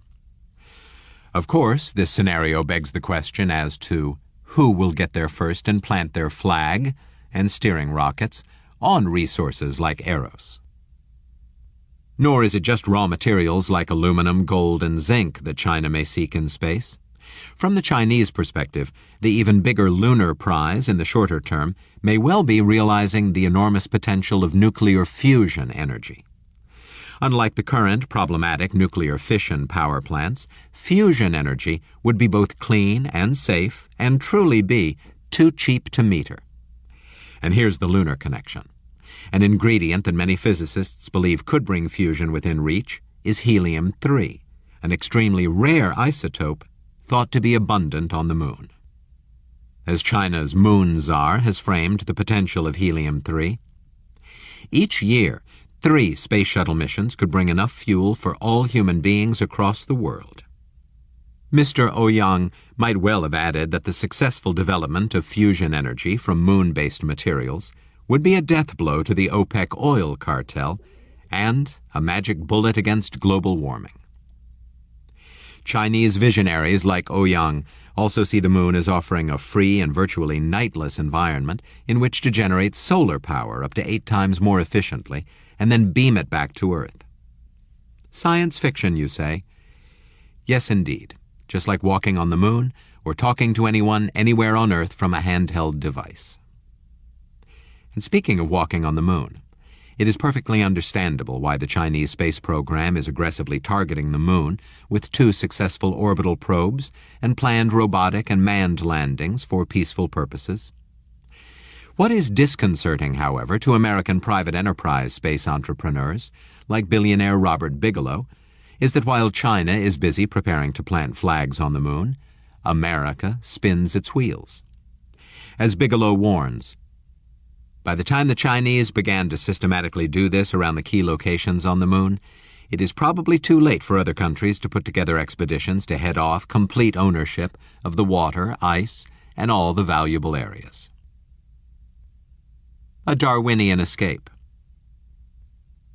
Besides serving as a catalyst for technological innovation and a fecund source of energy and natural resource extraction, space exploration also provides a potentially important safety valve in an era of overpopulation and climate change.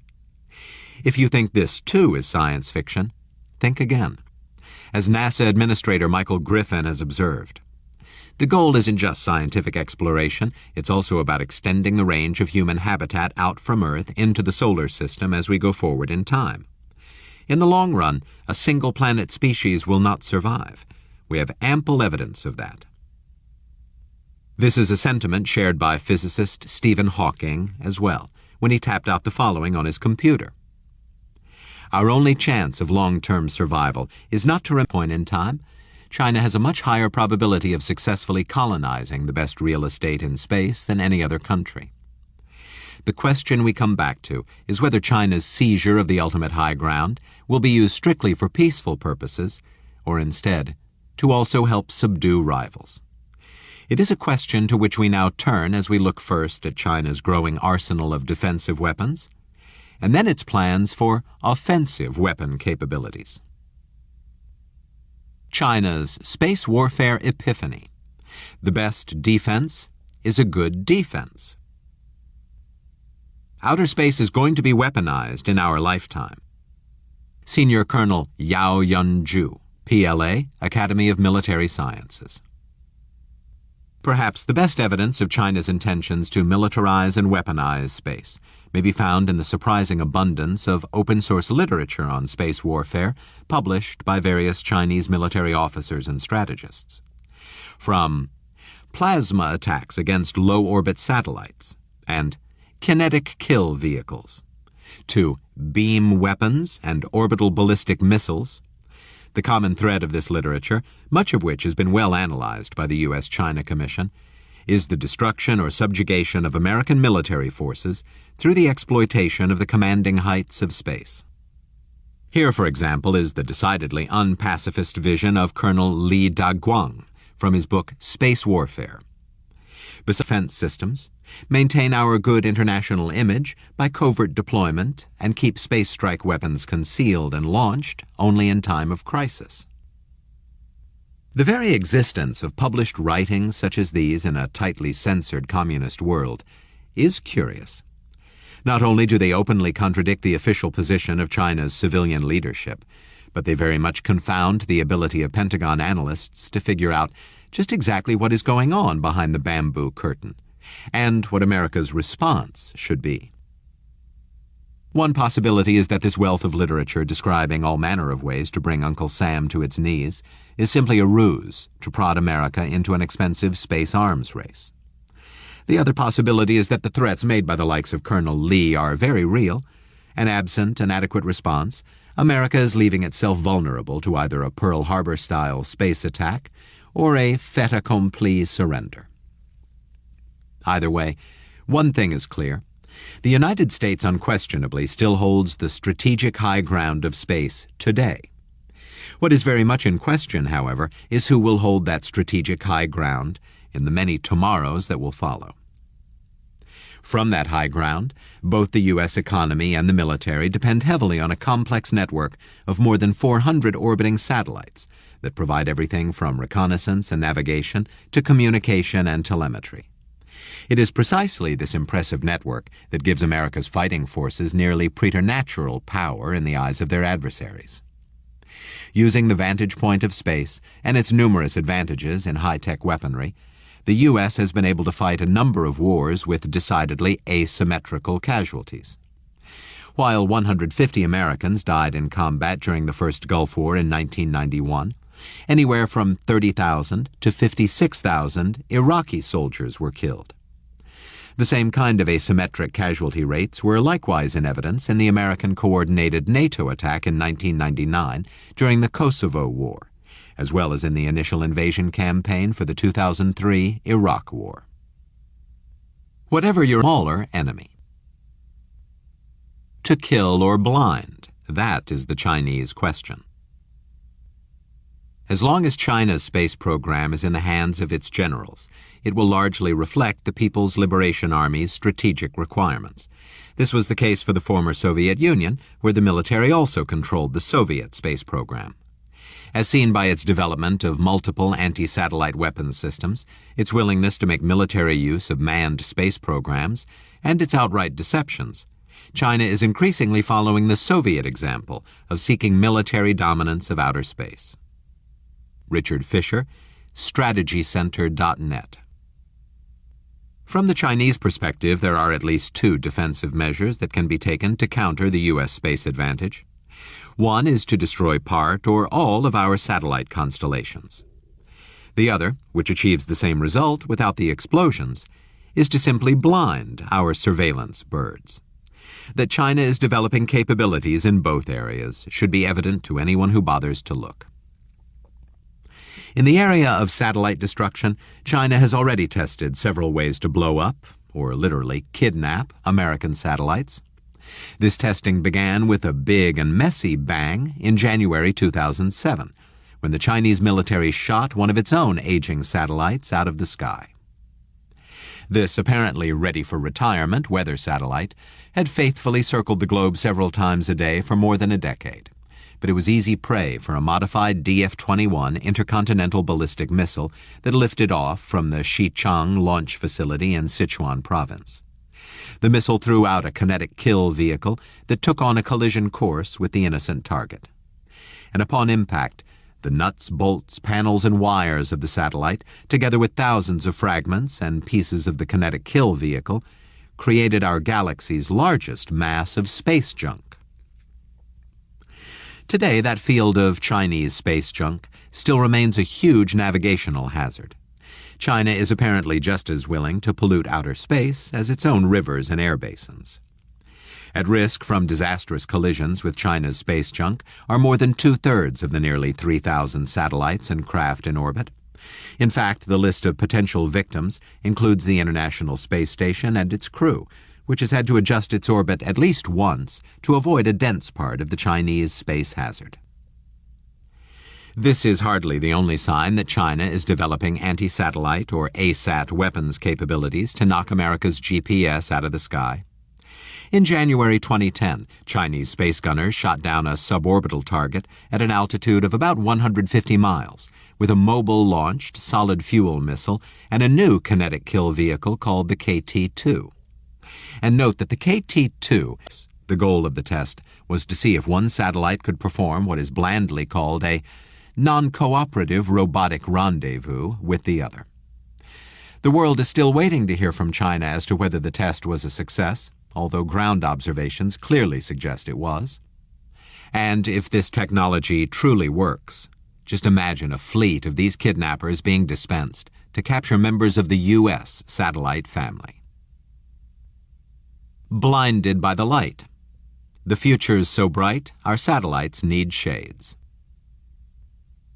They let us see their lasers. It is as if they are trying to intimidate us. Gary Payton, Deputy Undersecretary of the U.S. Air Force for Space Programs. Of course, you don't have to obliterate or kidnap an American satellite to render it harmless. One other way that is both more elegant and possibly less provocative is to either temporarily dazzle or simply blind the satellite. In this arena, China likewise is developing deadly capabilities. In fact, China's provocative demonstration of this kind of capability began more than 5 years ago in the fall of 2006.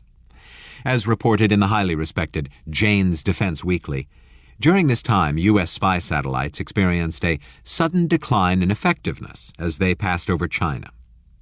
At the same time, telescopes at the Reagan test site on Kwajalein Atoll in the South Pacific were able to detect the reflected laser light to confirm the cause and Chinese origin. More broadly, The Economist magazine reports, the Chinese routinely turn powerful lasers skywards, demonstrating their potential to dazzle or permanently blind spy satellites. The U.S. response has, however, been muted, in large part because of the budget constraints now facing an American military preoccupied with wars in other theaters. Of course, for China's neighbors like Japan and Taiwan, the potential loss of the space infrastructure supporting the U.S. Navy's unfettered access to the Western Pacific is simply terrifying. From Buck Rogers to Beijing's orbital nukes. China looks set to pull ahead in the Asian space race to the moon, putting a spacecraft into lunar orbit October 6th in a preparatory mission for an unmanned moon landing in 2 or 3 years. The mission, called Chang'e 2, after a heroine from Chinese folklore who goes to the moon with a rabbit, highlights China's rapidly growing technological prowess. China's moonshot, like all space programs, has valuable potential military offshoots. China's space program is controlled by the People's Liberation Army, which is steadily gaining experience in remote communication and measurement, missile technology, and anti-satellite warfare through missions like Chang'e 2. The Christian Science Monitor. While using outer space as an observation point to track U.S. military movements and disabling the American satellite systems are important defensive goals of the Chinese space program, the real prize may be using space as an offensive weapons platform. Options run the gamut, from boulders hurled off the moon with enough energy to destroy a metropolis on Earth, EMP pulse bombs designed to disable our electronic infrastructure, and directed energy weapons fired from space, to orbiting H-bombs and space planes capable of raining nuclear death on any city in the world. In fact, if China were to drop a nuclear bomb from space, it would be infinitely more effective than lobbing that same warhead from a rocket out of the Gobi Desert.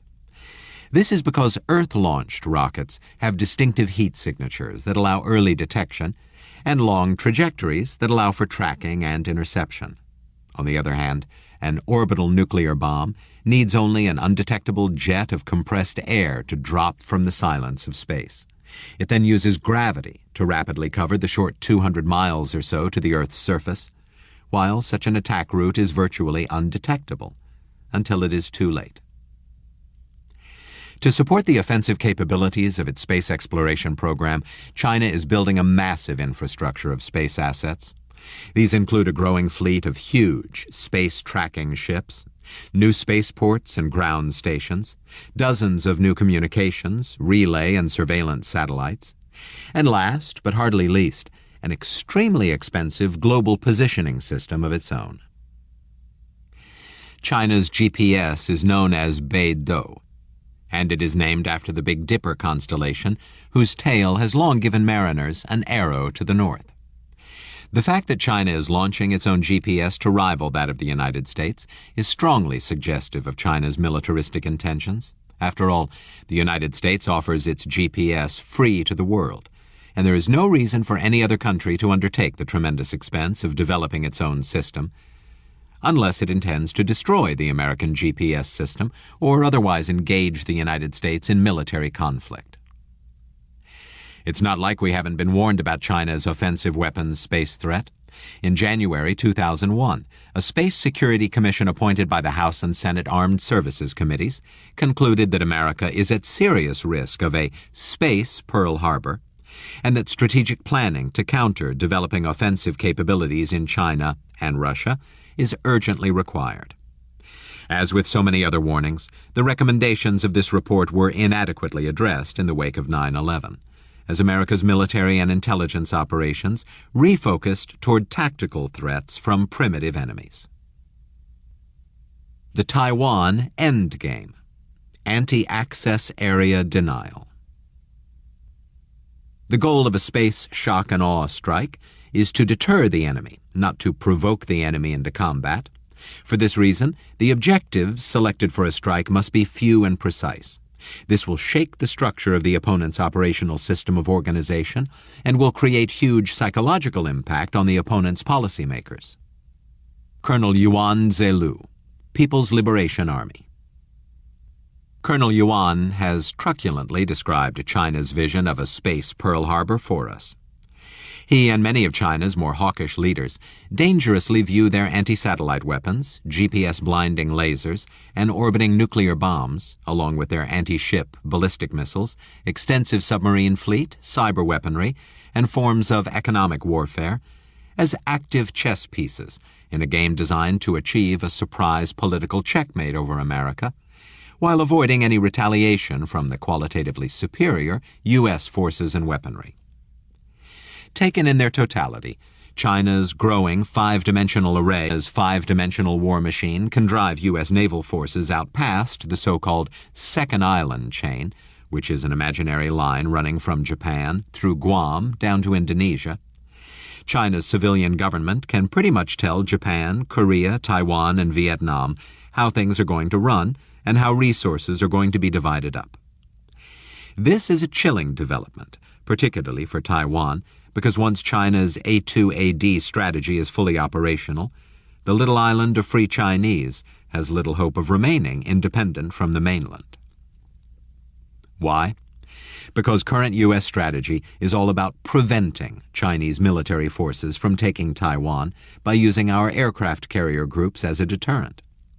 If America's Pacific Fleet is in fact driven back past the Second Island chain, Chinese military forces will be able to easily overwhelm Taiwan's defenses with their thousands of missiles and massive troop strength. After that, the United States has no real plan or conceivable option to retake the island from Chinese forces dug in among the civilians. It's the sort of situation that Captain James T. Kirk once famously described with gallows humor as, "We've got them just where they want us." These kinds of observations bring us back to the question, is China's rise into space really going to be a peaceful one? A more detailed look at what China is actually sending up into space provides even more fuel for the militaristic fire. Lock the doors on the space station. The Chinese are coming. On September 27th, a Chinese Shenzhou space capsule came within 45 kilometers of the International Space Station, and 2 of the 3 crewmen made the first Chinese spacewalk, going outside the spacecraft in their spacesuits.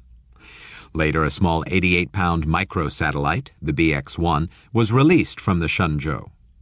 This was supposed to be a science experiment, but the fact that the Shenzhou came so close to the International Space Station and then released a smaller, maneuverable, via small gas jets, BX-1, indicated another satellite destruction drill. The BX-1 could easily have been directed at the nearby space station and destroyed it. James Dunnigan, strategypage.com. Each time China launches one of its manned Shenzhou space capsules, it also puts up a large, cylindrical, autonomously operating orbital module. Each module is about 8 by 9 feet, and because of an utter lack of transparency in the Chinese space program, the rest of the world has absolutely no idea what these modules contain. Is it nuclear bombs, spying equipment? Or maybe it's just some more purple space potatoes or an innocuous ginseng plant experiment. Who knows? Here's what we do know, at least about one of those Shenzhou missions. This incident once again illustrates the kind of in-your-face tactics of a country that would have run over Gandhi with a tank, twice to make its point. China's Shenzhou 7 mission not only sent up 3 of its astronauts, or taikonauts, it also carried a microsatellite named the BX-1. As part of the mission, the Shenzhou 7, where Shenzhou translates as divine vessel, pulled a carefully planned but dangerously unannounced stunt typical of China's war hawks. It was a drive-by buzz of the International Space Station by the orbiting space capsule. Even more outrageous, China's taikonauts also released the BX-1 microsatellite just before that drive-by, presumably so it could do its own little spy run, or perhaps, as analyst James Dunnigan has suggested, conduct a simulated anti-satellite weapons test. In the process, China violated the so-called conjunction box range, where NASA mission controllers would have considered moving the station if they had known it was coming. To understand the consternation this caused at NASA, you have to understand that China's astronauts passed just 25 miles below the space station, and the mysterious little BX-1 may have come as close as 15 miles. When you are in an orbit more than 26,000 miles long in a vast three-dimensional space and traveling at 18,000 miles per hour, that's infinitesimally close and extremely dangerous. To put an exclamation point on the possible dangers, China's state TV even announced during the flight that the 40-kilogram nanosatellite had started drifting away from its intended trajectory. That was hardly comforting for the European and American astronauts, sitting in a $100 billion aluminum can, watching a Chinese spy satellite and a gaggle of snooping taikonauts get up close and personal. Going asymmetric on America's military might. A strong enemy with absolute superiority is certainly not without weakness. Our military preparations need to be more directly aimed at finding tactics to exploit the weaknesses of a strong enemy. People's Liberation Army Daily. Before leaving China's emerging threat from space, it's useful to put its growing defensive and offensive space weapons capabilities in a broader strategic context.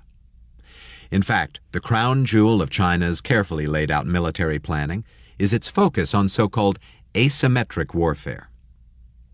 Asymmetric warfare techniques typically play the weaker but more clever David role to a more physically or technologically superior Goliath.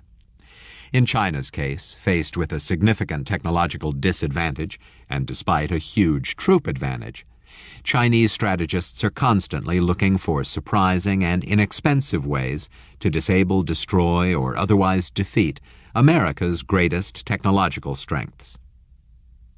We saw, for example, one typical asymmetric warfare weapon in Chapter 8, Death by Blue Water Navy.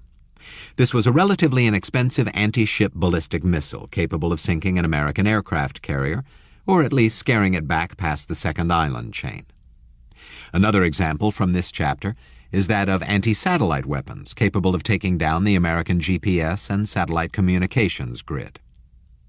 As the great Prussian military strategist Clausewitz once suggested, if you entrench yourself behind strong fortifications, you compel the enemy to seek a solution elsewhere.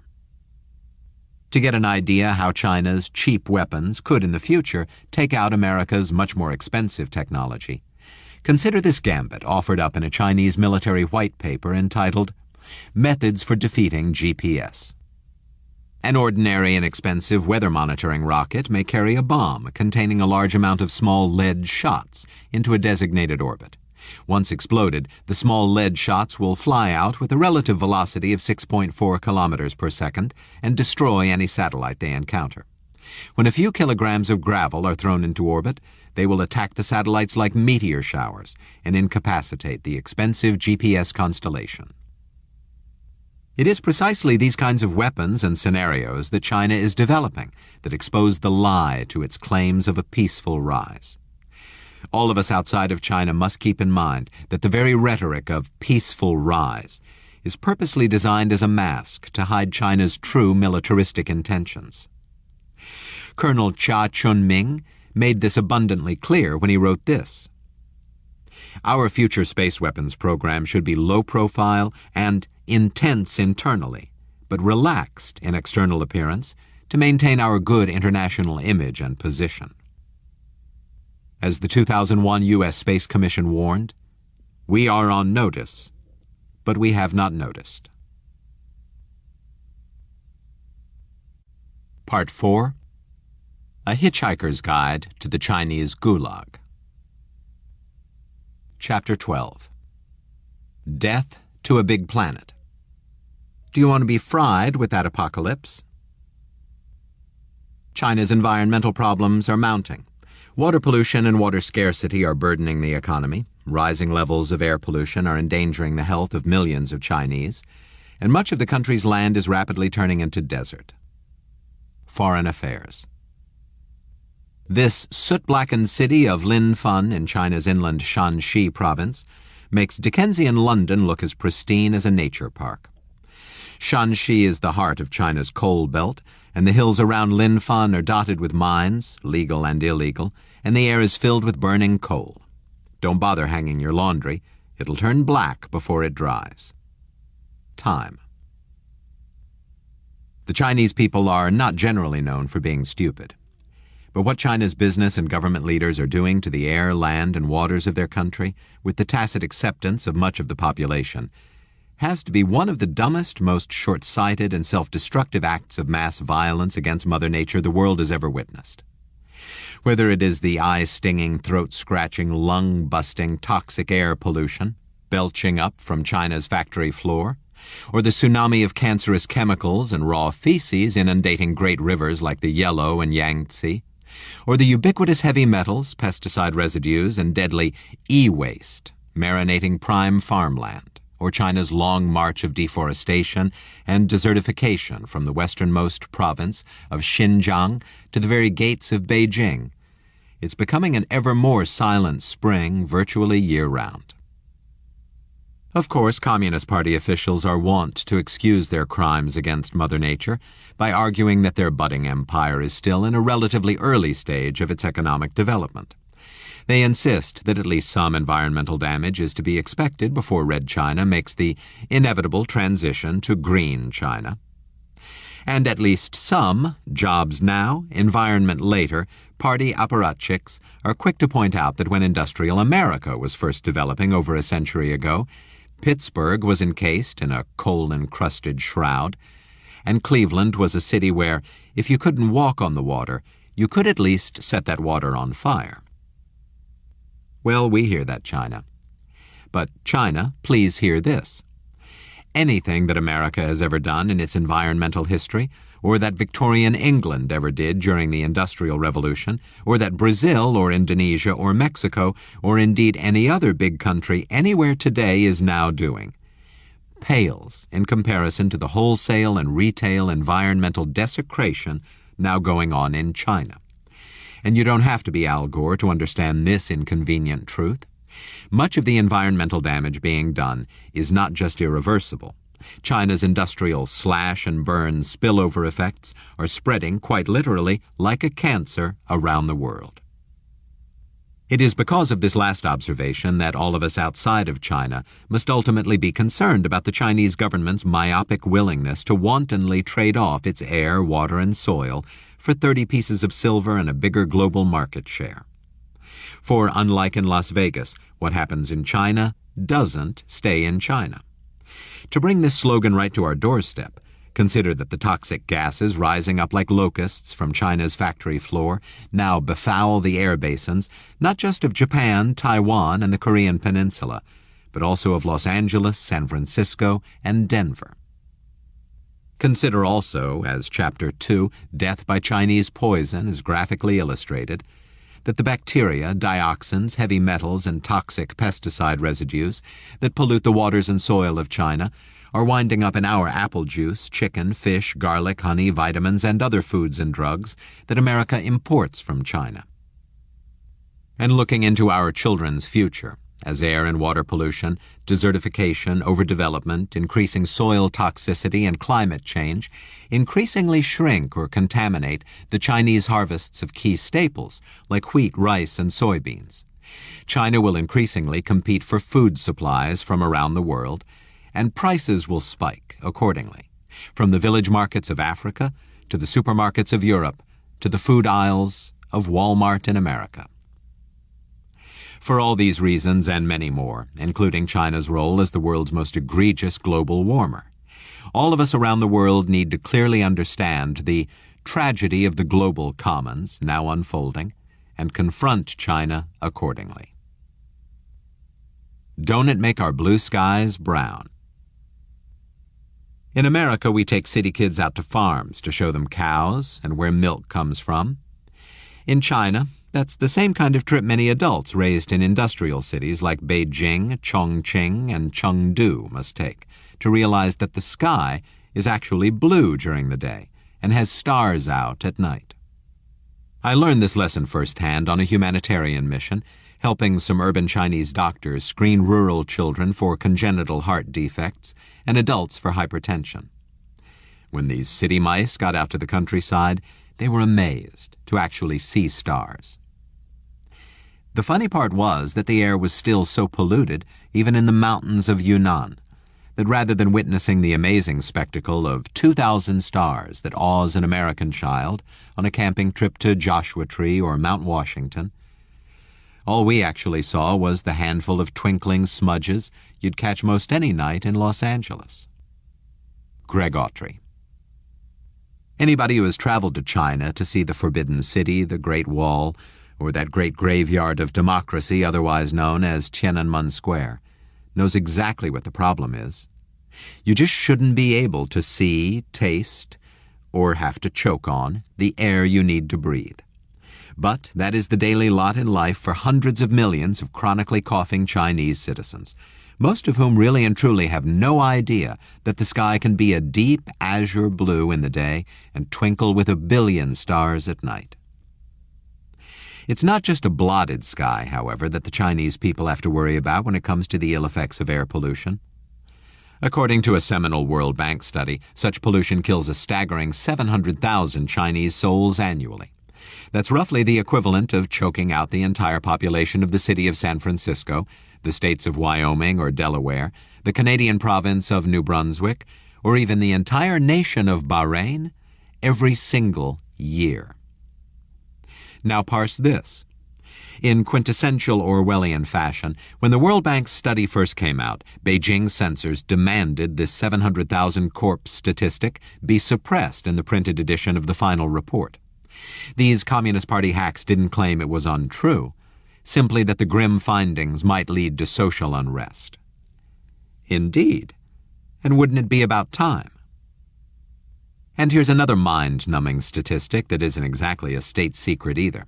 The world's most populous nation features over 100 cities with over 1 million people, and virtually every one of these teeming masses of humanity is shrouded in a toxic haze of sulfur dioxide and lung-piercing particulates. Moreover, of the 20 largest cities in the world with the absolutely worst air pollution, Mexico City and Jakarta come achingly to mind. Fully 16 of these gas mask optional metropolises are in China. Just why is the air in China so filthy?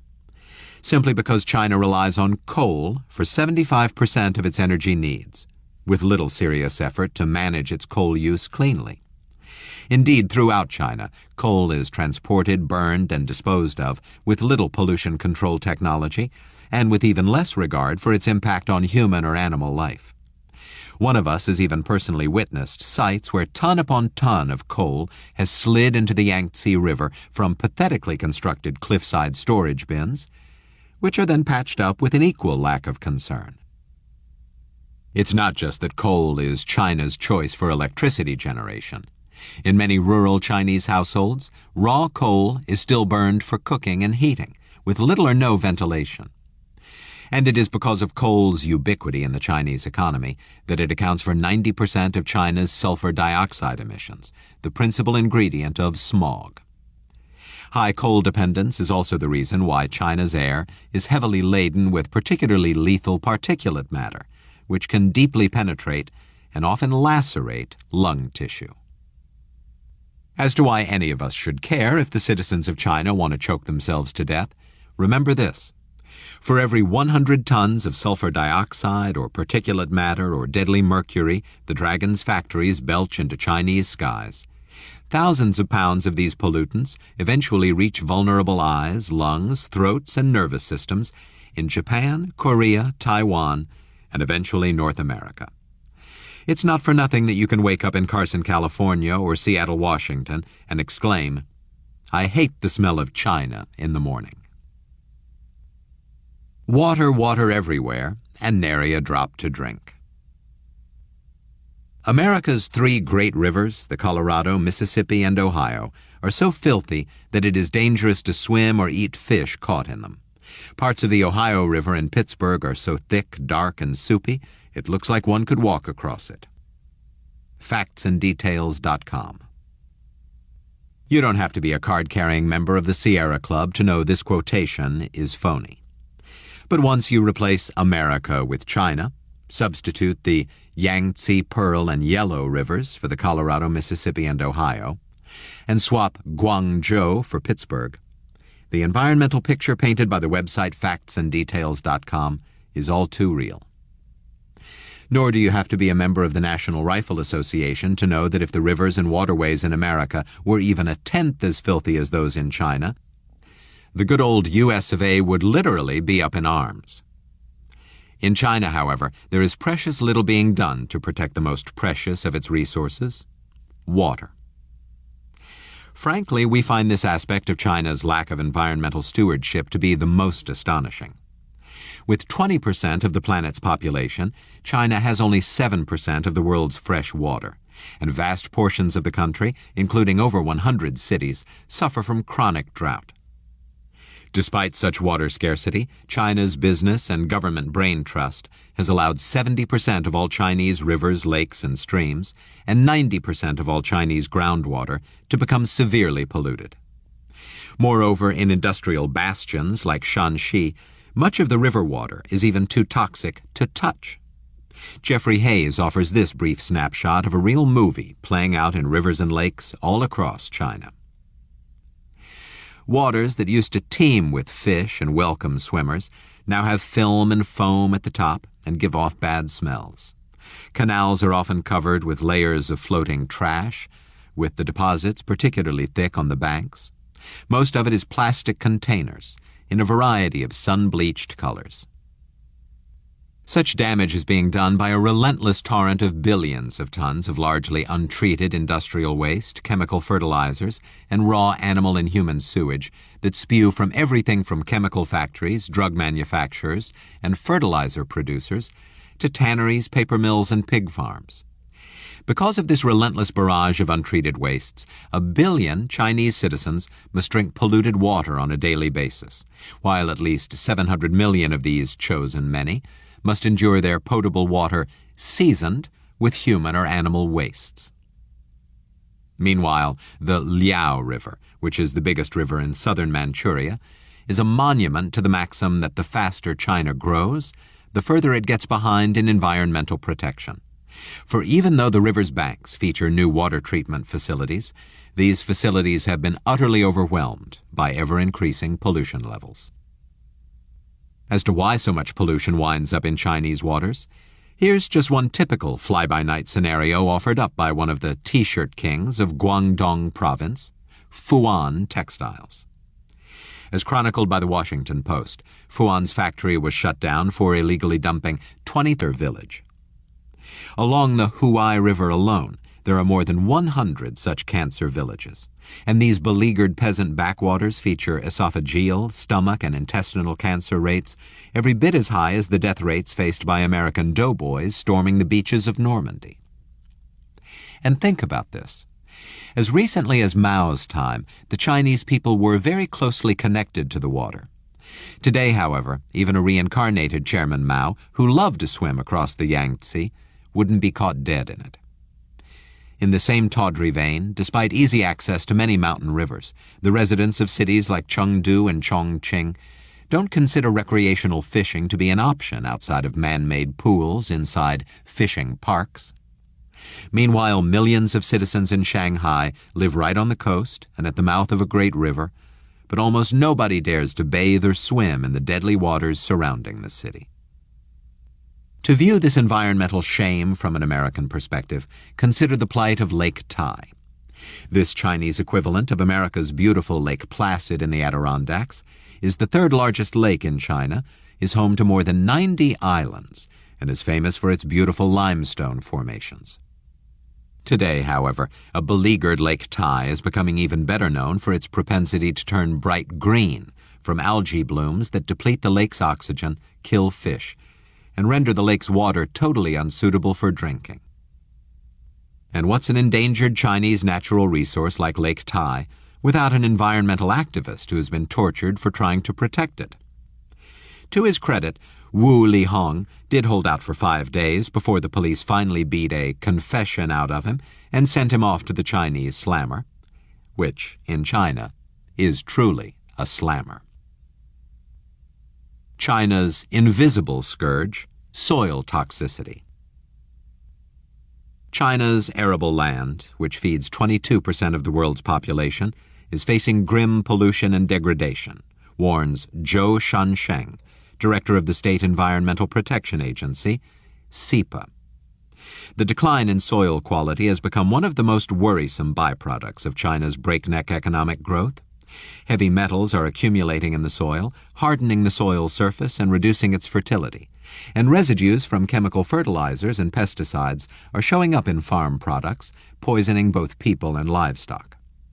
Currently, about 10 million hectares of cropland, 10% of the country's total cropland area, has been contaminated. WorldWatch Institute. China Environmental Times rightly calls soil contamination the invisible pollution, because unlike water and air pollution, it is not very visible to the naked eye. And today, in any given part of China, it truly is pick your soil poison. For example, in the electronics manufacturing hub of the Pearl River Delta, the biggest problem is with heavy metals, such as mercury, lead, and nickel. However, in the breadbasket of northern China, it's more like a flood of pesticides, while China's prime vegetable-growing areas are inundated with carcinogenic nitrates from over-fertilization. Meanwhile, in fruit fields and orchards across China, intensive use of a copper sulfate compound used in insecticides and germicides has led to widespread contamination of fruit that can cause chronic poisoning. And despite an official nationwide ban on DDT, its continued regular use and long-term impacts are apparent in the insect-free and bird-free world of western China's farmland.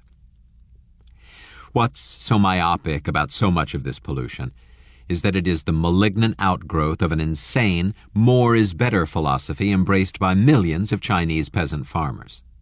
Whether it is fertilizer or pesticides for crops, or antibiotics for livestock, or lead in our toys and paint, there is no deft chemical touch in China, but rather a pour it on and paint it on mentality that is about as safe as plutonium flakes in potato chips. Just consider China's over-fertilization epidemic. Chinese farmers use more than 30 million tons of nitrogen fertilizer each year and routinely apply double or triple what crops require. According to soil expert Fusuo Zhang of the China Agricultural University, this surfeit of fertilizer has caused soil pH to plummet, and the resulting soil acidification is cutting crop production by as much as 30 to 50% in some areas. A similar Rabelaisian appetite for pesticides, together with often improper use, has led to the contamination of over 5% of China's soil, while, all told, China's loss of arable land to all toxins adds up to fully 10%. To be clear here, that's over 25 million acres down the toxic tubes. And it is the equivalent of wiping out over 80% of the farmland in Iowa. This is hardly the end of the story, however. There is also the matter of China's willingness, indeed its extreme eagerness, to be the dumping ground for one of the most toxic modern concoctions ever created, so-called e-waste. Such e-waste is the stuff of dead computers, obsolete cell phones, and other electronic gadgets. And it's a veritable heavy metal concert like no other. As Science Daily tells it, up to 50 million tons of e-waste is generated worldwide each year, enough to fill a line of garbage collection trucks stretching halfway around the world. And of course, it's China backing up its garbage trucks to collect fully 70% of that e-waste. This is not just West dumps East. It is also the 15th century meeting the 21st century.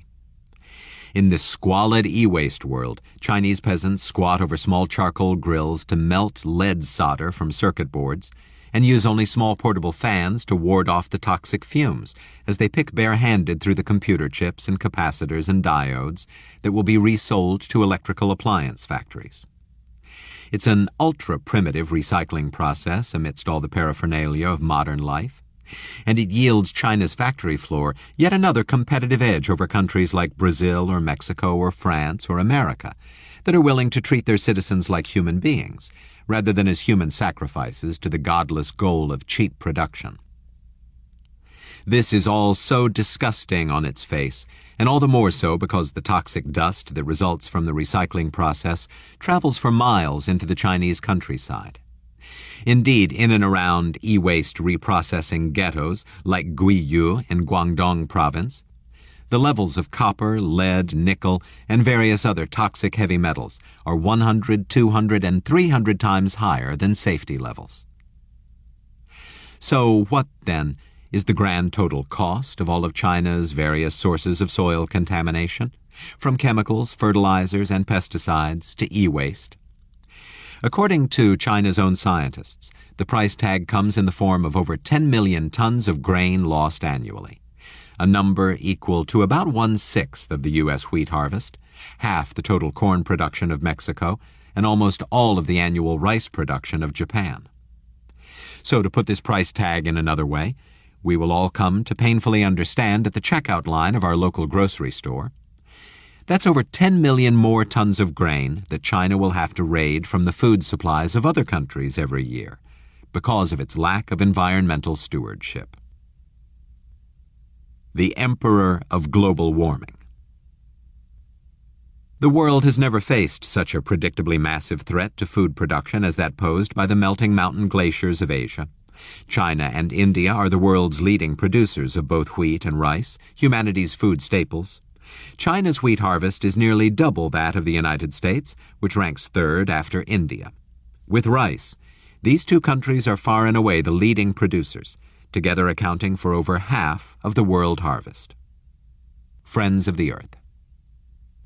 At this point, we think you get the very clear pollution picture and how China's utter disregard for its natural resources affects us all. Yet there is still one more environmental issue we need to put on the planetary table.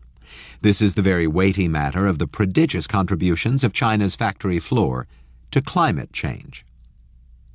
Before we delve into this issue, we know that there are many Americans who do not believe climate change is real, much less a legitimate danger. To those of you in this camp, we merely want to say this.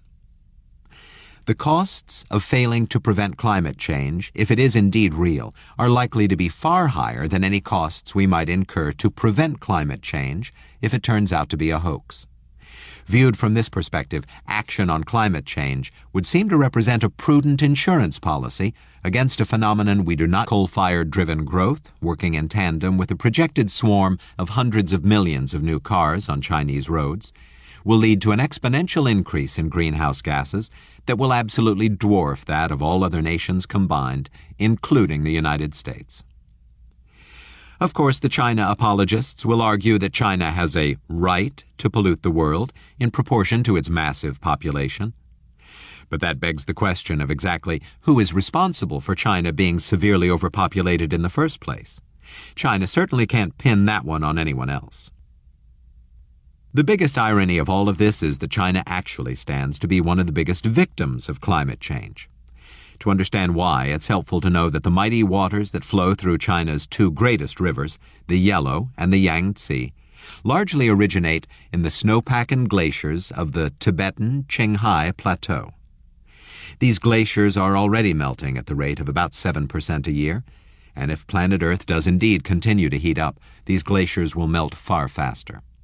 That in turn means China will first face several decades of epic flooding, followed by chronic droughts and famines as its two biggest rivers run all but dry.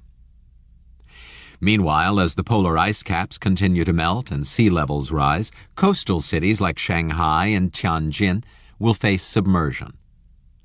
That this is a very distinct possibility is validated by this dire warning from the Red Cross's Dr. Peter Walker. Within 80 years, 30 million people in China are going to be under sea. We know it is going to happen, so we must look at ways of how to protect the area. Well, China, how about starting to protect yourself and your neighbor India and the rest of us, rather than blaming the rest of the world for the problem and demanding? The question is of utmost importance, not the least of which to Chinese citizens.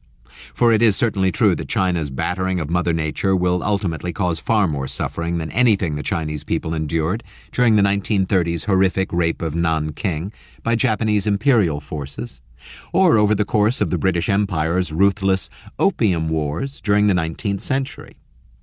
Indeed, these foreign humiliations, which the Chinese Communist Party are so fond of reminding the world of, while brutal and far-reaching at the time, now seem second-order small when it comes to the environmental humiliation the Chinese Communist Party is now inflicting on its own people. So why exactly is this grand tragedy of the commons happening? Surely part of the fault must lie squarely in the boardrooms of foreign companies like BASF, DuPont, GE, Intel, and Volkswagen that strategically export their pollution to China. Besides having fallen in love with all of the various illegal subsidies the Chinese government uses to encourage offshoring, the corporate executives of these foreign companies much prefer the fast and loose rules of China's Environmental Predation Agency to America's Environmental Protection Agency, Japan's Ministry of the Environment, or the European Environment Agency. Ultimately, however, the blame for China's death to a big planet must lie with the Chinese Communist Party itself, for not just accepting its environmental humiliation, but also for engineering and financing it. In fact, the unprecedented willingness of an any color but green China to allow the wholesale trashing of its air, water, and soil ecosystems boils down to three simple factors working in deadly interaction with an almost perfect lack of future vision. One factor is embodied in the unwritten Communist Party principle that says, pollute and grow now and protect later. From this myopic perspective, it's better to trade off another piece of the Chinese environment to steal a few million more jobs from the West and thereby keep the political peace within China than it is to pay the freight for environmental protection. A second related problem is that with so many of the enterprises in China owned by the state, the fox is not only guarding the environmental henhouse, it is running the entire chicken and egg business. In fact, China's state-run enterprises are among the very worst offenders when it comes to the wholesale dumping and spewing of pollutants into the waters and onto the land of China. Still, a third source of China's utter disregard for its environment is the Confucian idea that man's role is to conquer nature rather than to live in symbiosis with it. One of the most tragic illustrations of this fantastic Chinese delusion dates back to days of Mao Zedong and the Great Leap Backward during the 1960s. This was the time of Mao's infamous Kill a Sparrow campaign, concocted by the Chinese dictator to rid the countryside of rats, mice, mosquitoes, and public pest number one, the lowly sparrow.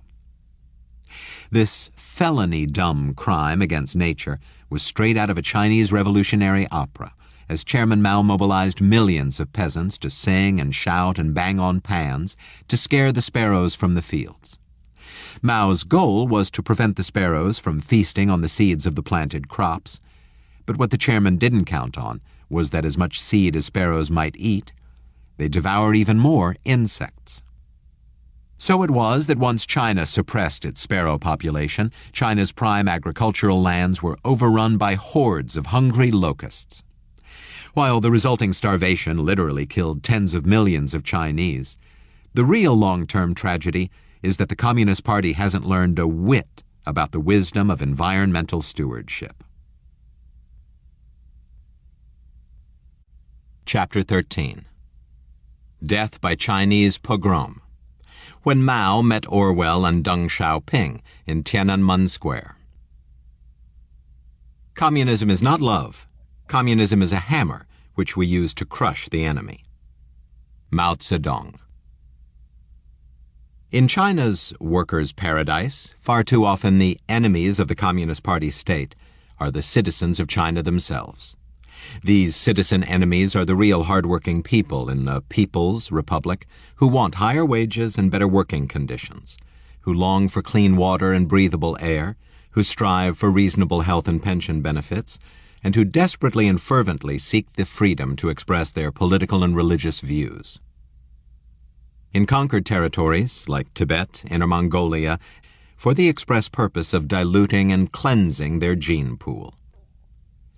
For these hundreds of millions of victims of the People's Republic of China, it's a trifecta of homegrown repression from a pollution-rife economic growth model run on 50-cent labor, a rigid class-based Communist Party theocracy that provides for little upward mobility, and an Orwell on steroids totalitarianism that watches every little move you make, constricts every breath you take, and brooks absolutely no opposition.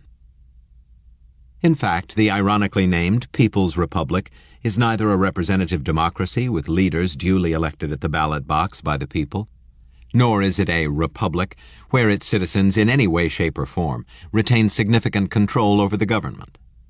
Instead, the meetings and decision-making processes of the ruling Chinese Communist Party are completely opaque and filtered by a media the party controls with an iron fist.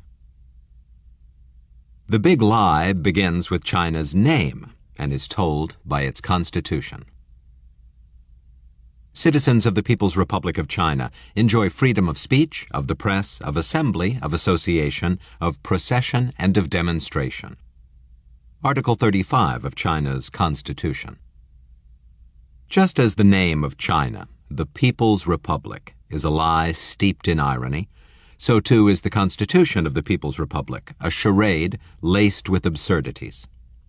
While Article 35 guarantees rights like freedom of speech, association, assembly, and demonstration, to exercise any one of them, especially demonstration, is to invite either a severe beating or jail or both. As for freedom of the press, a prerequisite for a successful police state is its ability to both control information flows and to mold internal and external perceptions of reality through the management of incoming and outgoing communications. This is a two-step process of suppressing real information and replacing it with convincing falsehoods. And China uses its newspapers and electronic media to do this very well. In fact, the latest Press Freedom Index published by Reporters Without Borders ranked China 171 out of 178, putting it just ahead of a half-dozen heavily censored black holes like the Sudan, North Korea, and Iran. As for Article 40 of the Constitution, it reads, "The freedom and privacy of correspondence of citizens of the People's Republic of China are protected by law." This, too, is laughable. Just try to go on the internet in China and send an email to a friend. Your supposedly private missive will be screened by a great firewall that employs over 50,000 cybercops and censors. And we've personally seen this happen when the police in Shenzhen detained dissidents we had scheduled to meet via email. To see China's Great Firewall in action, you can also try this. Go to an internet cafe in any Chinese city and try typing into your web browser actual phrases like freedom of speech or Tiananmen Square demonstrations. The resulting links will be blocked. Try it again, and your computer shuts down. Do it repeatedly, and you are likely to get a personal visit from one of China's cyber cops, or get bad here that, like many things in China, censorship is well integrated into Beijing's economic warfare against its trading partners and competitors. For example, banning Hollywood films from Chinese theaters over claims of cultural and moral objections, while tacitly allowing them to be pirated on the streets of Shanghai, is clearly a massive trade barrier directed at one of America's great industries. Similarly, blocking U.S. firms like Google, YouTube, and Facebook from the Chinese market, while nurturing Chinese knockoffs like Baidu, Youku, and Renren, is a clear violation of World Trade Organization rules, hidden behind a bizarre assumption that censorship is a valid excuse rather than a compounding evil. As Businessweek has noted, if Facebook grew corn or built cars, the cry would go out that China was putting up barriers to trade. And here's another entry for the irony file. The fact that so many Chinese citizens are hauled off to jail for attempts to exercise the freedoms defined in Articles 35 and 40 clearly suggests that the police in China haven't bothered to read Article 37 of the Constitution. It states, "The freedom of person of citizens of the People's Republic of China is inviolable." In fact, today there are as many as 2 million Chinese citizens languishing in more than 300 so-called re-education through labor camps, and tens of thousands of these citizens have been locked up for crimes like being an unregistered Christian, or for being outed as a member of the Falun Gong religious sect. This too is most curious, because Article 36 of the Constitution clearly states, "Citizens of the People's Republic of China enjoy freedom of religious belief." Of course, when ordinary Chinese citizens are forced to confront the stark contrast between the ideals set forth by their own constitution and the reality of their everyday Orwellian life, they themselves experience their own severe case of cognitive dissonance. Which raises the question, just how did a country with such an industrious and intelligent people and such a long and rich cultural and economic history descend into the totalitarian hell it is today? To answer that question, it is useful to look, at least briefly, into several key historical turning points. A mighty imperial nation descends into isolationist poverty. A huge Chinese fleet left port in 1414 and then sailed westward on a voyage of trade and exploration. The undertaking far surpassed anything Columbus could have envisioned. The fleet included at least 62 massive trading Galileans, any of which could have held Columbus's 3 small ships on its decks. The Emperor's Giraffe. Much of the innovation and vibrance we associate with China has its roots in the Tang dynasty from about 600 to 900 AD, and the early Ming dynasty from about 1370 to 1450. During both of these periods, China, the inventor of everything from the compass, gunpowder, and multi-stage rockets to paper money, wheelbarrows, whiskey, and chess, was by far the wealthiest, most powerful, most stable, and advanced civilization on Earth. During the Ming dynasty specifically, while Europe slumbered in the Dark Ages, China developed a robust consumer economy supported by technological innovation and a massive trading empire. It was during this period that the third Ming emperor launched the largest fleets of exploration the world has ever seen, before or since. As chronicled in Samuel Wilson's The Emperor's Giraffe, China's imperial expeditionary fleet consisted of hundreds of massive treasure ships, some half the length of a modern cruise ship. They carried tens of thousands of Chinese sailors to India, Africa, and the Middle East, and they returned with tribute and ambassadors from afar. By comparison, Christopher Columbus's ensemble was a pitiful little group of dinghies. And with this projection of its imperial fleet, China was poised to become an international power that might easily have pushed aside Spain and England in the 16th century quest for global supremacy. China's imperial dream was not to be realized, however. In 1433, powerful court eunuchs abruptly squelched the explorations, destroyed the ships, and even tried to eradicate the records of the voyage. What followed would be a ruinous policy of isolationism, during which the once great nation of China slowly fell into its own dark ages, while the West flourished. Despite its isolationism, in the early 1800s, China still accounted for fully 1/3 of the world's gross domestic product versus America's meager 3%. Yet, at this pivotal point in history, China completely rejected the Industrial Revolution. Instead, in one of the great boomerangs of history, Chinese technologies such as gunpowder and the compass were weaponized by European nations that eventually came to plunder the once proud and mighty Middle Kingdom. It was during this long period of what the Chinese refer to as the foreign humiliation that the emerging powers of the West established colonial beachheads in the port cities of Canton, Xiamen, Fuzhou, Ningbo, and Shanghai. These colonialists came not in peace, but to extract China's wealth and ship it back to England, Holland, and Portugal. It was likewise during this period that Britain launched its Opium Wars to force China to accept deadly opium imports from India so Britain could balance its huge trade deficit with China in goods like cotton, silk, and tea. These wars culminated with the Boxer Rebellion, a Chinese uprising against foreigners that was brutally put down by a joint expeditionary force of European and American armies. It was these foreign armies marching into the Forbidden City and past the tombs of the great Ming emperors that shredded the last bit of Chinese dignity, patience, and most importantly, cohesion. In the wake of this foreign humiliation, China slowly disintegrated into full-scale revolution.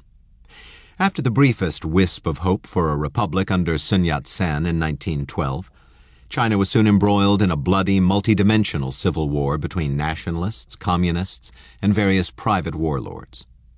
This was a debilitating chaos that invited a crushingly brutal invasion by Japan and climaxed in the rise of Mao Zedong, the founding of the People's Republic in 1949, and the flight of Chinese nationalist forces to the beachhead of Taiwan. What Mao did during Woodstock. Nanjing is a big city of 500,000. The number of people executed in Nanjing is too low. More people should be killed in Nanjing. Mao Zedong's instructions on the suppression of counter-revolutionaries in Nanjing and Shanghai. To Mao Zedong's credit, he did reunify China under ethnic Chinese, or Han, rule, unconditionally expel all foreigners, and restore Chinese pride. That said, the price the people of China have had to pay in blood, sweat, tears, forced labor, jail, and paranoia for Mao's communist-style liberation has been a very heavy one.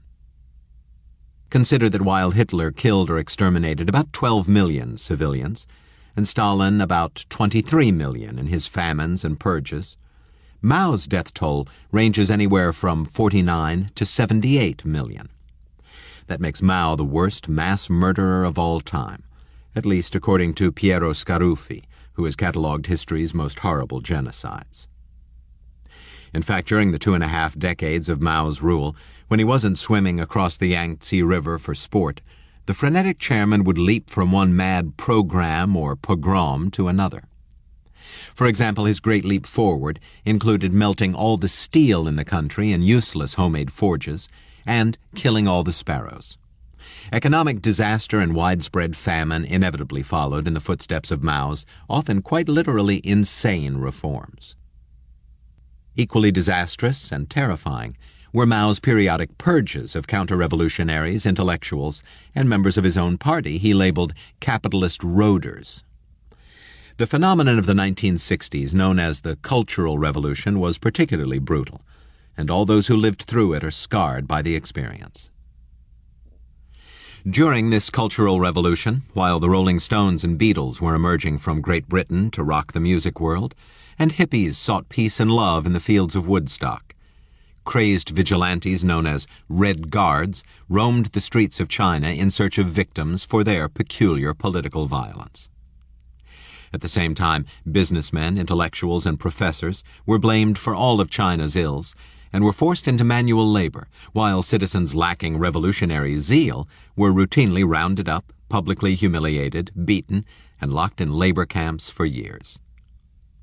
Even as the Chinese economy continued to retreat further into stagnation, the people of China were taught to lie to survive and obey to advance, and this Orwellian pall over the People's Republic remains Mao's most lasting legacy. State capitalism rises from the rubble of state communism. It doesn't matter whether the cat is black or white, as long as it catches mice. Deng Xiaoping. The man who lifted China out of the Mao economic morass was Deng Xiaoping. He was a former revolutionary and purged party leader who had been sent to work in a tractor factory during the Cultural Revolution. After his son was beaten by Red Guards and thrown from a fourth-story window, Deng was pardoned and rehabilitated by Hua Guofeng, who became Mao's heir apparent. Following the chairman's death, the wily Deng outfoxed Mao's widow and her notorious Gang of Four, as well as the man who saved him. While never formally claiming the official party titles of leadership, Deng unofficially seized power, and everyone understood he was the true puppet master. In truth, Deng Xiaoping is the most important figure in the China of today for at least two reasons. First, while the Soviet Premier Mikhail Gorbachev gave in to protesters and allowed the breakup of a communistic Soviet Union, it was Deng who ordered the Chinese military to slaughter the protesters in Tiananmen Square in 1989, thus preserving the ruthless and repressionary communist Chinese state. Equally important, Deng is credited with single-handedly pushing forward the brand of state-subsidized mercantilist capitalism that is the hallmark of the beggar-thy-neighbor Chinese economy of today. For it was Deng who opened special economic zones to the West and who would ultimately unleash a massive labor force on world markets armed with potent weapons of job destruction, like illegal export subsidies and a manipulated currency. It is this China of today creates a totalitarian police state. Chapter 14. Death by China on China. Shanghaiing the gene pool at the top of the world, and other earthly tales. Immersion in sewage, ripping out fingernails, sleep deprivation, cigarette burns, and beatings with electric prods. These are some of the torture methods used by China's police and prison officers to extract confessions and maintain discipline, a United Nations investigation has found. The Guardian of London. Just how does the Chinese Communist Party of today beat, torture, work to the bone, sterilize, jail, and kill its own citizens, and millions of Tibetans, Mongolians, and Uyghurs, or abandon female infants? Sign on a hospital wall in Daibu Village, Yunnan Province. China alone stands to have as many unmarried young men, bare branches as they are known, as the entire population of young men in America. In any country, rootless young males spell trouble. Crime rates, bride trafficking, sexual violence, even female suicide rates are all rising and will rise further as the lopsided generations reach their maturity. The Economist. It is true, all too true, that China is both grossly overpopulated and the most populous nation on the planet. Yet in many ways, China's cure for its overpopulation problem, its one-child policy, has created far more problems than it solves.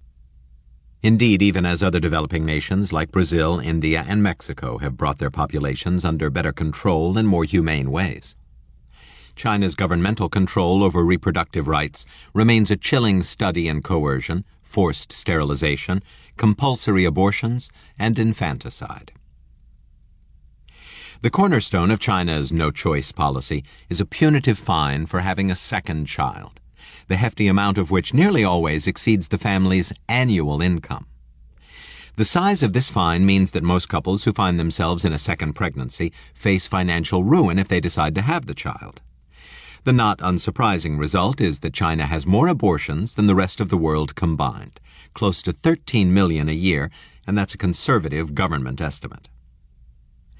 Note, however, that just because a couple may have the money to pay a fine or qualify for an exemption, it still doesn't mean they can actually have a second child. Overzealous local officials, whose promotion chances often rest on the degree of compliance with the one-child policy, have often been known to forcibly round up pregnant women. For example, Time magazine reports how 61 pregnant women were hauled into hospitals in Guangxi, where they were injected with abortion-inducing drugs. The normally pro-China Al Jazeera did a similar feature on Xiao Aiying, who was forced to have an abortion 8 months into her pregnancy because she already had a 10-year-old girl. And National Public Radio has described how Christian pastor Liang Yage and his wife, Wei Linrong, were ordered to a hospital despite being willing to pay the fine for their second child. When the couple refused to sign abortion consent forms, officials just forged their signatures and injected the wife, who was 7 months pregnant. The next day, Wei went through 16 hours of contractions before giving birth to her dead little boy, who was then tossed into a plastic trash bag by hospital staff. While Wei Linrong lost her boy, it is mostly girls who suffer from China's one-child policy. In fact, almost all of China's abandoned babies are female. Many abortions are sex-selective, and female infanticide is still common enough to require public campaigns against the practice. Given that Chinese law bars Chinese couples under 35 and those with kids from adopting, it's no wonder thousands of abandoned little Chinese girls are lucky enough to find loving homes in America, Australia, and Europe, even as China's government-run adoptions bazaar captures more foreign exchange. At least to journalist Joseph Farah, China's gender side represents the biggest single Holocaust in human history. Whether you agree, what is true is that Chinese gendercide has resulted in a socially destabilizing gender imbalance. In fact, China now has 119 baby boys registered for every 100 girls, while in some provinces the ratio is as high as 130 to 100. Today, as a result of the perverse effects of China's one-child policy, more than 100 million Chinese men are unable to find wives. These bare branches, as they are referred to in China, total more than the male populations of Japan and South Korea combined, or the entire population of young men in America. The inevitable result has been a dramatic rise in prostitution, and all that comes with it, sex slavery, and even the kidnapping of women from foreign countries. In fact, the Washington Post claims that as many as 100,000 North Korean women have been imported into China as sex slaves. What happens in China doesn't stay in China, indeed. The 3 autonomous provinces of the apocalypse. We have been cheated, murdered, raped, violated, deprived, betrayed, discarded, sold, and tortured for too long. Kekenos Siddiq, Uyghur protester. Forced sterilization isn't confined to Chinese women seeking to have a second child. It's quite literally a standard operating procedure in Tibet, Inner Mongolia, and East Turkestan, 3 of the so-called, and ironically named, autonomous provinces of China. Here's the bigger ethnic cleansing picture. Despite Beijing's claim that Tibet, Inner Mongolia, and East Turkestan have nominally been under the sway of China for years, the reality is that these regions maintained their proudly distinct cultures and generally exercised home rule until the communists' tanks rolled in during the 1950s.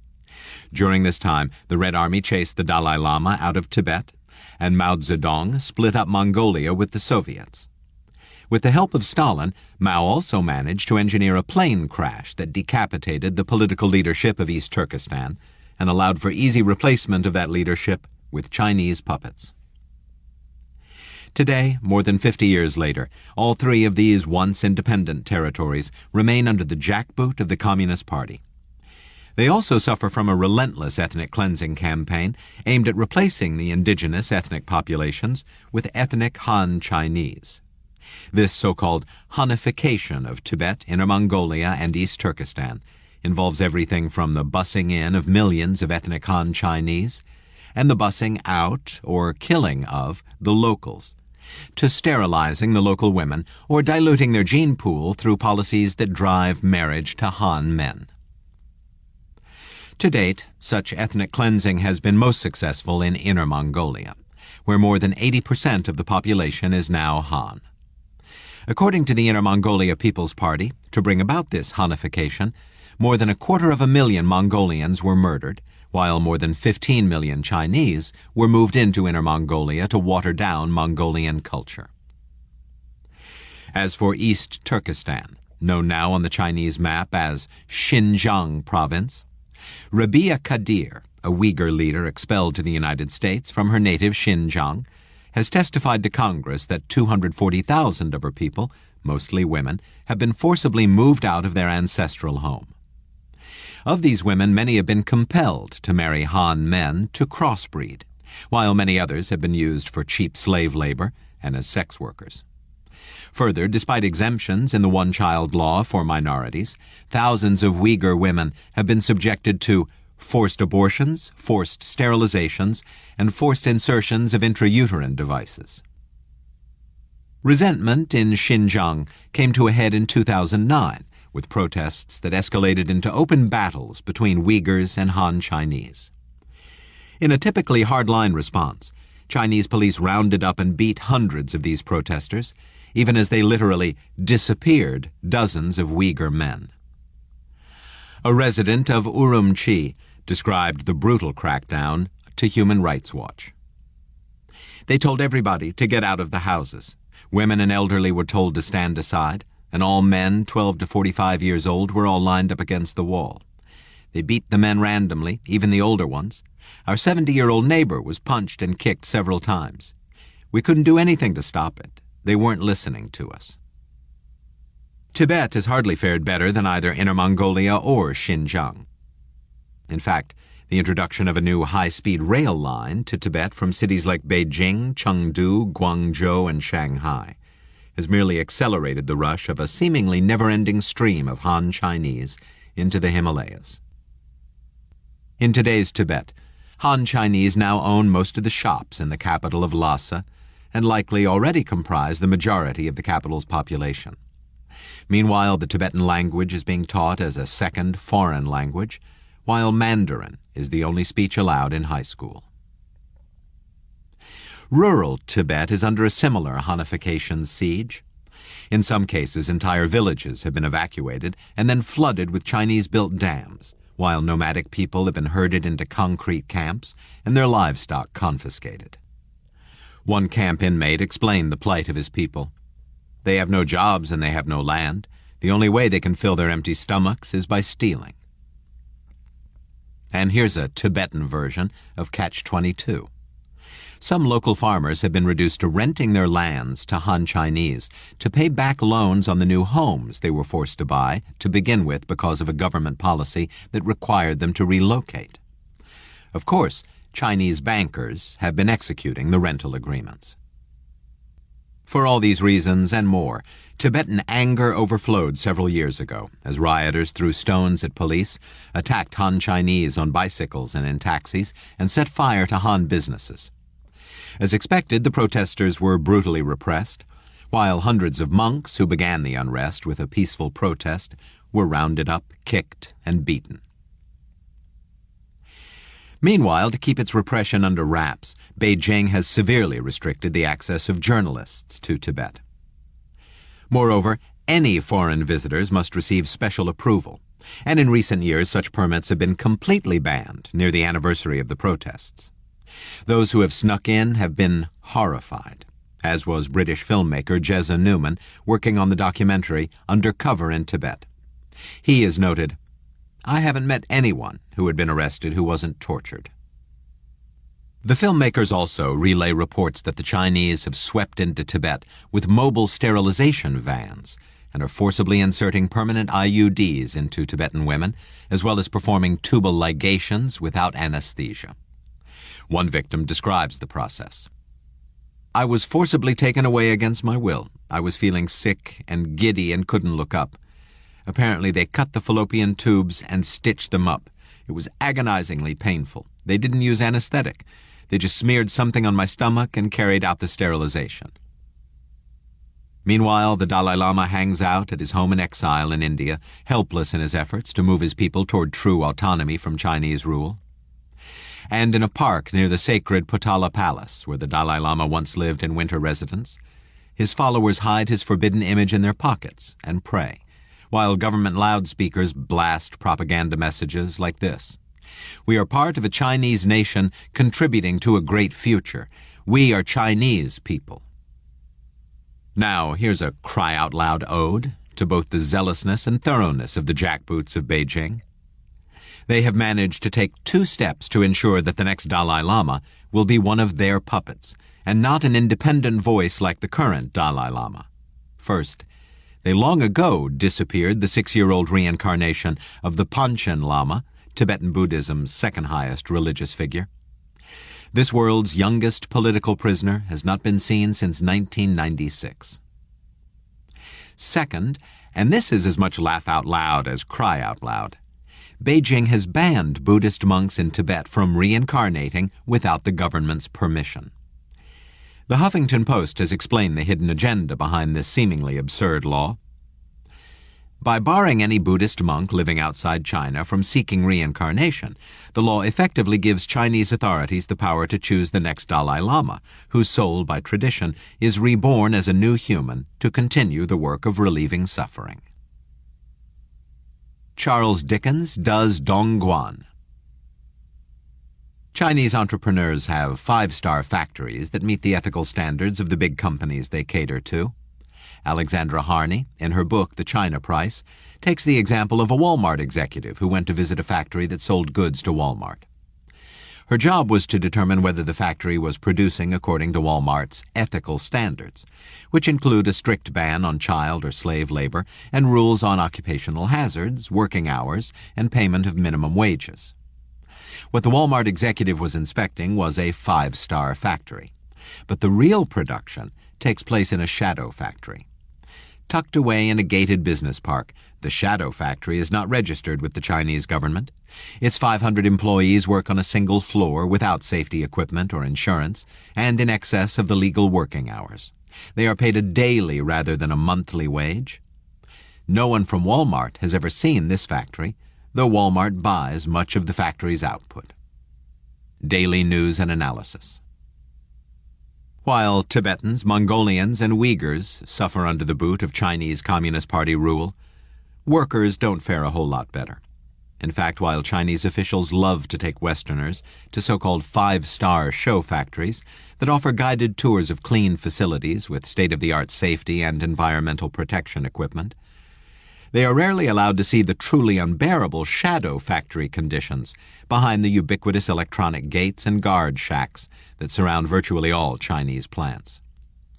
As a worker in a South China factory where Microsoft Xboxes are assembled has explained, it is only when the foreign clients show up that management turns on the air conditioning. Laboring in sweltering sweatshops is just one of the many quasi-slave labor conditions that millions of Chinese workers face. This is true even in factories ostensibly under the direction of large American firms like Microsoft and Walmart. Consider, for example, the Yuwei Company in the southern city of Dongguan. It makes metal and plastic components for auto parts like brakes, doors, and gear shifts, and the Ford Motor Company accounts for 80% of its business. In addition, Yuwei services companies like General Motors, Chrysler, Honda, and Volkswagen. And as part of its American connection, Yuwei even has a U.S. office and warehouse in Ann Arbor, Michigan. Now, here's what life is like for workers at the Yuwei facilities, according to a 2011 investigative report entitled Dirty Parts, Where Lost Fingers Come Cheap, Ford in China.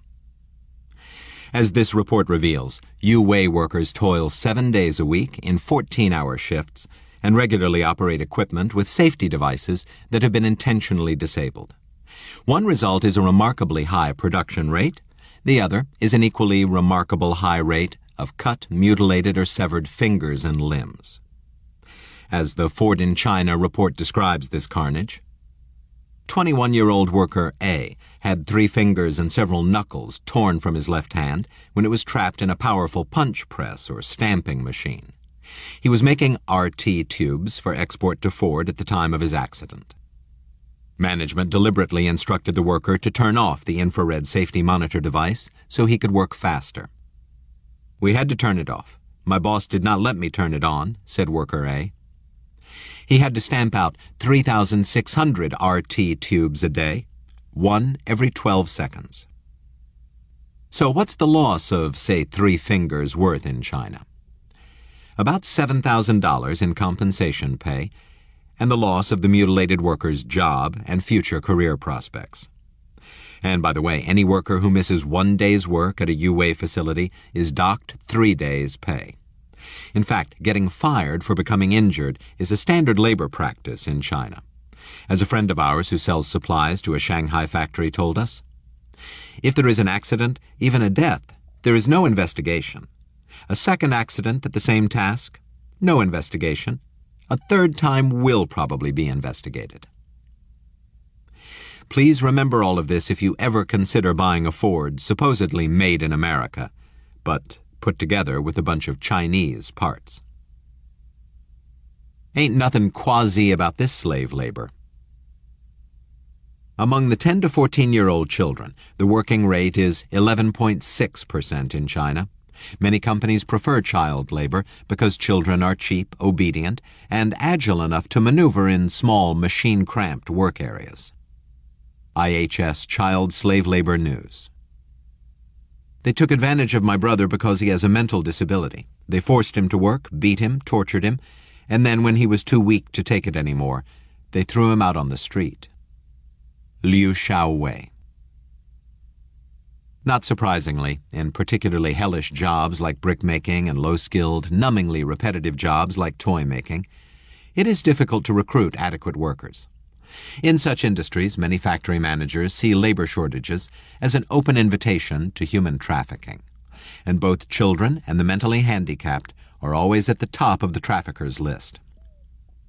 In some cases, the children or mentally handicapped are tricked or coerced by phony recruiters who sell them to factories. In other cases, they are simply kidnapped, often by the factory owners themselves. Either way, they wind up in unspeakable working conditions. Such was the fate of poor Liu Xiaoping, a mentally challenged 30-year-old. He was taken from his family by one of China's New Age slave dealers and sold to a brick kiln, notorious for being among the most brutal of China's many labor hells. When the kiln was done with Liu, it tossed the broken but still alive man out onto the streets with what the Los Angeles Times described as hands as red as freshly boiled lobster from handling hot bricks from a kiln without proper protective gloves. Along with these lobster hands, this man-child in a land of broken promises had chain marks on his wrists and burns on his legs where the foreman placed scalding bricks as punishment. Where's Charles Dickens when you need him? And by the way, even in the most worker-friendly of China's factories, often unbearable stresses are created from having to live hundreds of miles from home with strangers while enduring long hours and the grinding monotony of assembly work. One of us, Autry, saw this firsthand on a visit to the highly secretive Foxconn city in Shenzhen. This is the world's largest factory with 350,000 workers, making products like Apple's popular iPad. As Chinese factories go, Foxconn's Taiwanese-run facility is far better than most. During his visit, Autry saw dorms, kitchens, and work areas that were first-rate, at least by Chinese standards. There were even game rooms, gyms, and pools. However, the most ubiquitous amenity at Foxconn is the string of safety nets protruding from the second story of every building. These nets were put in place to halt a rash of worker suicides. And that's sadly representative of China's solution to intolerable working conditions. Don't improve them. Just make it harder to kill yourself by jumping out a building. Don't bother checking for the union label. Of course, one big reason Chinese companies can so thoroughly exploit their workers is because organizing a real trade union in China's workers' paradise is effectively illegal. Meanwhile, the official government-backed All China Federation of Trade Unions is simultaneously a puppet for the companies it serves and a tool for management to spy on and control workers. China's slave labor situation is further compounded by this abiding fact of Chinese labor relations. Most organized attempts by workers are ruthlessly crushed by either the cops or hired thugs, with the hiring of thugs for beatings and intimidation a common practice in China.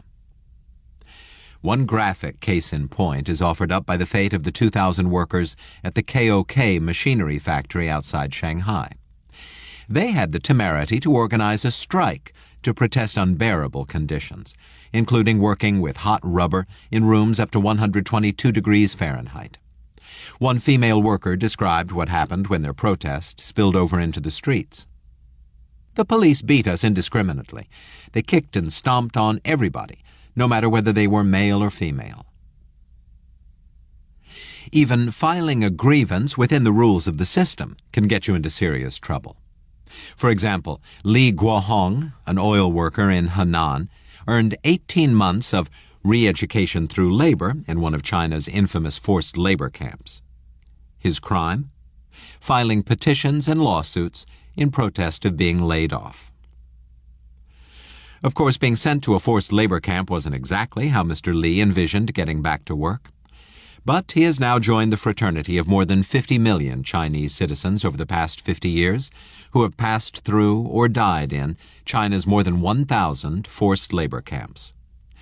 Today, these camps, known infamously in China as the Lao Gai or Lao Jiao, contain as many as 7 million Chinese citizens, many of whom are guilty of nothing more than attempting to exercise some freedom to speak, worship, assemble, or organize. And here's a final observation on the right to strike in China. The only circumstance that the government will allow such strikes to flourish is when they help Chinese enterprises beat foreign competitors.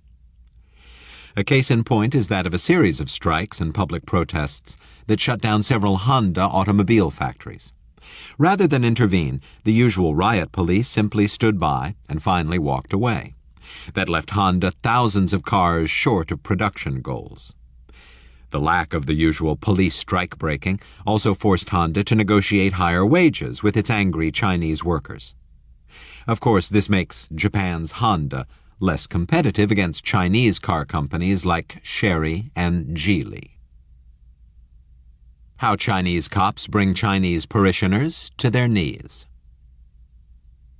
The persistent desire to control the most intimate area of citizens' lives, namely their conscience, and to interfere in the internal life of the Catholic Church does no credit to China. On the contrary, it seems to be a sign of fear and weakness rather than of strength. Communiqué of the Vatican Holy See. Communism is a secular faith that can brook no dissent, and the Chinese Communist Party does its best to follow Marx's edict to abolish religion. To that end, the party requires that all religious activity be conducted through state-approved churches, while unregistered religious activity can result in severe punishment. Just consider the case of Yang Xuan. This pastor of the unregistered Lin Fun Church in Fushan received a sentence of 3 years for building an illegal church. Then his wife Yang Rongli was first severely beaten for organizing a protest of her husband's detention, and then slapped with 7 years' imprisonment. As you read this description of what happened at the Lin Fun Church, imagine for the moment that Lin Fun is a church in your own neighborhood. In the early morning hours of Sunday, September 13th, Lin Fun Church members were jolted awake by rowdy, screeching intruders. A mixed mob of 400 police officers, local government officials, and hired thugs beat the church members who were sleeping at the construction site of their new church building. Heavily bleeding, more than 20 members were severely injured and hospitalized. Local officials instructed the hospitals not to give the victims blood transfusions, forcing them to be relocated to regional hospital care. As for access to the Holy Bible, copies may only be printed by the officially approved China Christian Council, and quantities are limited by the government. Moreover, unapproved printings and distribution of Bibles or Christian literature can result in arrest. Of course, it's not just Christians and closet Catholics who risk the ire of the Chinese Communist Party. It's also quasi-religious groups like the Falun Gong, whose members regularly experience the tip of the Chinese sword. In many ways, the extreme antipathy of the Communist Party toward the Falun Gong is puzzling. Falun Gong practitioners follow a peaceful philosophy based on Buddhism and Taoism, and they practice a series of physical exercises derived from traditional Chinese Qigong. These exercises are designed not to overthrow the Chinese communist state, but rather to align one's breath, physical nature, and consciousness with the central tenets of truthfulness, benevolence, and forbearance. In the late 1990s, this then fast-growing sect attracted the attention of the communist security apparatus and propaganda system, which promptly labeled it a dangerous cult. The Falun Gong reaction was, in hindsight, a huge political miscalculation. When 10,000 adherents gathered in silent protest outside the walls of the communist leader's compound in Zhongnanhai, this frightened President Jiang Zemin, and he ordered the Communist Party to crack down hard. In the months following the protest, Vice Premier Li Lanqing reported that over 35,000 Falun Gong members were rounded up, and since that time, the persecution of members has been as brutal as it has been relentless. Of course, the Communist Party's harsh response has produced some serious blowback in the form of a Falun Gong-led anti-Communist Party campaign that features a worldwide newspaper and satellite television service. In China, however, the repression of this sect continues unmercifully, and thousands of its adherents have been shipped off to the Chinese Laogai gulags for beatings and torture. Falun Gong practitioners are also often sequestered in so-called psychiatric ward extensions of the Laogai, where all manner of brainwashing is attempted. According to the congressional testimony of Ethan Gutman, Falun Gong comprises between 15 to 20% of the Laogai system. That's about 500,000 to 1 million Falun Gong in detention on average, representing the largest Chinese security action since the Maoist period.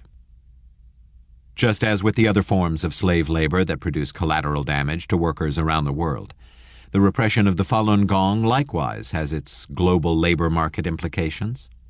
To see these implications, we end this chapter with this description of a typical day in the life of a Falun Gong prisoner from the Falun Dafa Information Center. Mr. Wang Zhengping is handicapped and can't knit as fast as the others. It's almost 2:00 a.m., and the Division 6 prisoners have been working since dawn. They have to meet the deadline. His fellow Falun Gong practitioners nod off, only to be wakened by guards stabbing them with scissors. Mr. Wang is exhausted. The guards throwers get rich, and where Falun Gong practitioners slave to pay for the purchase of the electric batons that will shock them if they slow down. These are places where persecution drives profit. These are places where sleep and food deprivation, filth, stench, beatings, heat, cold, and toxic odors are daily routines. These places are where products for export are made by the slave labor of prisoners of conscience. Doctors, teachers, and students abducted from their homes for practicing Falun Gong. Part 5. A Survival Guide and Call to Action. Chapter 15. Death by China Apologist.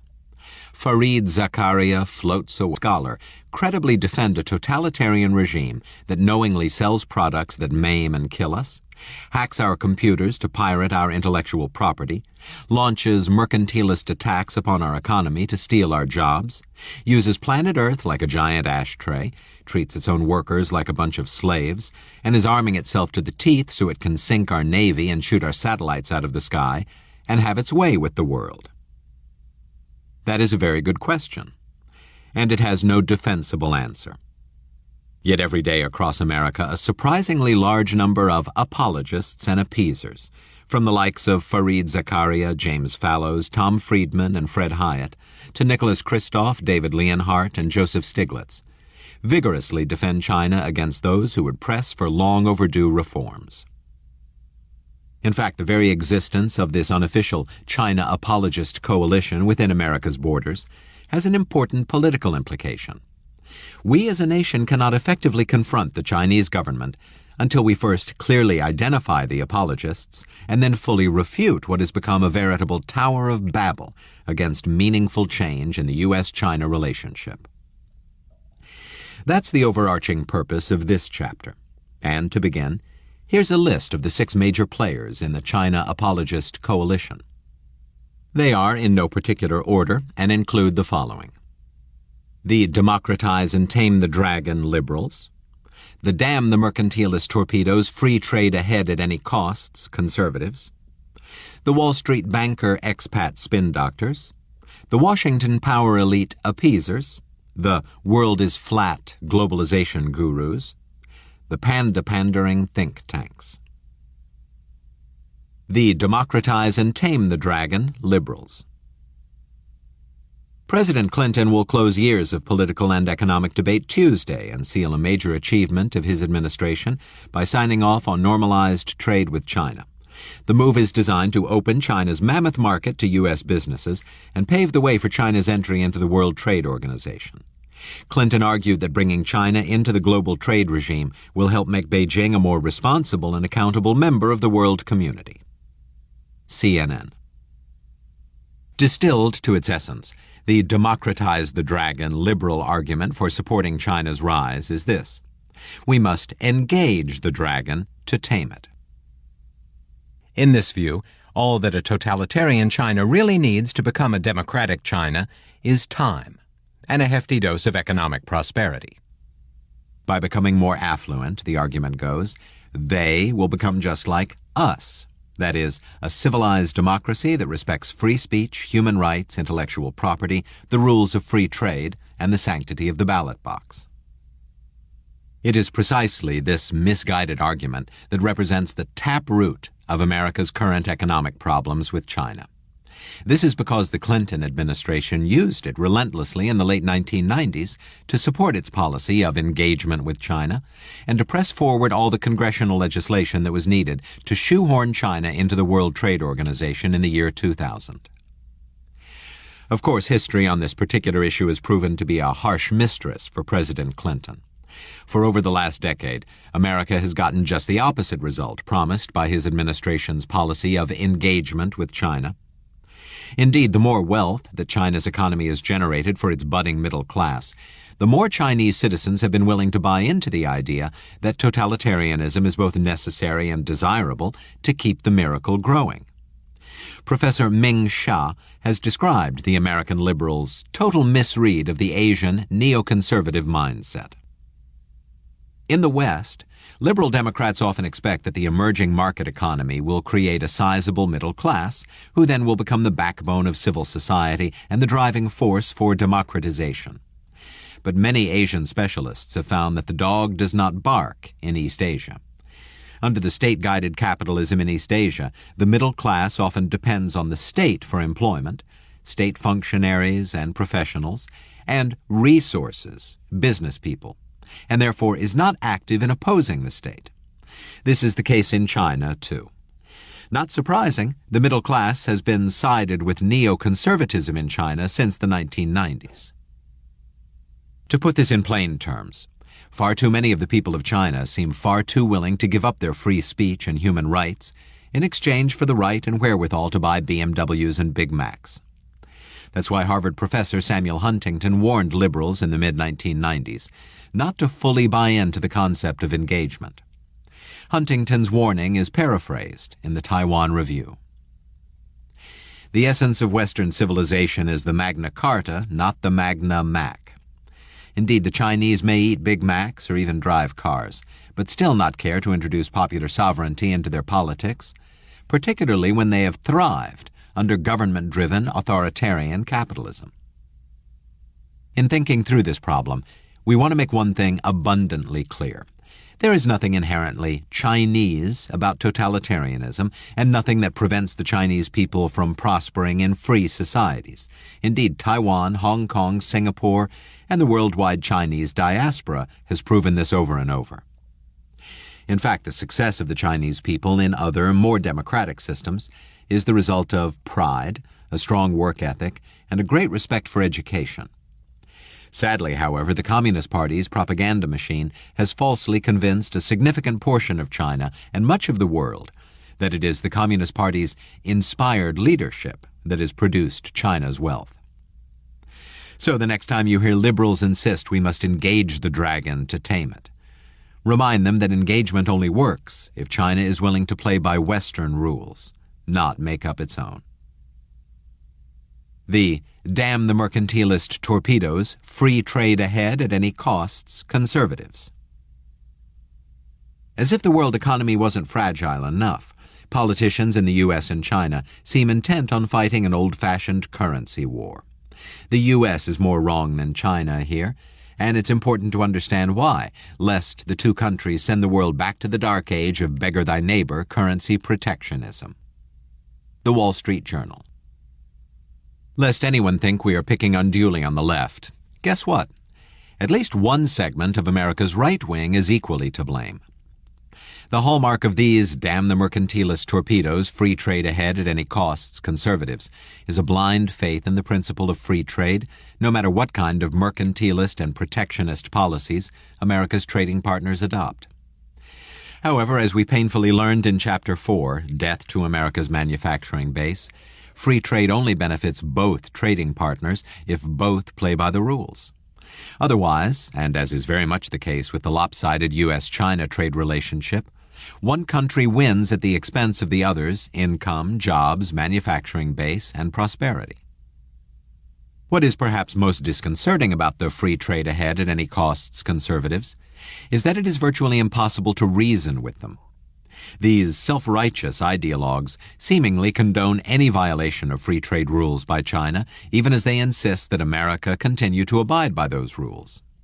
Indeed, nowhere in this ideological mindset is the intellectual flexibility to distinguish, for example, between bad protectionist tariffs and quotas designed to close markets to foreigners versus legitimate measures of self-defense like countervailing duties in the presence of illegal Chinese government subsidies.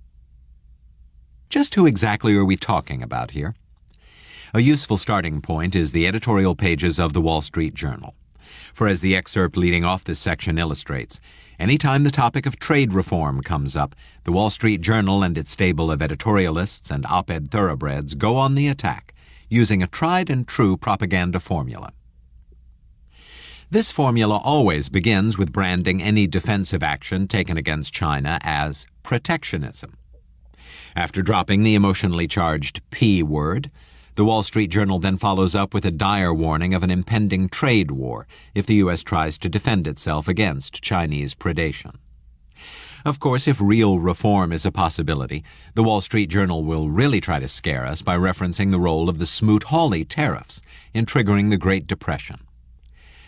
It's all so much cow manure, but it is undeniably potent propaganda that has served the Wall Street Journal's free trade ahead at any costs agenda well over the years. Which is not to say that the Wall Street Journal is alone among the elite members of the financial press in its bashing of would-be China reformers. Regrettably, two other major global players, the daily Financial Times and the weekly Economist magazine, suffer from a similar ideological disposition to ignore China's unfair trade practices, for fear that cracking down on such practices might somehow undermine the global free trade regime. We would also be remiss if we did not include in this particular apologist camp various conservative academics and members of several of the nation's conservative think tanks. For example, Dan Griswold at the Cato Institute and Ed Fulner of the Heritage Foundation can be frequently heard playing this free trade tune. And Harvard's Greg Mankiw and Stanford's Ronald McKinnon can likewise be counted on to run up the free trade flag at the first sign of congressional bills on topics like currency reform. However, what all these brittle ideologues don't seem to realize is this. China is doing far more harm to free trade as a long-term global proposition than any defensive crackdown on Chinese mercantilism and protectionism would ever entail. The Wall Street banker expat spin doctors. The combined resources of Goldman Sachs, GSGH, and Gao Hua represent the largest team among international investment banks in China. Goldman Sachs website. While we do not question either the integrity or the motives of the democratize and tame the dragon liberals or free trade ahead at any costs conservatives, they fervently embrace their positions based on an ideological commitment. The same charitable assessment cannot, however, necessarily be granted to our third member of the China financial interests. Arguably, the worst offenders in this group are financial giants like Goldman Sachs and Morgan Stanley. They have set up some of the largest American shops in China, regularly hobnob with Chinese officials, and want to make sure that nothing rocks their golden boat. Toward that end, they have employed two of the highest-profile hired guns in the China debate, Jim O'Neill, chairman of Goldman Sachs Asset Management, and Stephen Roach, former chairman of Morgan Stanley Asia. Like the Wall Street Journal's editorialists, each is quick to brand anyone who seeks reform with China a protectionist or China basher, and both enjoy rock star status in the government-run Chinese media. But what most distinguishes these two heavy hitters from the crowd is their own clever use of economic arguments and tortured use of statistics. Consider, for example, Jim O'Neill. On the eve of a critical decision by the U.S. Treasury Department on Chinese currency manipulation, the Financial Times gave O'Neill a column to make the incredible claim that the renminbi, another term for the Chinese yuan, is very close to the price that it should be. Right, Jim. And Mao Zedong was a capitalist. Or how about this fear-mongering excerpt from the Beijing-run China Daily, which is ever quick to give Stephen Roach some of its blood-stained ink. Morgan Stanley Asia chairman Stephen Roach said Friday it was ironic for the U.S. to blame China's currency for its high unemployment rate and trade deficit, and trade sanctions on China would have a disastrous outcome for the United States. The U.S.-China bilateral trade deficit has very little to do with the renminbi. It reflects the fact that America does not save, and countries that do not save have to import surplus savings from abroad. Wow!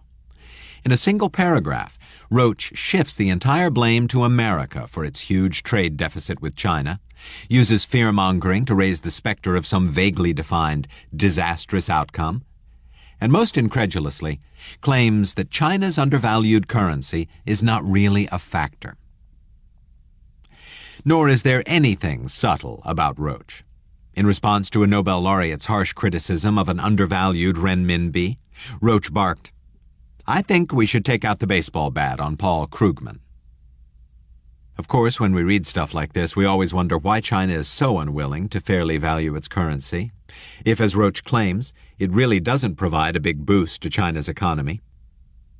As for the claim, America does not save, Roach refuses to acknowledge the important role that China's currency manipulation process plays in artificially suppressing America's interest rates and thereby its savings rate. What is perhaps most irksome about the likes of O'Neill and Roach is their willingness to torture statistics until they will say anything they want. Consider this claim Roach made in an interview in Barron's. Last year, the U.S. ran trade deficits with 90 countries. China was the largest, but there were 89 others that account collectively for a lot more than our trade deficit with China. Oh, really, Mr. Roach?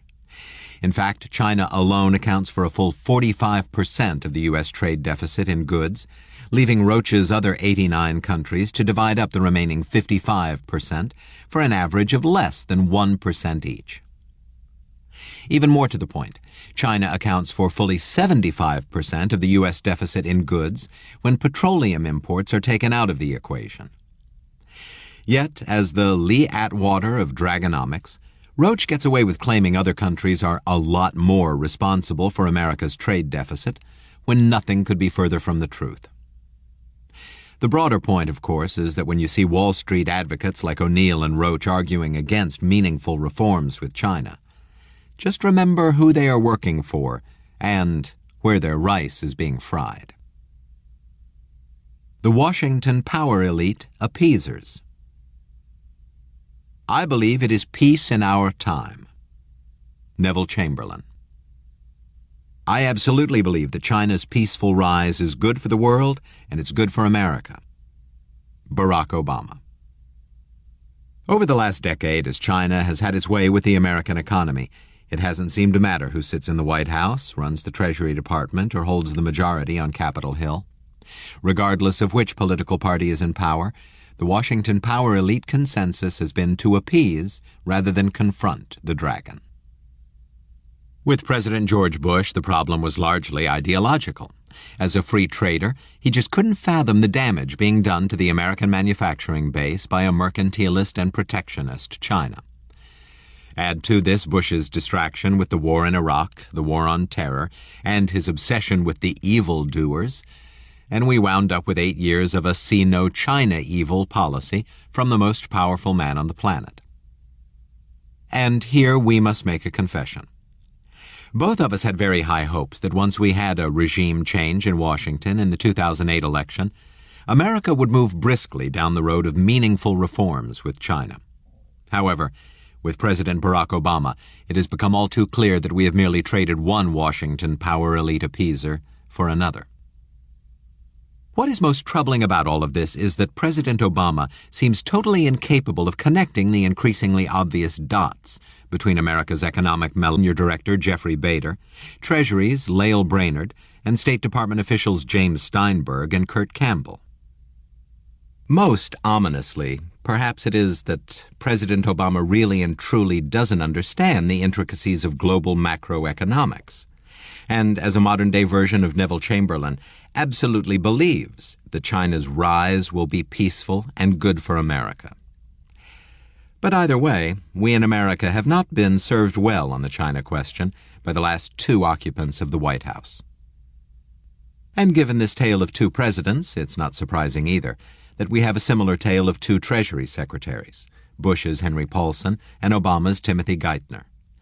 Despite numerous opportunities and overwhelming evidence, both men have repeatedly refused to take one of the most important and direct steps this nation could possibly take on the way to meaningful trade reform with China, namely, to brand China a currency manipulator. Of course, nobody really expected Hank Paulson to crack down on China's currency bombings. After all, before becoming Treasury Secretary, Paulson was one of the most important ringleaders of the Wall Street banker expat spin doctors. Indeed, as chairman and CEO of Goldman Sachs, Paulson made over 70 trips to China. Paulson's China connection helped earn his firm hundreds of millions of dollars, and no way was this Wall Street insider going to bite the Beijing hand that had fed his Goldman Sachs comrades so well. As for how Timothy Geithner turned so quickly into a China apologist, this is much more of a mystery, and boy, do we mean quick. In a now you see it, now you don't New York Minute, Geithner went from China reformer, promising to brand China a currency manipulator during his confirmation hearing, to China appeaser as soon as he sat down in the Treasury Secretary's office. The world is flat, globalization gurus. So far, America's economic relationship with China has been successful and beneficial for both sides. A factory work shift in China is typically 12 hours, usually with 2 breaks for meals, subsidized or free, 6 or 7 days per week. Whenever the action lets up, if the assembly line is down for some reason, if a worker has spare time at a meal break, many people place their heads down on the table in front of them and appear to fall asleep instantly. James Fallows. How can an American intellectual like James Fallows reconcile his first statement with his second observation? This, too, is a good question. But if America's globalization gurus are good at anything, it is the ability to sweep contradictions under the rug with through-the-looking-glass-like tales, such as China's heavy reliance on sweatshop labor somehow being beneficial to America and its workers. As for who the globalization gurus are, they are the men, and occasional women, who write artful prose and inhabit the pages of prestigious national magazines and newspapers like the Atlantic Monthly, the New York Times, and Time magazine. Besides Fallows, they go by names like Tom Friedman, Nicholas Kristof, and, yes, the aforementioned Fareed Zakaria. What these Pied Pipers of a despairing flat world have in common is the misbegotten belief that American workers and the companies that employ them no longer have the capability to be cost competitive with developing nations like China. This counsel of despair is both a curious and counterfactual one, because historically, the United States has always been able to compete with lower-wage nations through its superior productivity advantage.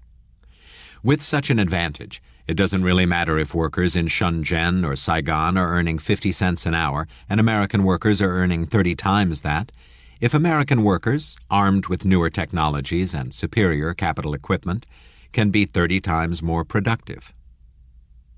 Of course, America's problem today with China is that it doesn't just have to compete with low wages. As we discussed at length in Chapter 4, American companies and their workers must also overcome China's illegal export subsidies, currency manipulation, and numerous other weapons of job destruction.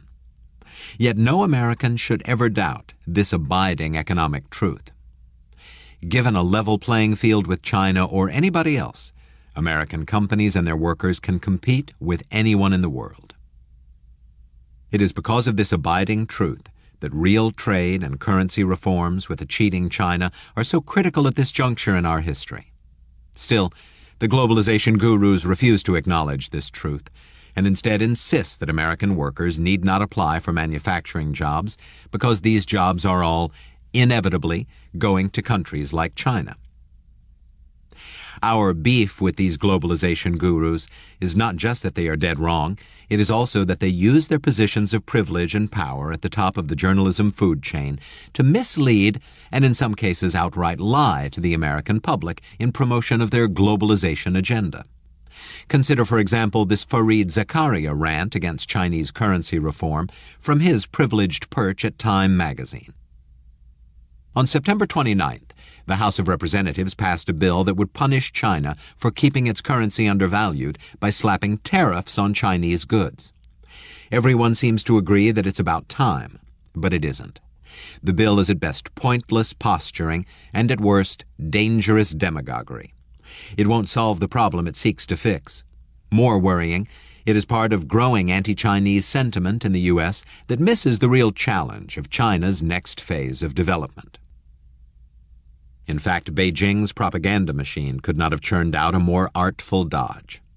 By arguing that the proposed currency reform bill would punish China, Zakaria first sets up China as a poor victim to be slapped by tariffs, rather than as a mercantilist predator that America must defend itself against. Earth to Fareed. It's against free trade rules to undervalue your currency by 40% simply to beggar your trading partners. Zakaria next asserts that imposing countervailing duties to offset China's undervalued currency won't solve the problem it seeks to fix. Oh, really? If the problem is getting China's currency to fair value, of course such countervailing measures will work, and such duties would conveniently generate some badly needed revenues for the U.S. government until China gives up or plays fair.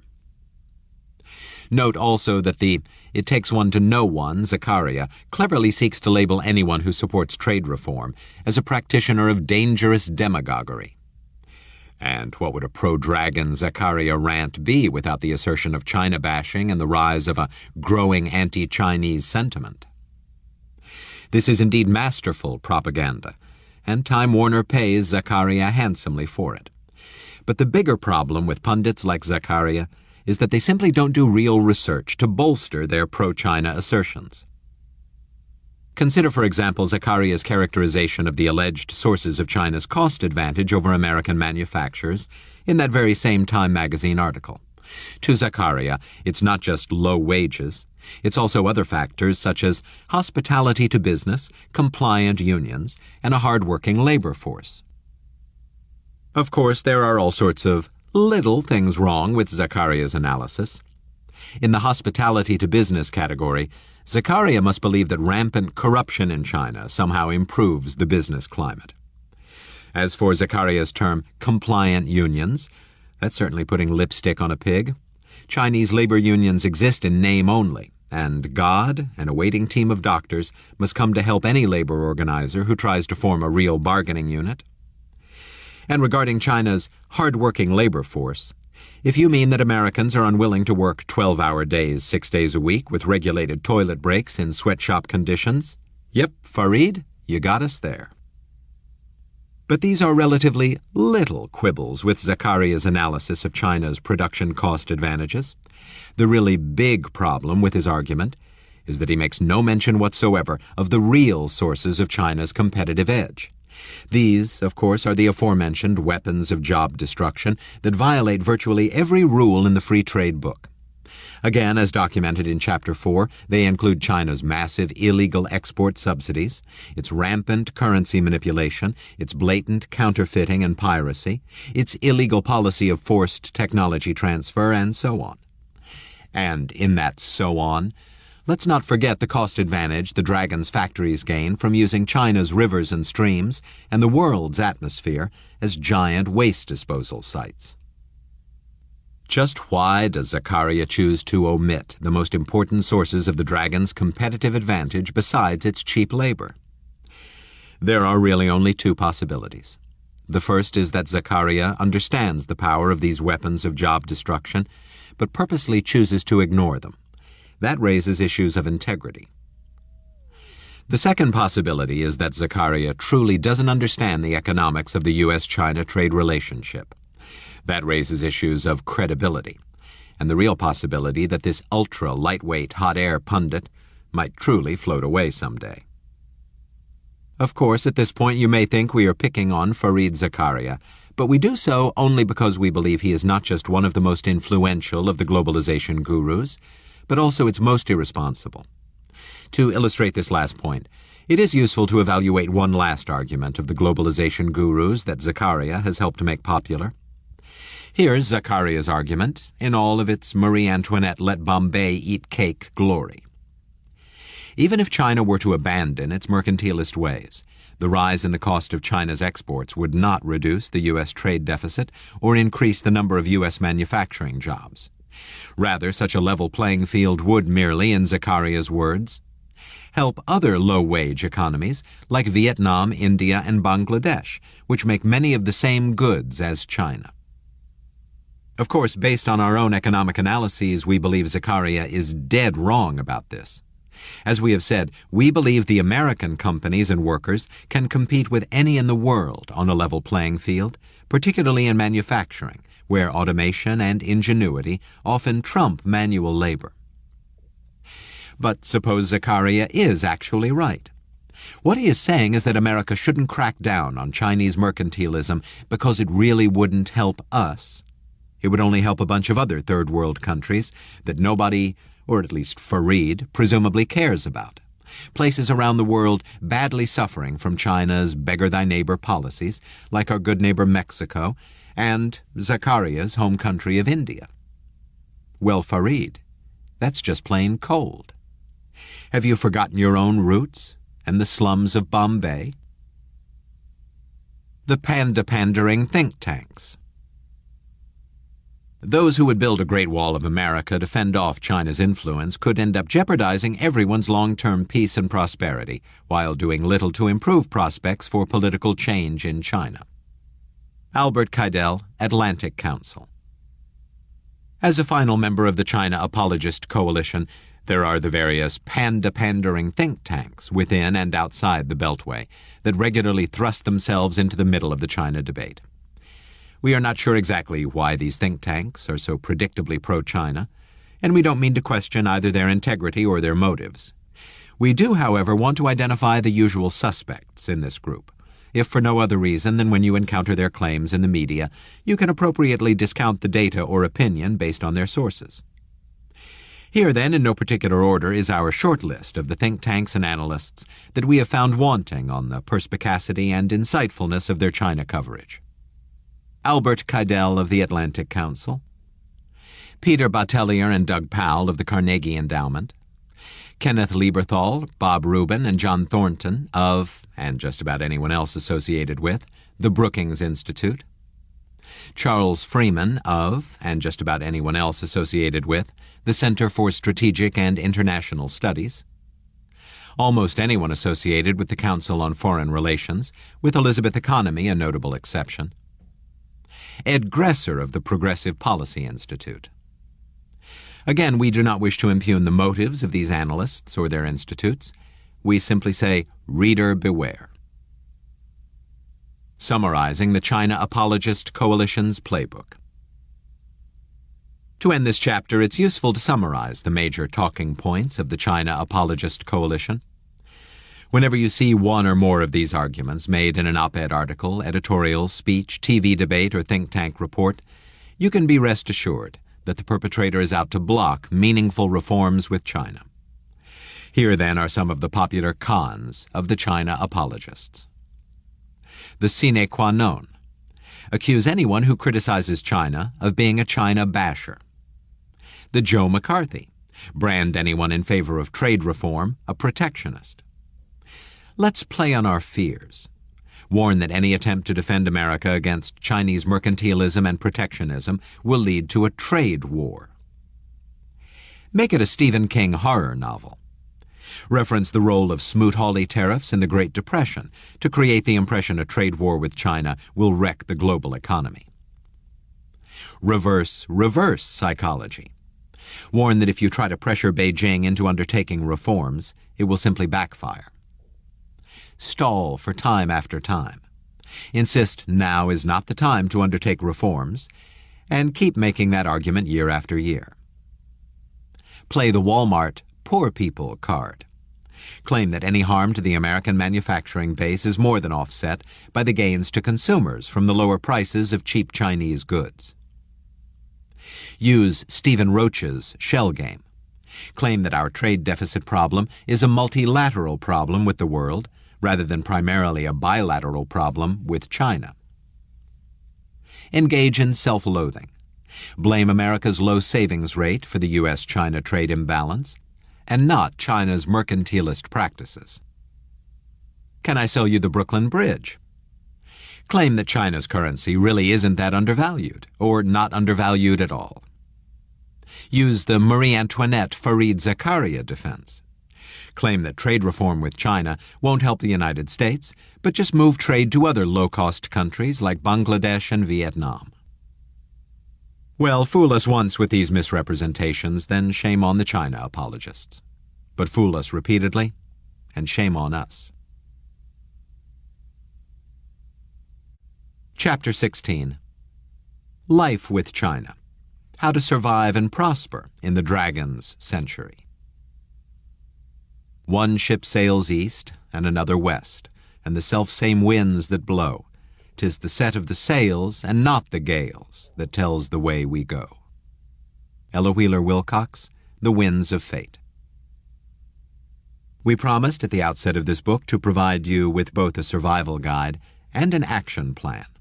We now keep that promise by including in this chapter a set of individual choices, executive decisions, and government policy actions that can be taken to protect you and your family from unsafe Chinese products, and to bring about the kind of constructive changes we need to make our relationship with China a prosperous rather than a perilous one. Our underlying belief is that real change in the U.S.-China relationship can only bubble up from the grassroots. That's why our primary goal has been to inform every citizen of the world about the broad range of threats that a rising China poses to us all. Our fervent hope is that once the public fully understands the scope of the world's China problem, the stage will be set for the kind of peaceful political change we need to bring about constructive policy reforms in Washington, as well as in Berlin, Tokyo, São Paulo, and other capitals around the world. Before we list our proposed individual choices, executive decisions, and policy reforms, we would like to offer some words of wisdom from some of the world's most astute thinkers. To all the policymakers who read this book, we echo Betty Williams' admonition about inaction. Let's have no empty talk from this assembly. Let's get something done. To those who may think we have been too hard on China, or who may let their optimism about a democratizing China outweigh the real evidence of its totalitarian nature, please remember the moral imperative from Albert Camus that led off this book. It is the job of thinking people not to be on the side of the executioners.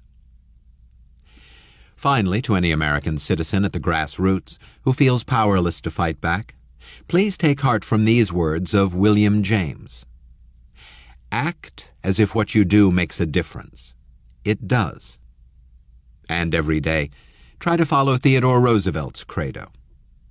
Do what you can with what you have, where you are. Avoiding death by Chinese junk and poison. We go to a big box retailer like Costco, Target, or Walmart, or to a retail drug outlet like Walgreens or CVS, or to a grocery store like Kroger or Safeway, and it is virtually impossible to buy China-free products. This is not just frustrating, it's insane. As we have illustrated, far too much of the Chinese junk and poisons that cram America's retail shelves is flat-out deadly. Here are some concrete steps all of us can take to protect ourselves. Number 1. First, let's change our attitude. Cheap isn't always the cheapest. We can't change our buying behavior until we fully embrace the principle that seemingly cheap Chinese products really aren't that cheap. Besides the price you pay on the tag, you also have to factor in the risks of injury or death, the increased chance you or someone you know will lose your job because of the unfair trade practices involved in delivering that Chinese product to market, and the various regulatory and taxpayer costs that Chinese product failures entail. So if it's made in China, put that product back down unless you absolutely positively need it and can't find a reasonable substitute. Number 2. Find the label, then read it carefully. We also can't stop buying Chinese products unless we know they have been made in China. Therefore, we all must do a much better job of carefully reading product labels.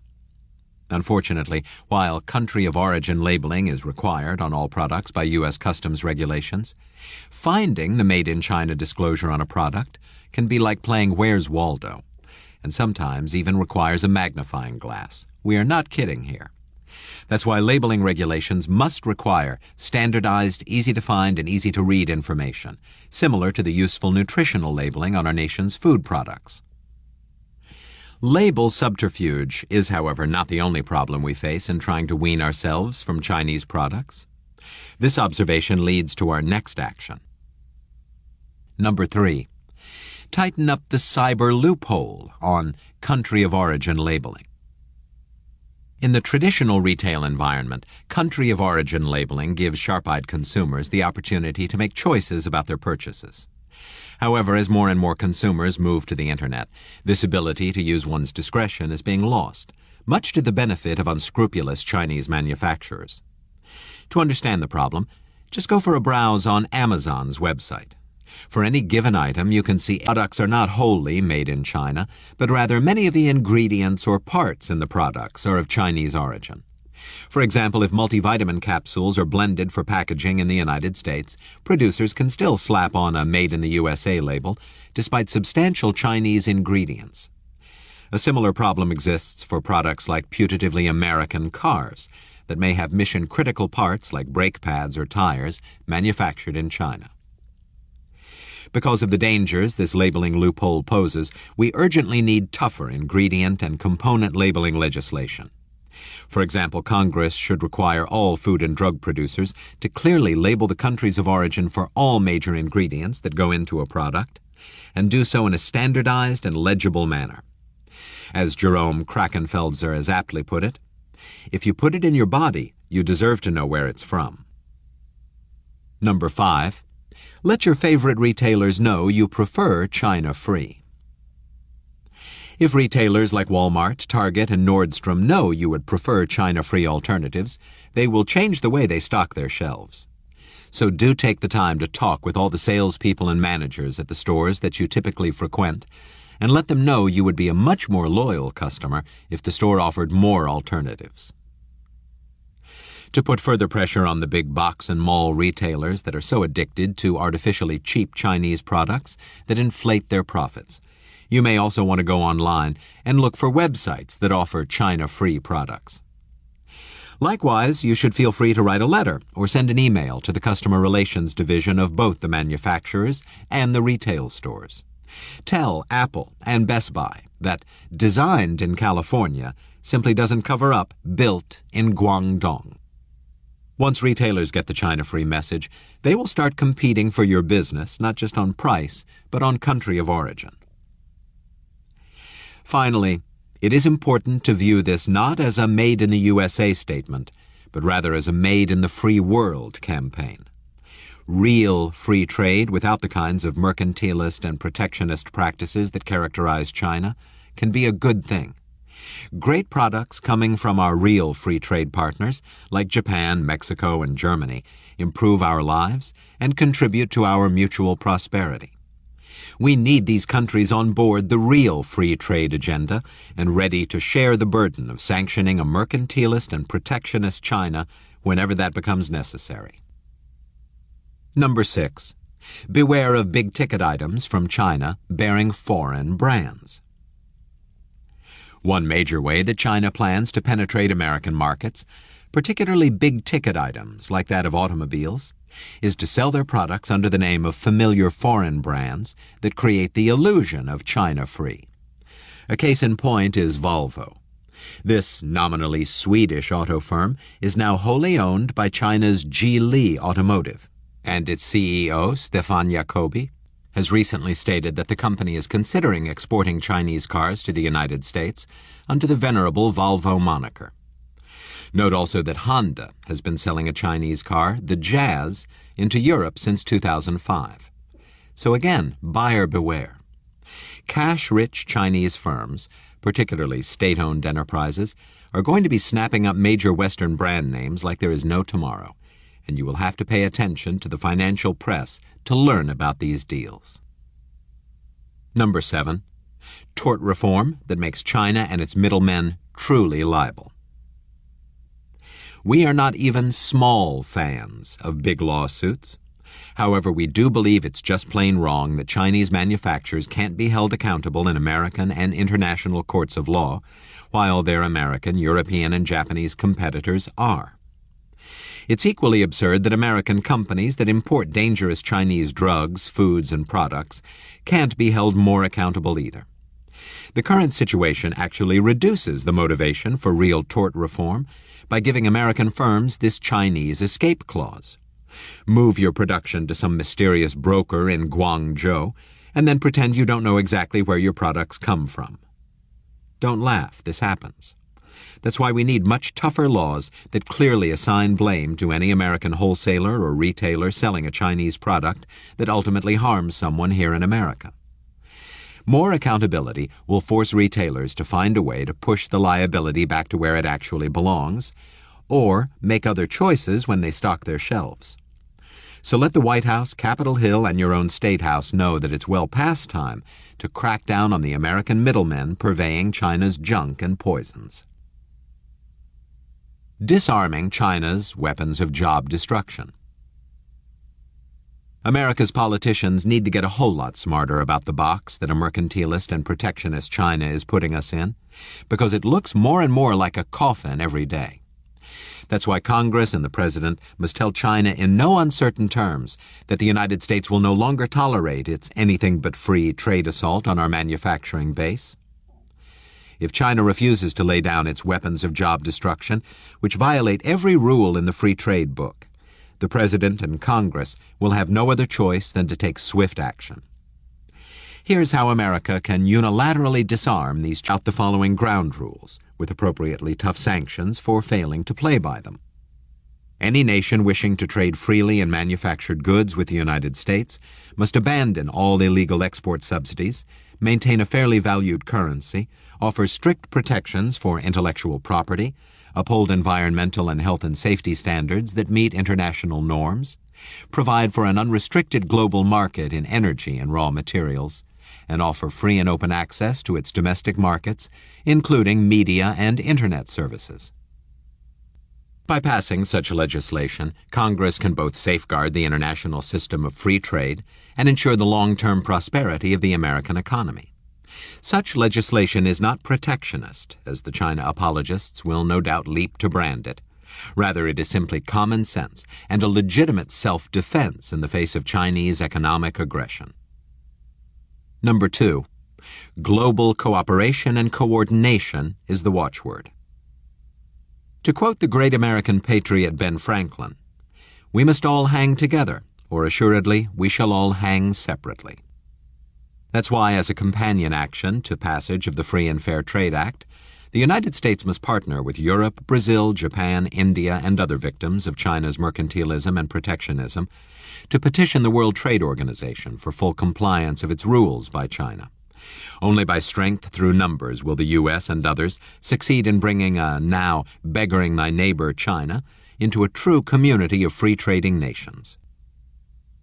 Number 3. A secret currency manipulation mission. If we were asked to identify the single most egregious problem in the U.S.-China relationship, we'd have to call out the yuan pegged to the U.S. dollar. A floating currency is fundamental to automatically adjusting trade flows and prevent the sort of chronic trade surpluses that China runs with so many of its trading partners. We do agree, however, with the China apologists that the Chinese government doesn't respond well to direct pressure. That's why, at least on the currency question, the first best option to bring about a fairly valued Chinese currency may be found in some top-secret shuttle diplomacy. To this end, and this is an extremely urgent matter, the White House should immediately send a secret emissary to inform the Chinese Communist Party of this. The United States will have no other choice than to brand China a currency manipulator at the next biennial Treasury review and impose appropriate countervailing duties, unless China strengthens its currency to fair value on its own. In this discussion, America's emissary should make it clear that the United States would much prefer that currency reform be China's idea, not that of the United States, and that in no way does the United States wish for China to lose face on this issue. In fact, that is why this mission must be conducted in total secrecy.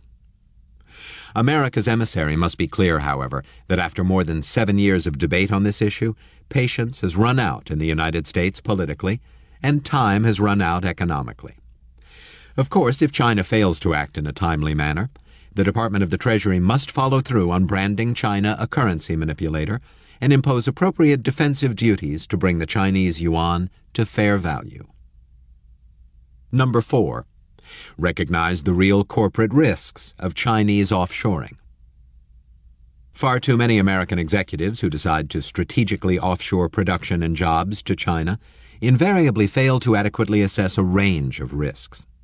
Obvious risks include the loss of a company's intellectual property, either through outright theft or via China's policies of forced technology transfer and forced relocation of research and development to Chinese soil. Beyond the loss of a company's intellectual property, other risks range from endemic corruption, severe pollution, and looming water shortages, to the need to scale China's Great Walls of protectionism. In any comprehensive corporate risk assessment, executives must also acknowledge this reality. If there is any one country the United States is likely to engage in military conflict with over the next several decades, it certainly is a rapidly militarizing China. And if you were an American business executive contemplating an offshoring decision, would you really want all of your company's eggs in the China basket when such a conflict arises over Taiwan or Tibet, or territorial rights in the South China Seas, or access to oil in the Middle East? It follows that American executives offshoring to China must remove their rose-colored glasses and do a far more comprehensive risk assessment. Such a sober look at the real risks associated with offshoring to China should help, in turn, power a new reshoring tide that brings jobs back to America, Brazil, Japan, Europe, and emerging markets outside of China. Number 5.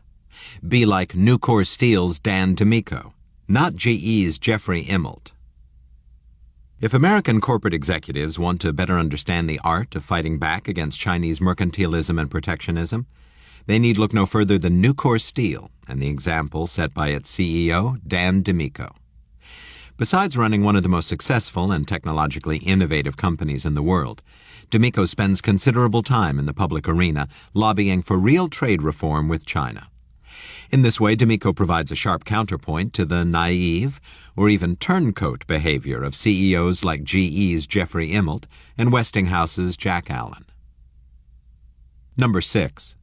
Stop forced technology transfer and the hijacking of U.S. R&D.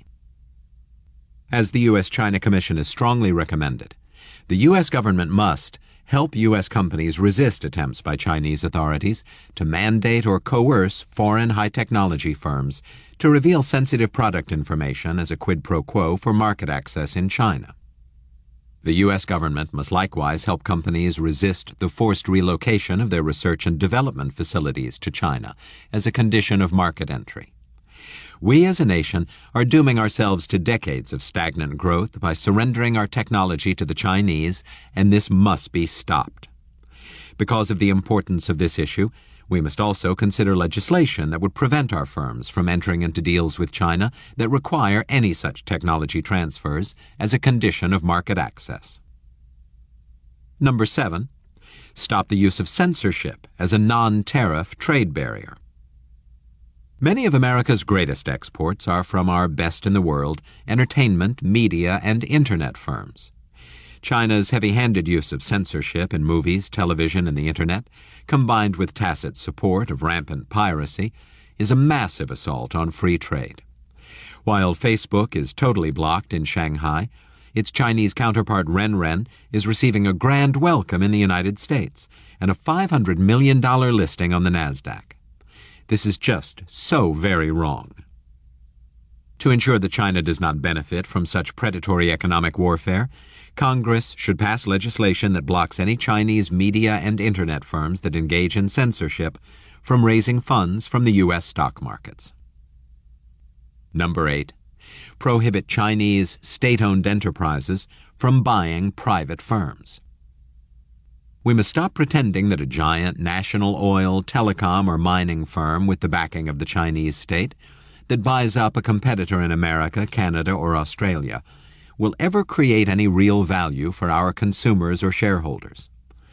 Instead, we must recognize that China's state-owned enterprises are nurtured in a monopoly environment, fed with profits from unfair trade practices, have access to massively subsidized state banking financing, and are all run by members of a Communist Party elite intent on locking up markets and locking down resources around the world. While some American CEOs have been happy to sell off our national treasures to Beijing's cadres of state capitalists to pocket a quick buck, such transactions are not even remotely in our national interest. And let's be crystal clear about this. China would never allow a Western company to buy any Chinese firm in a strategic industry, which includes aircraft, autos, energy, finance, technology, natural resources, and just about anything more sophisticated than peddling burgers or fried chicken. Because of the strategic threat from foreign governments gaining control of American private industries, the U.S. Congress should pass legislation preventing domestic private firms from entertaining offers from state-owned enterprises, whether they are Chinese, Russian, or otherwise. Number 9. We need a president with both brains and a backbone. Much of the blame for the destruction of the American manufacturing base through a massive wave of offshoring can be laid directly at the White House doorstep. From 2001 to 2008, President George W. Bush certainly had the backbone to stand up to China. Unfortunately, his ideological blinders didn't allow him to understand the difference between free versus fair trade. As a result, the fiddling Bush administration did nothing but fixate upon the war on terror, while a mercantilist and protectionist China systematically took apart our economy job by job and company by company. In sharp contrast, President Barack Obama certainly has the intellect to understand the problem. He campaigned on a platform of cracking down on Chinese mercantilism and certainly knows the issue. Obama's problem, however, is that he doesn't appear to have the backbone to take the actions necessary. Forgive our bluntness here, but what we really need now is a leader with both brains and a backbone. A Winston Churchill, not a Neville Chamberlain. Barack Obama could fit the bill if he got the message, but if he doesn't, the 2012 election will certainly provide America with another opportunity to find a president who will lead us out of the post-industrial wasteland that America is becoming under the onslaught of China's weapons of job destruction. Drawing a hard line in the sand on Chinese espionage and cyber warfare. We have seen that China operates the most aggressive espionage network in America, and that its red hacker brigades regularly assault our personal, corporate, and government computer networks. We must recognize the clear and present dangers these various forms of war without fire pose, and rise up to counter them. We must also keep asking ourselves, why are we trading so heavily with a country that so aggressively spies on us? Number 1. Beef up Chinese counterintelligence efforts. A lion's share of the resources available to the American intelligence community, the CIA, FBI, and other bulwarks, such as the National Security Agency, continue to be devoted to the seemingly endless war on terror. This is hardly surprising, as the threat of some Islamic fundamentalist group getting its hands on a weapon of mass destruction is a frightening possibility. That said, we must also face this incontrovertible fact. Even as a rapidly militarizing China is accumulating hundreds of nuclear weapons, it is waging a relentless war of espionage and cyber attacks against our nation. To counter this equally clear and present danger, we must radically staff up and beef up our dedicated China counterintelligence efforts, and coordinate this work with our allies in Asia, Europe, and Latin America. While any additional expenditures will be difficult to authorize in an age of severe budget constraints, in the end, we will get what we do or don't pay for. In considering such expenditures, we must recognize that the losses to our economic well-being from China's industrial espionage alone surely dwarf the woefully inadequate sums we are currently spending on countering the Chinese threat. Number 2. Aggressively prosecute and penalize China's spies. A spy who contributes to China's ability to develop advanced weapons systems is every bit as dangerous as any Chinese soldier pulling the trigger on those weapons. That's why our courts, our juries, and our prosecutors need to take Chinese espionage a whole lot more seriously, and any form of spying should be aggressively prosecuted. As for appropriate penalties, spying for China by an American citizen is treason, the highest crime against our country. It should be punishable by life imprisonment, and in cases involving military and defense secrets, it should result in execution. Moreover, if any Chinese agents are caught here in America, they should be locked up and the proverbial key thrown away, for only such harsh penalties will deter spy activity on our soil. And please note here that any American spy caught on Chinese soil would experience a far more brutal fate than anything our justice system could mete out. Number 3. Increased scrutiny of Chinese visitors and visas. The Chinese government clearly does not allow tourists, students, or business executives to roam freely throughout China, and it puts severe constraints on many types of visitors, including journalists and documentary filmmakers. Yet America allows virtually any Chinese citizen who asks for a visa to run wild in our country. This must stop now. Therefore, as part of our enhanced counter-espionage efforts, there must be far greater scrutiny of anyone from the People's Republic of China applying for a visa. While the vast majority of Chinese visitors come in peace, there are more than enough secret agents in this bunch to warrant far greater precautions. Is this racial profiling? Absolutely not.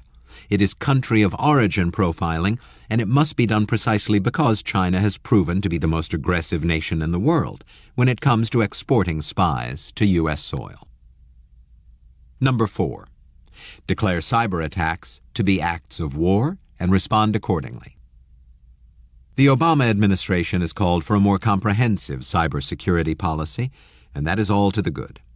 The cornerstone of this policy must be to treat any state-sponsored cyber attacks as acts of war subject to immediate economic, political, and, if necessary, military retaliation. Moreover, we must be completely honest about where these cyber threats are coming from and deal with them directly. In this regard, for far too long, we have allowed the Chinese Communist Party to hide behind the absurd excuse that the computer hacking originated from the most heavily censored and monitored internet in the world is outside the party's control. Trust us, if these hackers were distributing videos of Chinese atrocities in Tibet, or pro-democracy meetings in Shanghai, or Falun Gong worshippers in Chengdu, China's cybercops could and would find them and stop them quite permanently. So let's end this charade and call a Chinese hacker a state-sponsored Chinese hacker. We also believe that economic restitution to the victims of Chinese hacking must be part of any comprehensive cybersecurity policy. Accordingly, the American Congress, along with the European Union, the Japanese Diet, and other legislative bodies around the world, should pass legislation providing for such restitution to citizens, firms, and government agencies that suffer from foreign hacker attacks. To make such restitution meaningful, such legislation should provide for strong mechanisms to attach the assets of companies found to be involved in such cyber hacking. A case in point being the role of a major Chinese telecom firm in an attack we described in Chapter 10. Number 5. Develop a China kill switch for the Internet. From a strategic perspective, there is no real difference between a power plant destroyed by a Chinese missile or one disabled by a Chinese hacker. Both threats are real, both have to be anticipated and defended against. Given the repeated attacks and probes of Chinese hackers on American institutions during what is supposed to be peacetime, it is critical we develop a China kill switch that can disconnect America's Internet from all Chinese Internet protocol addresses in the event of a full-scale cyber war. But that's not all. Many Chinese cyber attacks are launched from servers and personal computers outside of China that have been hijacked by the Red Hacker brigades. This means a second-level kill switch is needed that can completely isolate key pieces of our infrastructure, utilities, banks, defense firms, from the Internet entirely. The political discussion of this badly needed defense system will no doubt include well-meaning arguments over free speech and civil liberties. Obviously, any solution must be designed for minimal impact on civilian communications and in no way limit access to media.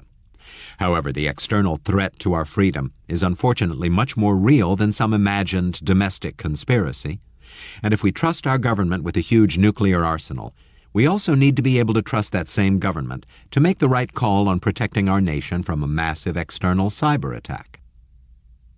Number 6. Call Beijing out for its reckless espionage and theft. Just as we need to call a Chinese hacker, we need to call a spy and publicly chastise China for its hostile espionage behavior. We must also make it clear that America, Japan, Korea, Taiwan, Australia, India, and the European Union are not going to continue to look the other way while Beijing's agents steal our technologies, sabotage our institutions, and prepare for a future apocalyptic cyber war. If the People's Republic of China wants to do business with us, it will have to behave like it belongs in the same club of free and fair trading nations. Confronting and countering the rising Chinese military threat. We cannot turn our backs on this truth.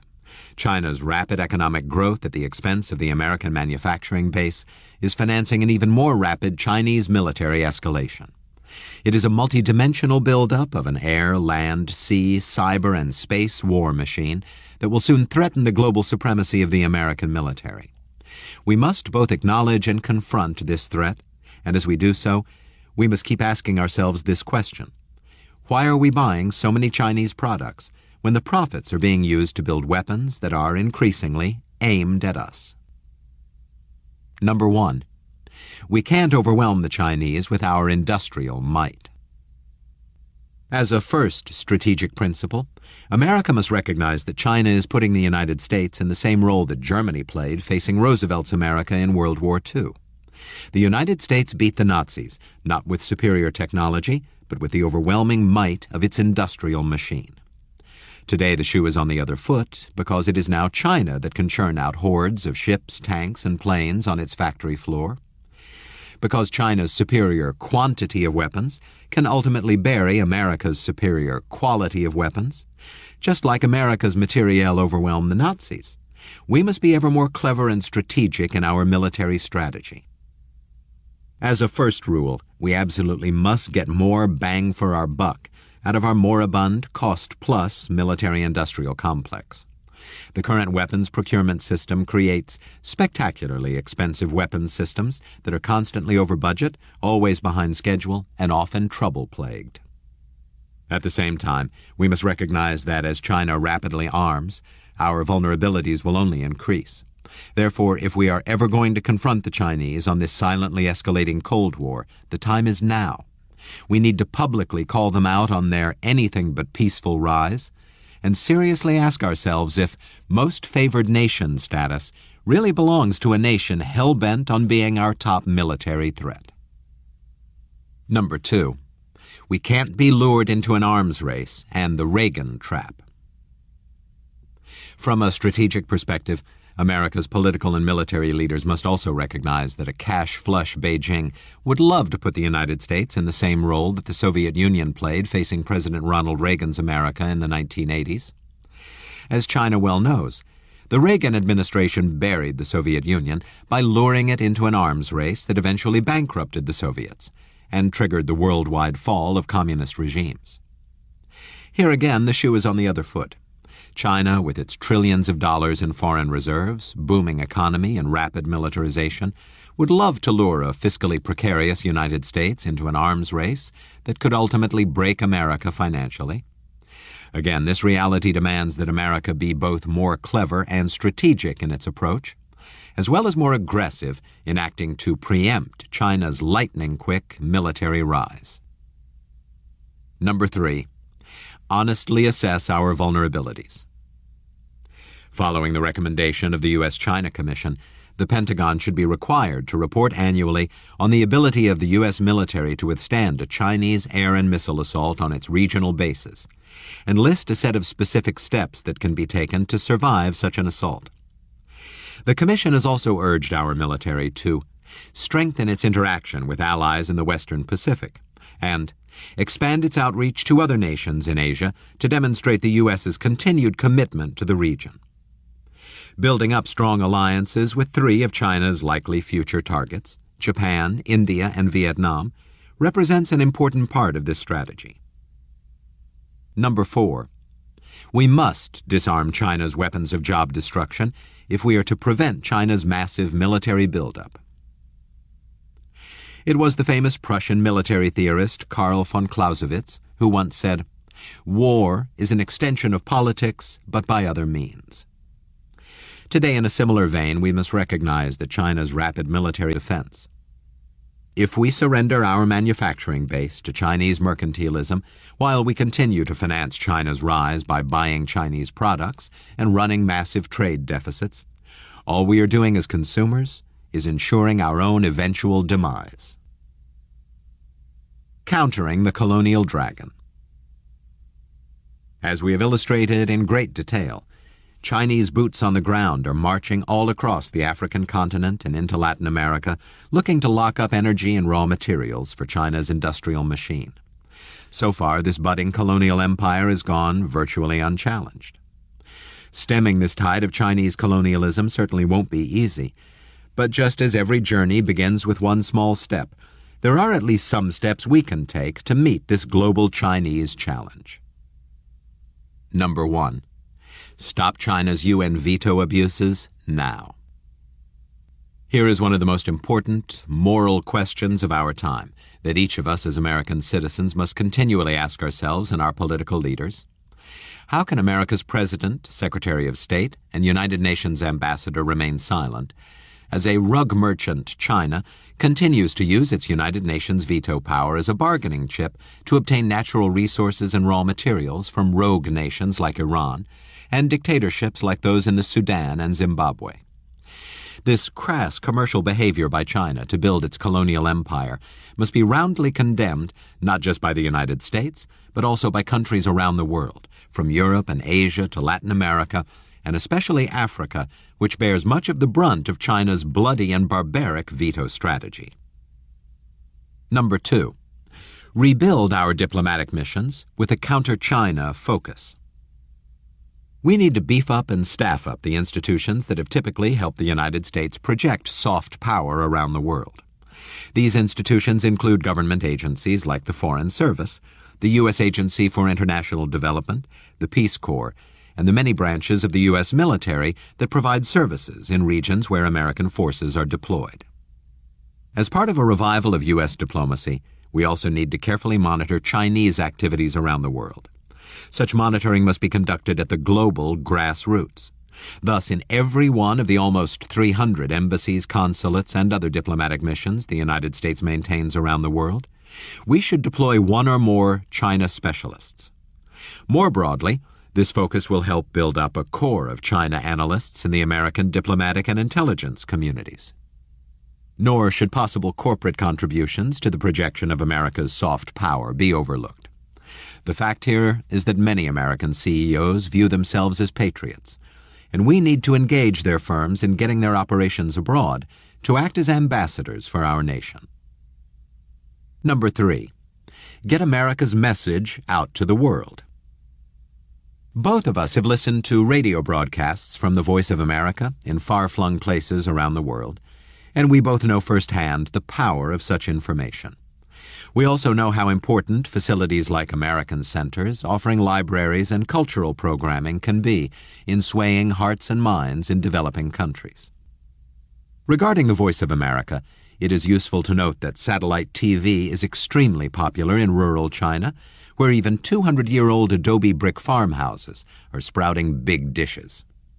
For this reason, we think it important to expand Voice of America satellite TV service beamed into China. And this can be done on existing Asian-positioned geosync satellites. If the Chinese protest, we should tell them it's our way of getting some of that market access they agreed to when they signed on with the World Trade Organization. The West might also consider ways to actively provide free Internet proxy server services to Chinese citizens. Such services would allow Internet users behind China's Great Firewall to freely venture into the real virtual world. In considering such options, it is useful to remember that America is still by far the media and marketing king of the world. In light of our capabilities, it is amazing that we have completely failed to leverage that ability to effectively sell our democratic values abroad. Number 4, replace French and German with Mandarin in our high schools.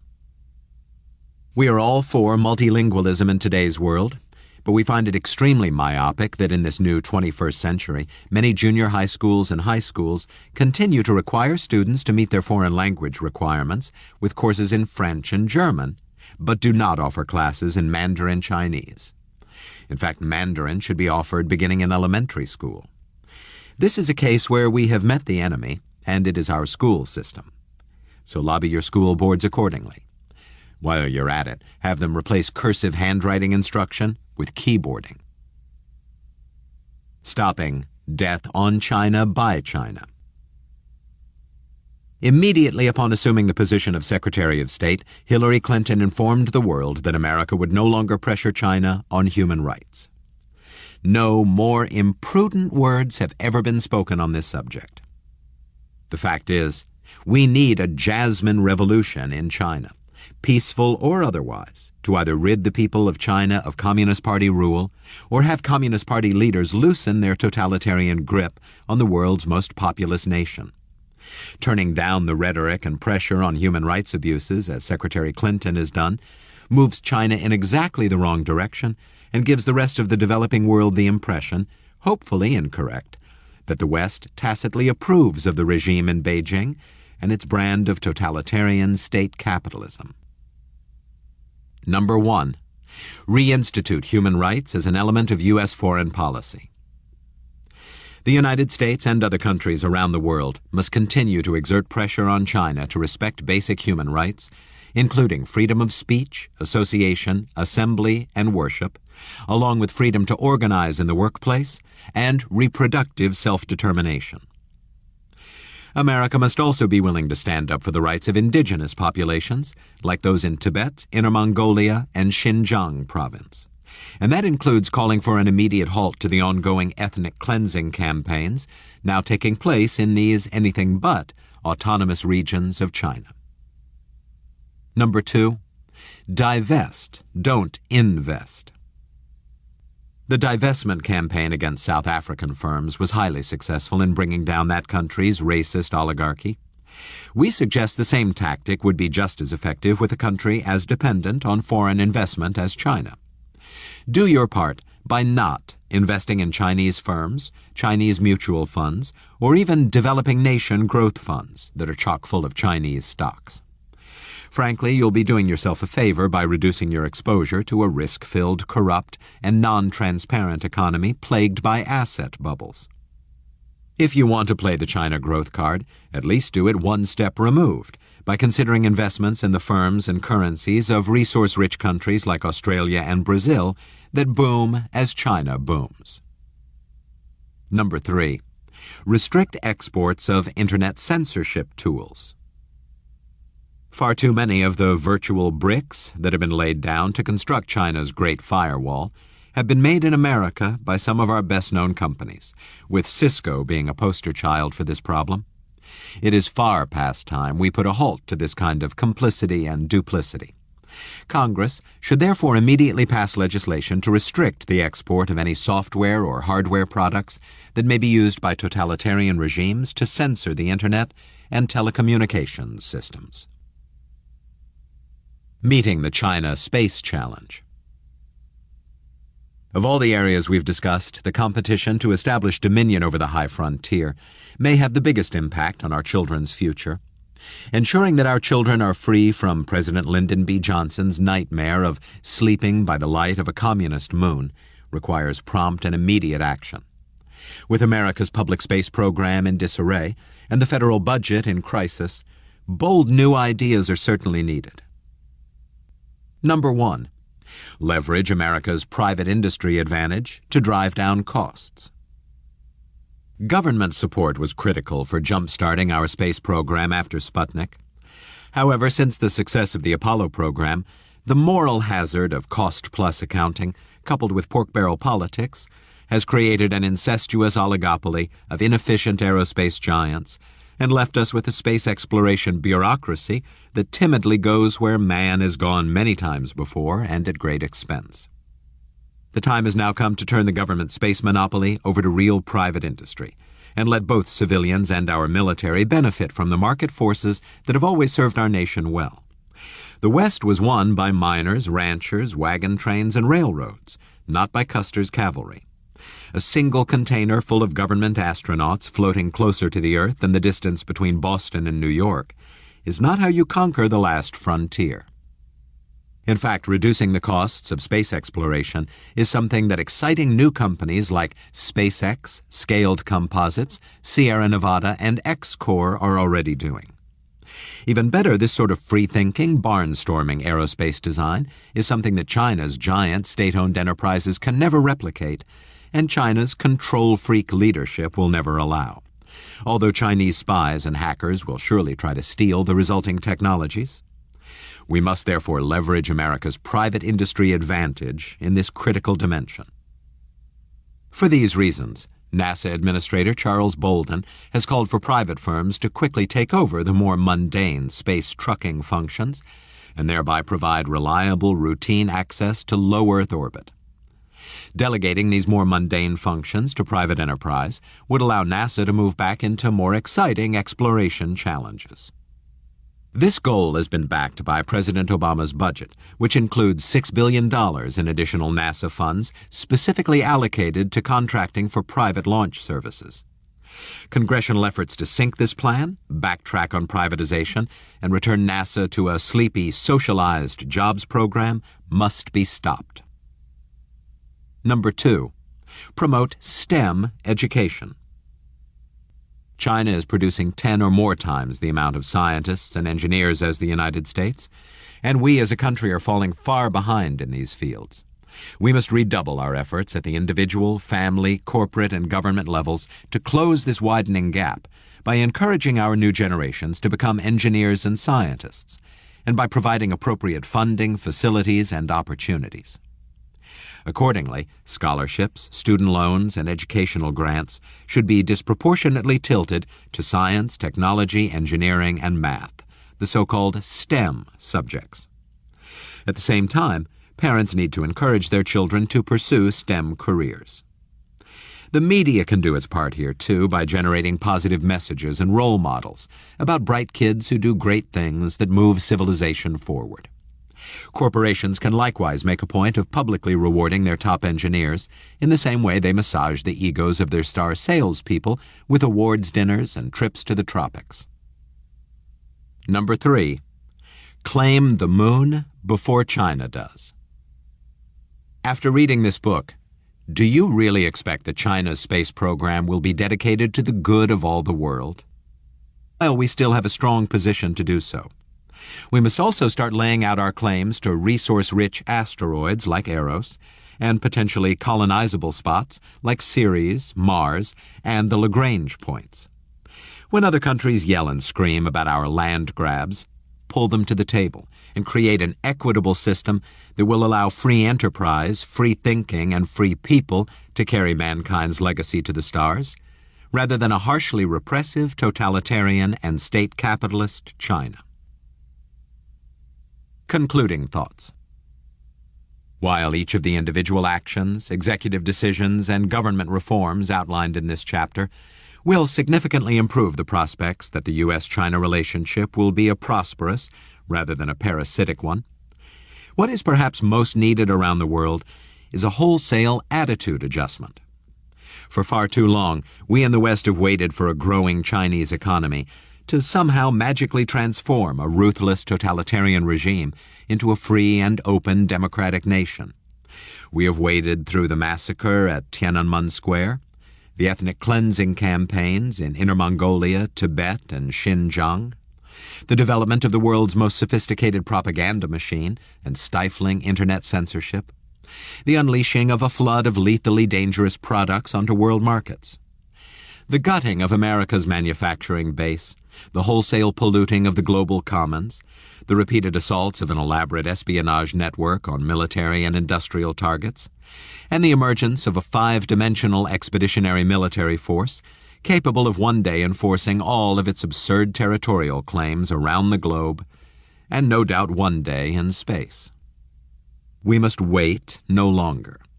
Indeed, it is well past time for all of us to confront China, even as we confront our own false hopes that somehow, despite all the evidence to the contrary, China's rise will indeed be peaceful.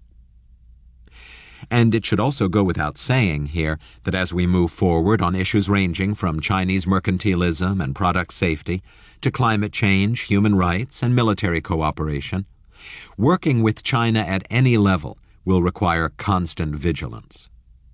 It will also require a strict adherence to this variation on Ronald Reagan's Cold War advice about negotiating with the Soviet Union.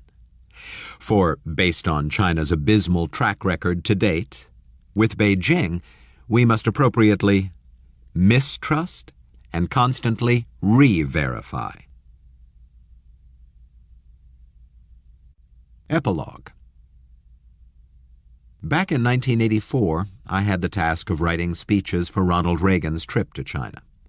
This was the first such outing by an American president since Richard Nixon established relations with the Communists in 1972, and it came during a period of great promise and significant progress in Chinese politics.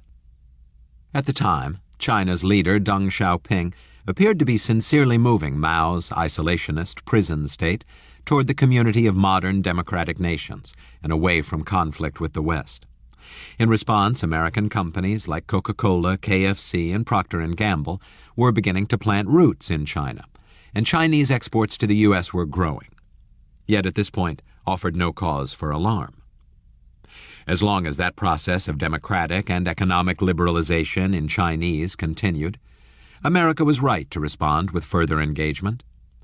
However, as you have just read in this book, that liberalization process ended abruptly in June 1989 with a parade of tanks and a bloody showdown in Tiananmen Square. Since Tiananmen, a ruthless and reactionary Chinese Communist Party has used any means necessary to remain firmly in power. Today, behind the facade of a peaceful rise, a far too trusting American nation has been maneuvered into a highly dysfunctional trade relationship with China that is inexorably destroying our manufacturing base and rapidly degrading our ability to defend ourselves from China's rising military threat. Despite the growing threat from China, and in a remarkably misplaced case of bipartisan support, American presidents from Bush I and Clinton to Bush II and Obama have continued to pursue engagement with Beijing as though the relationship were quite normal. And that is the fundamental flaw in Sino-U.S. relations, Our politicians continue to treat China's leaders as if they were our democratic friends from Europe or Japan, when in fact this is a murderous gangster regime no better than Ahmadinejad's Iran or Gaddafi's Libya, and every bit as brutal as Stalin's Russia. I can assure you that if Ronald Reagan were president today, he would stand up to the totalitarians in Beijing as he once did to the Soviets. There would be no most favored nation status and no crippling reliance on China to finance our government budget. There would be swift justice for Chinese spies, strong sanctions against Chinese cyber warfare, and zero tolerance for mercantilist practices such as currency manipulation. There would also be repeatedly expressed diplomatic outrage at China's crass commercial use of its UN veto power to acquire key natural resources from rogue nations. And just as Ronald Reagan insisted to Mr. Gorbachev to tear down that wall, he would proclaim to the Chinese people, "We are on your side, not the side of your oppressors." And he would assure American workers that we are not going to ship your job to Guangzhou for products made more cheaply because of slave labor, illegal export subsidies, blatant piracy, and an undervalued yuan. In fact, history has already taught us the harshest of lessons about what can happen when we, in the community of democratic nations, allow ourselves to be seduced by the economic miracle of a rising totalitarian power. Indeed, during the Depression-ravaged 1930s, many American business executives were lured to Germany by a seductive mix of cutting-edge technologies, ultranationalism, and state capitalism, eerily similar to that available in today's China. During Germany's earlier version of a peaceful rise, brilliant but naive conservative businessmen like Henry Ford invested huge sums and built large factories in the Third Reich. Of course, the German government first chipped away at Ford's control with everything from domestic content requirements to the ethnic cleansing of management. Eventually, the company was renamed Fordwerke, put under complete government control, and used to, quite literally, transport the German war machine during the blitzkriegs of neighbors ranging from Poland, Denmark, and Norway to the Netherlands, France, and Greece. At about this same time, enlightened liberals were flocking to tour the then-new Soviet Union, and muckraking journalist Lincoln Steffens famously came back announcing, "I've seen the future, and it works." Caught up in the excitement, Henry Ford ran to build a new auto plant at Gorky to participate in this brave new market. So as you finish this book and prepare to respond to its urgent call to action, please remember two things. First, every day, tens of millions of successful Chinese individuals from San Francisco and Toronto to Singapore and Taipei demonstrate that the Chinese people and Chinese culture can thrive in free societies.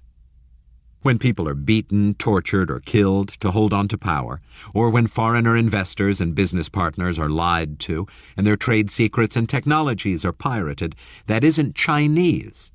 It is simply wrong. Second, each of us would do well to carefully consider the implications in the following exchange between Chinese Premier Zhou Enlai and U.S. Secretary of State Henry Kissinger in a 1973 meeting during the genesis of normal relations with Communist China. Zhou, perhaps it is the national character of the Americans to be taken in by those who seem kind and mild. Kissinger, yes. Zhou, but the world is not so simple. Indeed.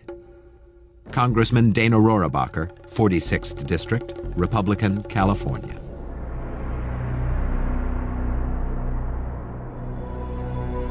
This has been an Audible Inc. production of Death by China, Confronting the Dragon, A Global Call to Action. Written by Peter W. Navarro and Greg Autry. Narrated by Christopher Hurt. Executive Producer, Jennifer Bassick. Supervising Producer, Mike Charsik. Producer, Kat Lambrix. Music by Michael Whalen. Copyright 2011 by Pearson Education. Production copyright 2011 by Audible Inc.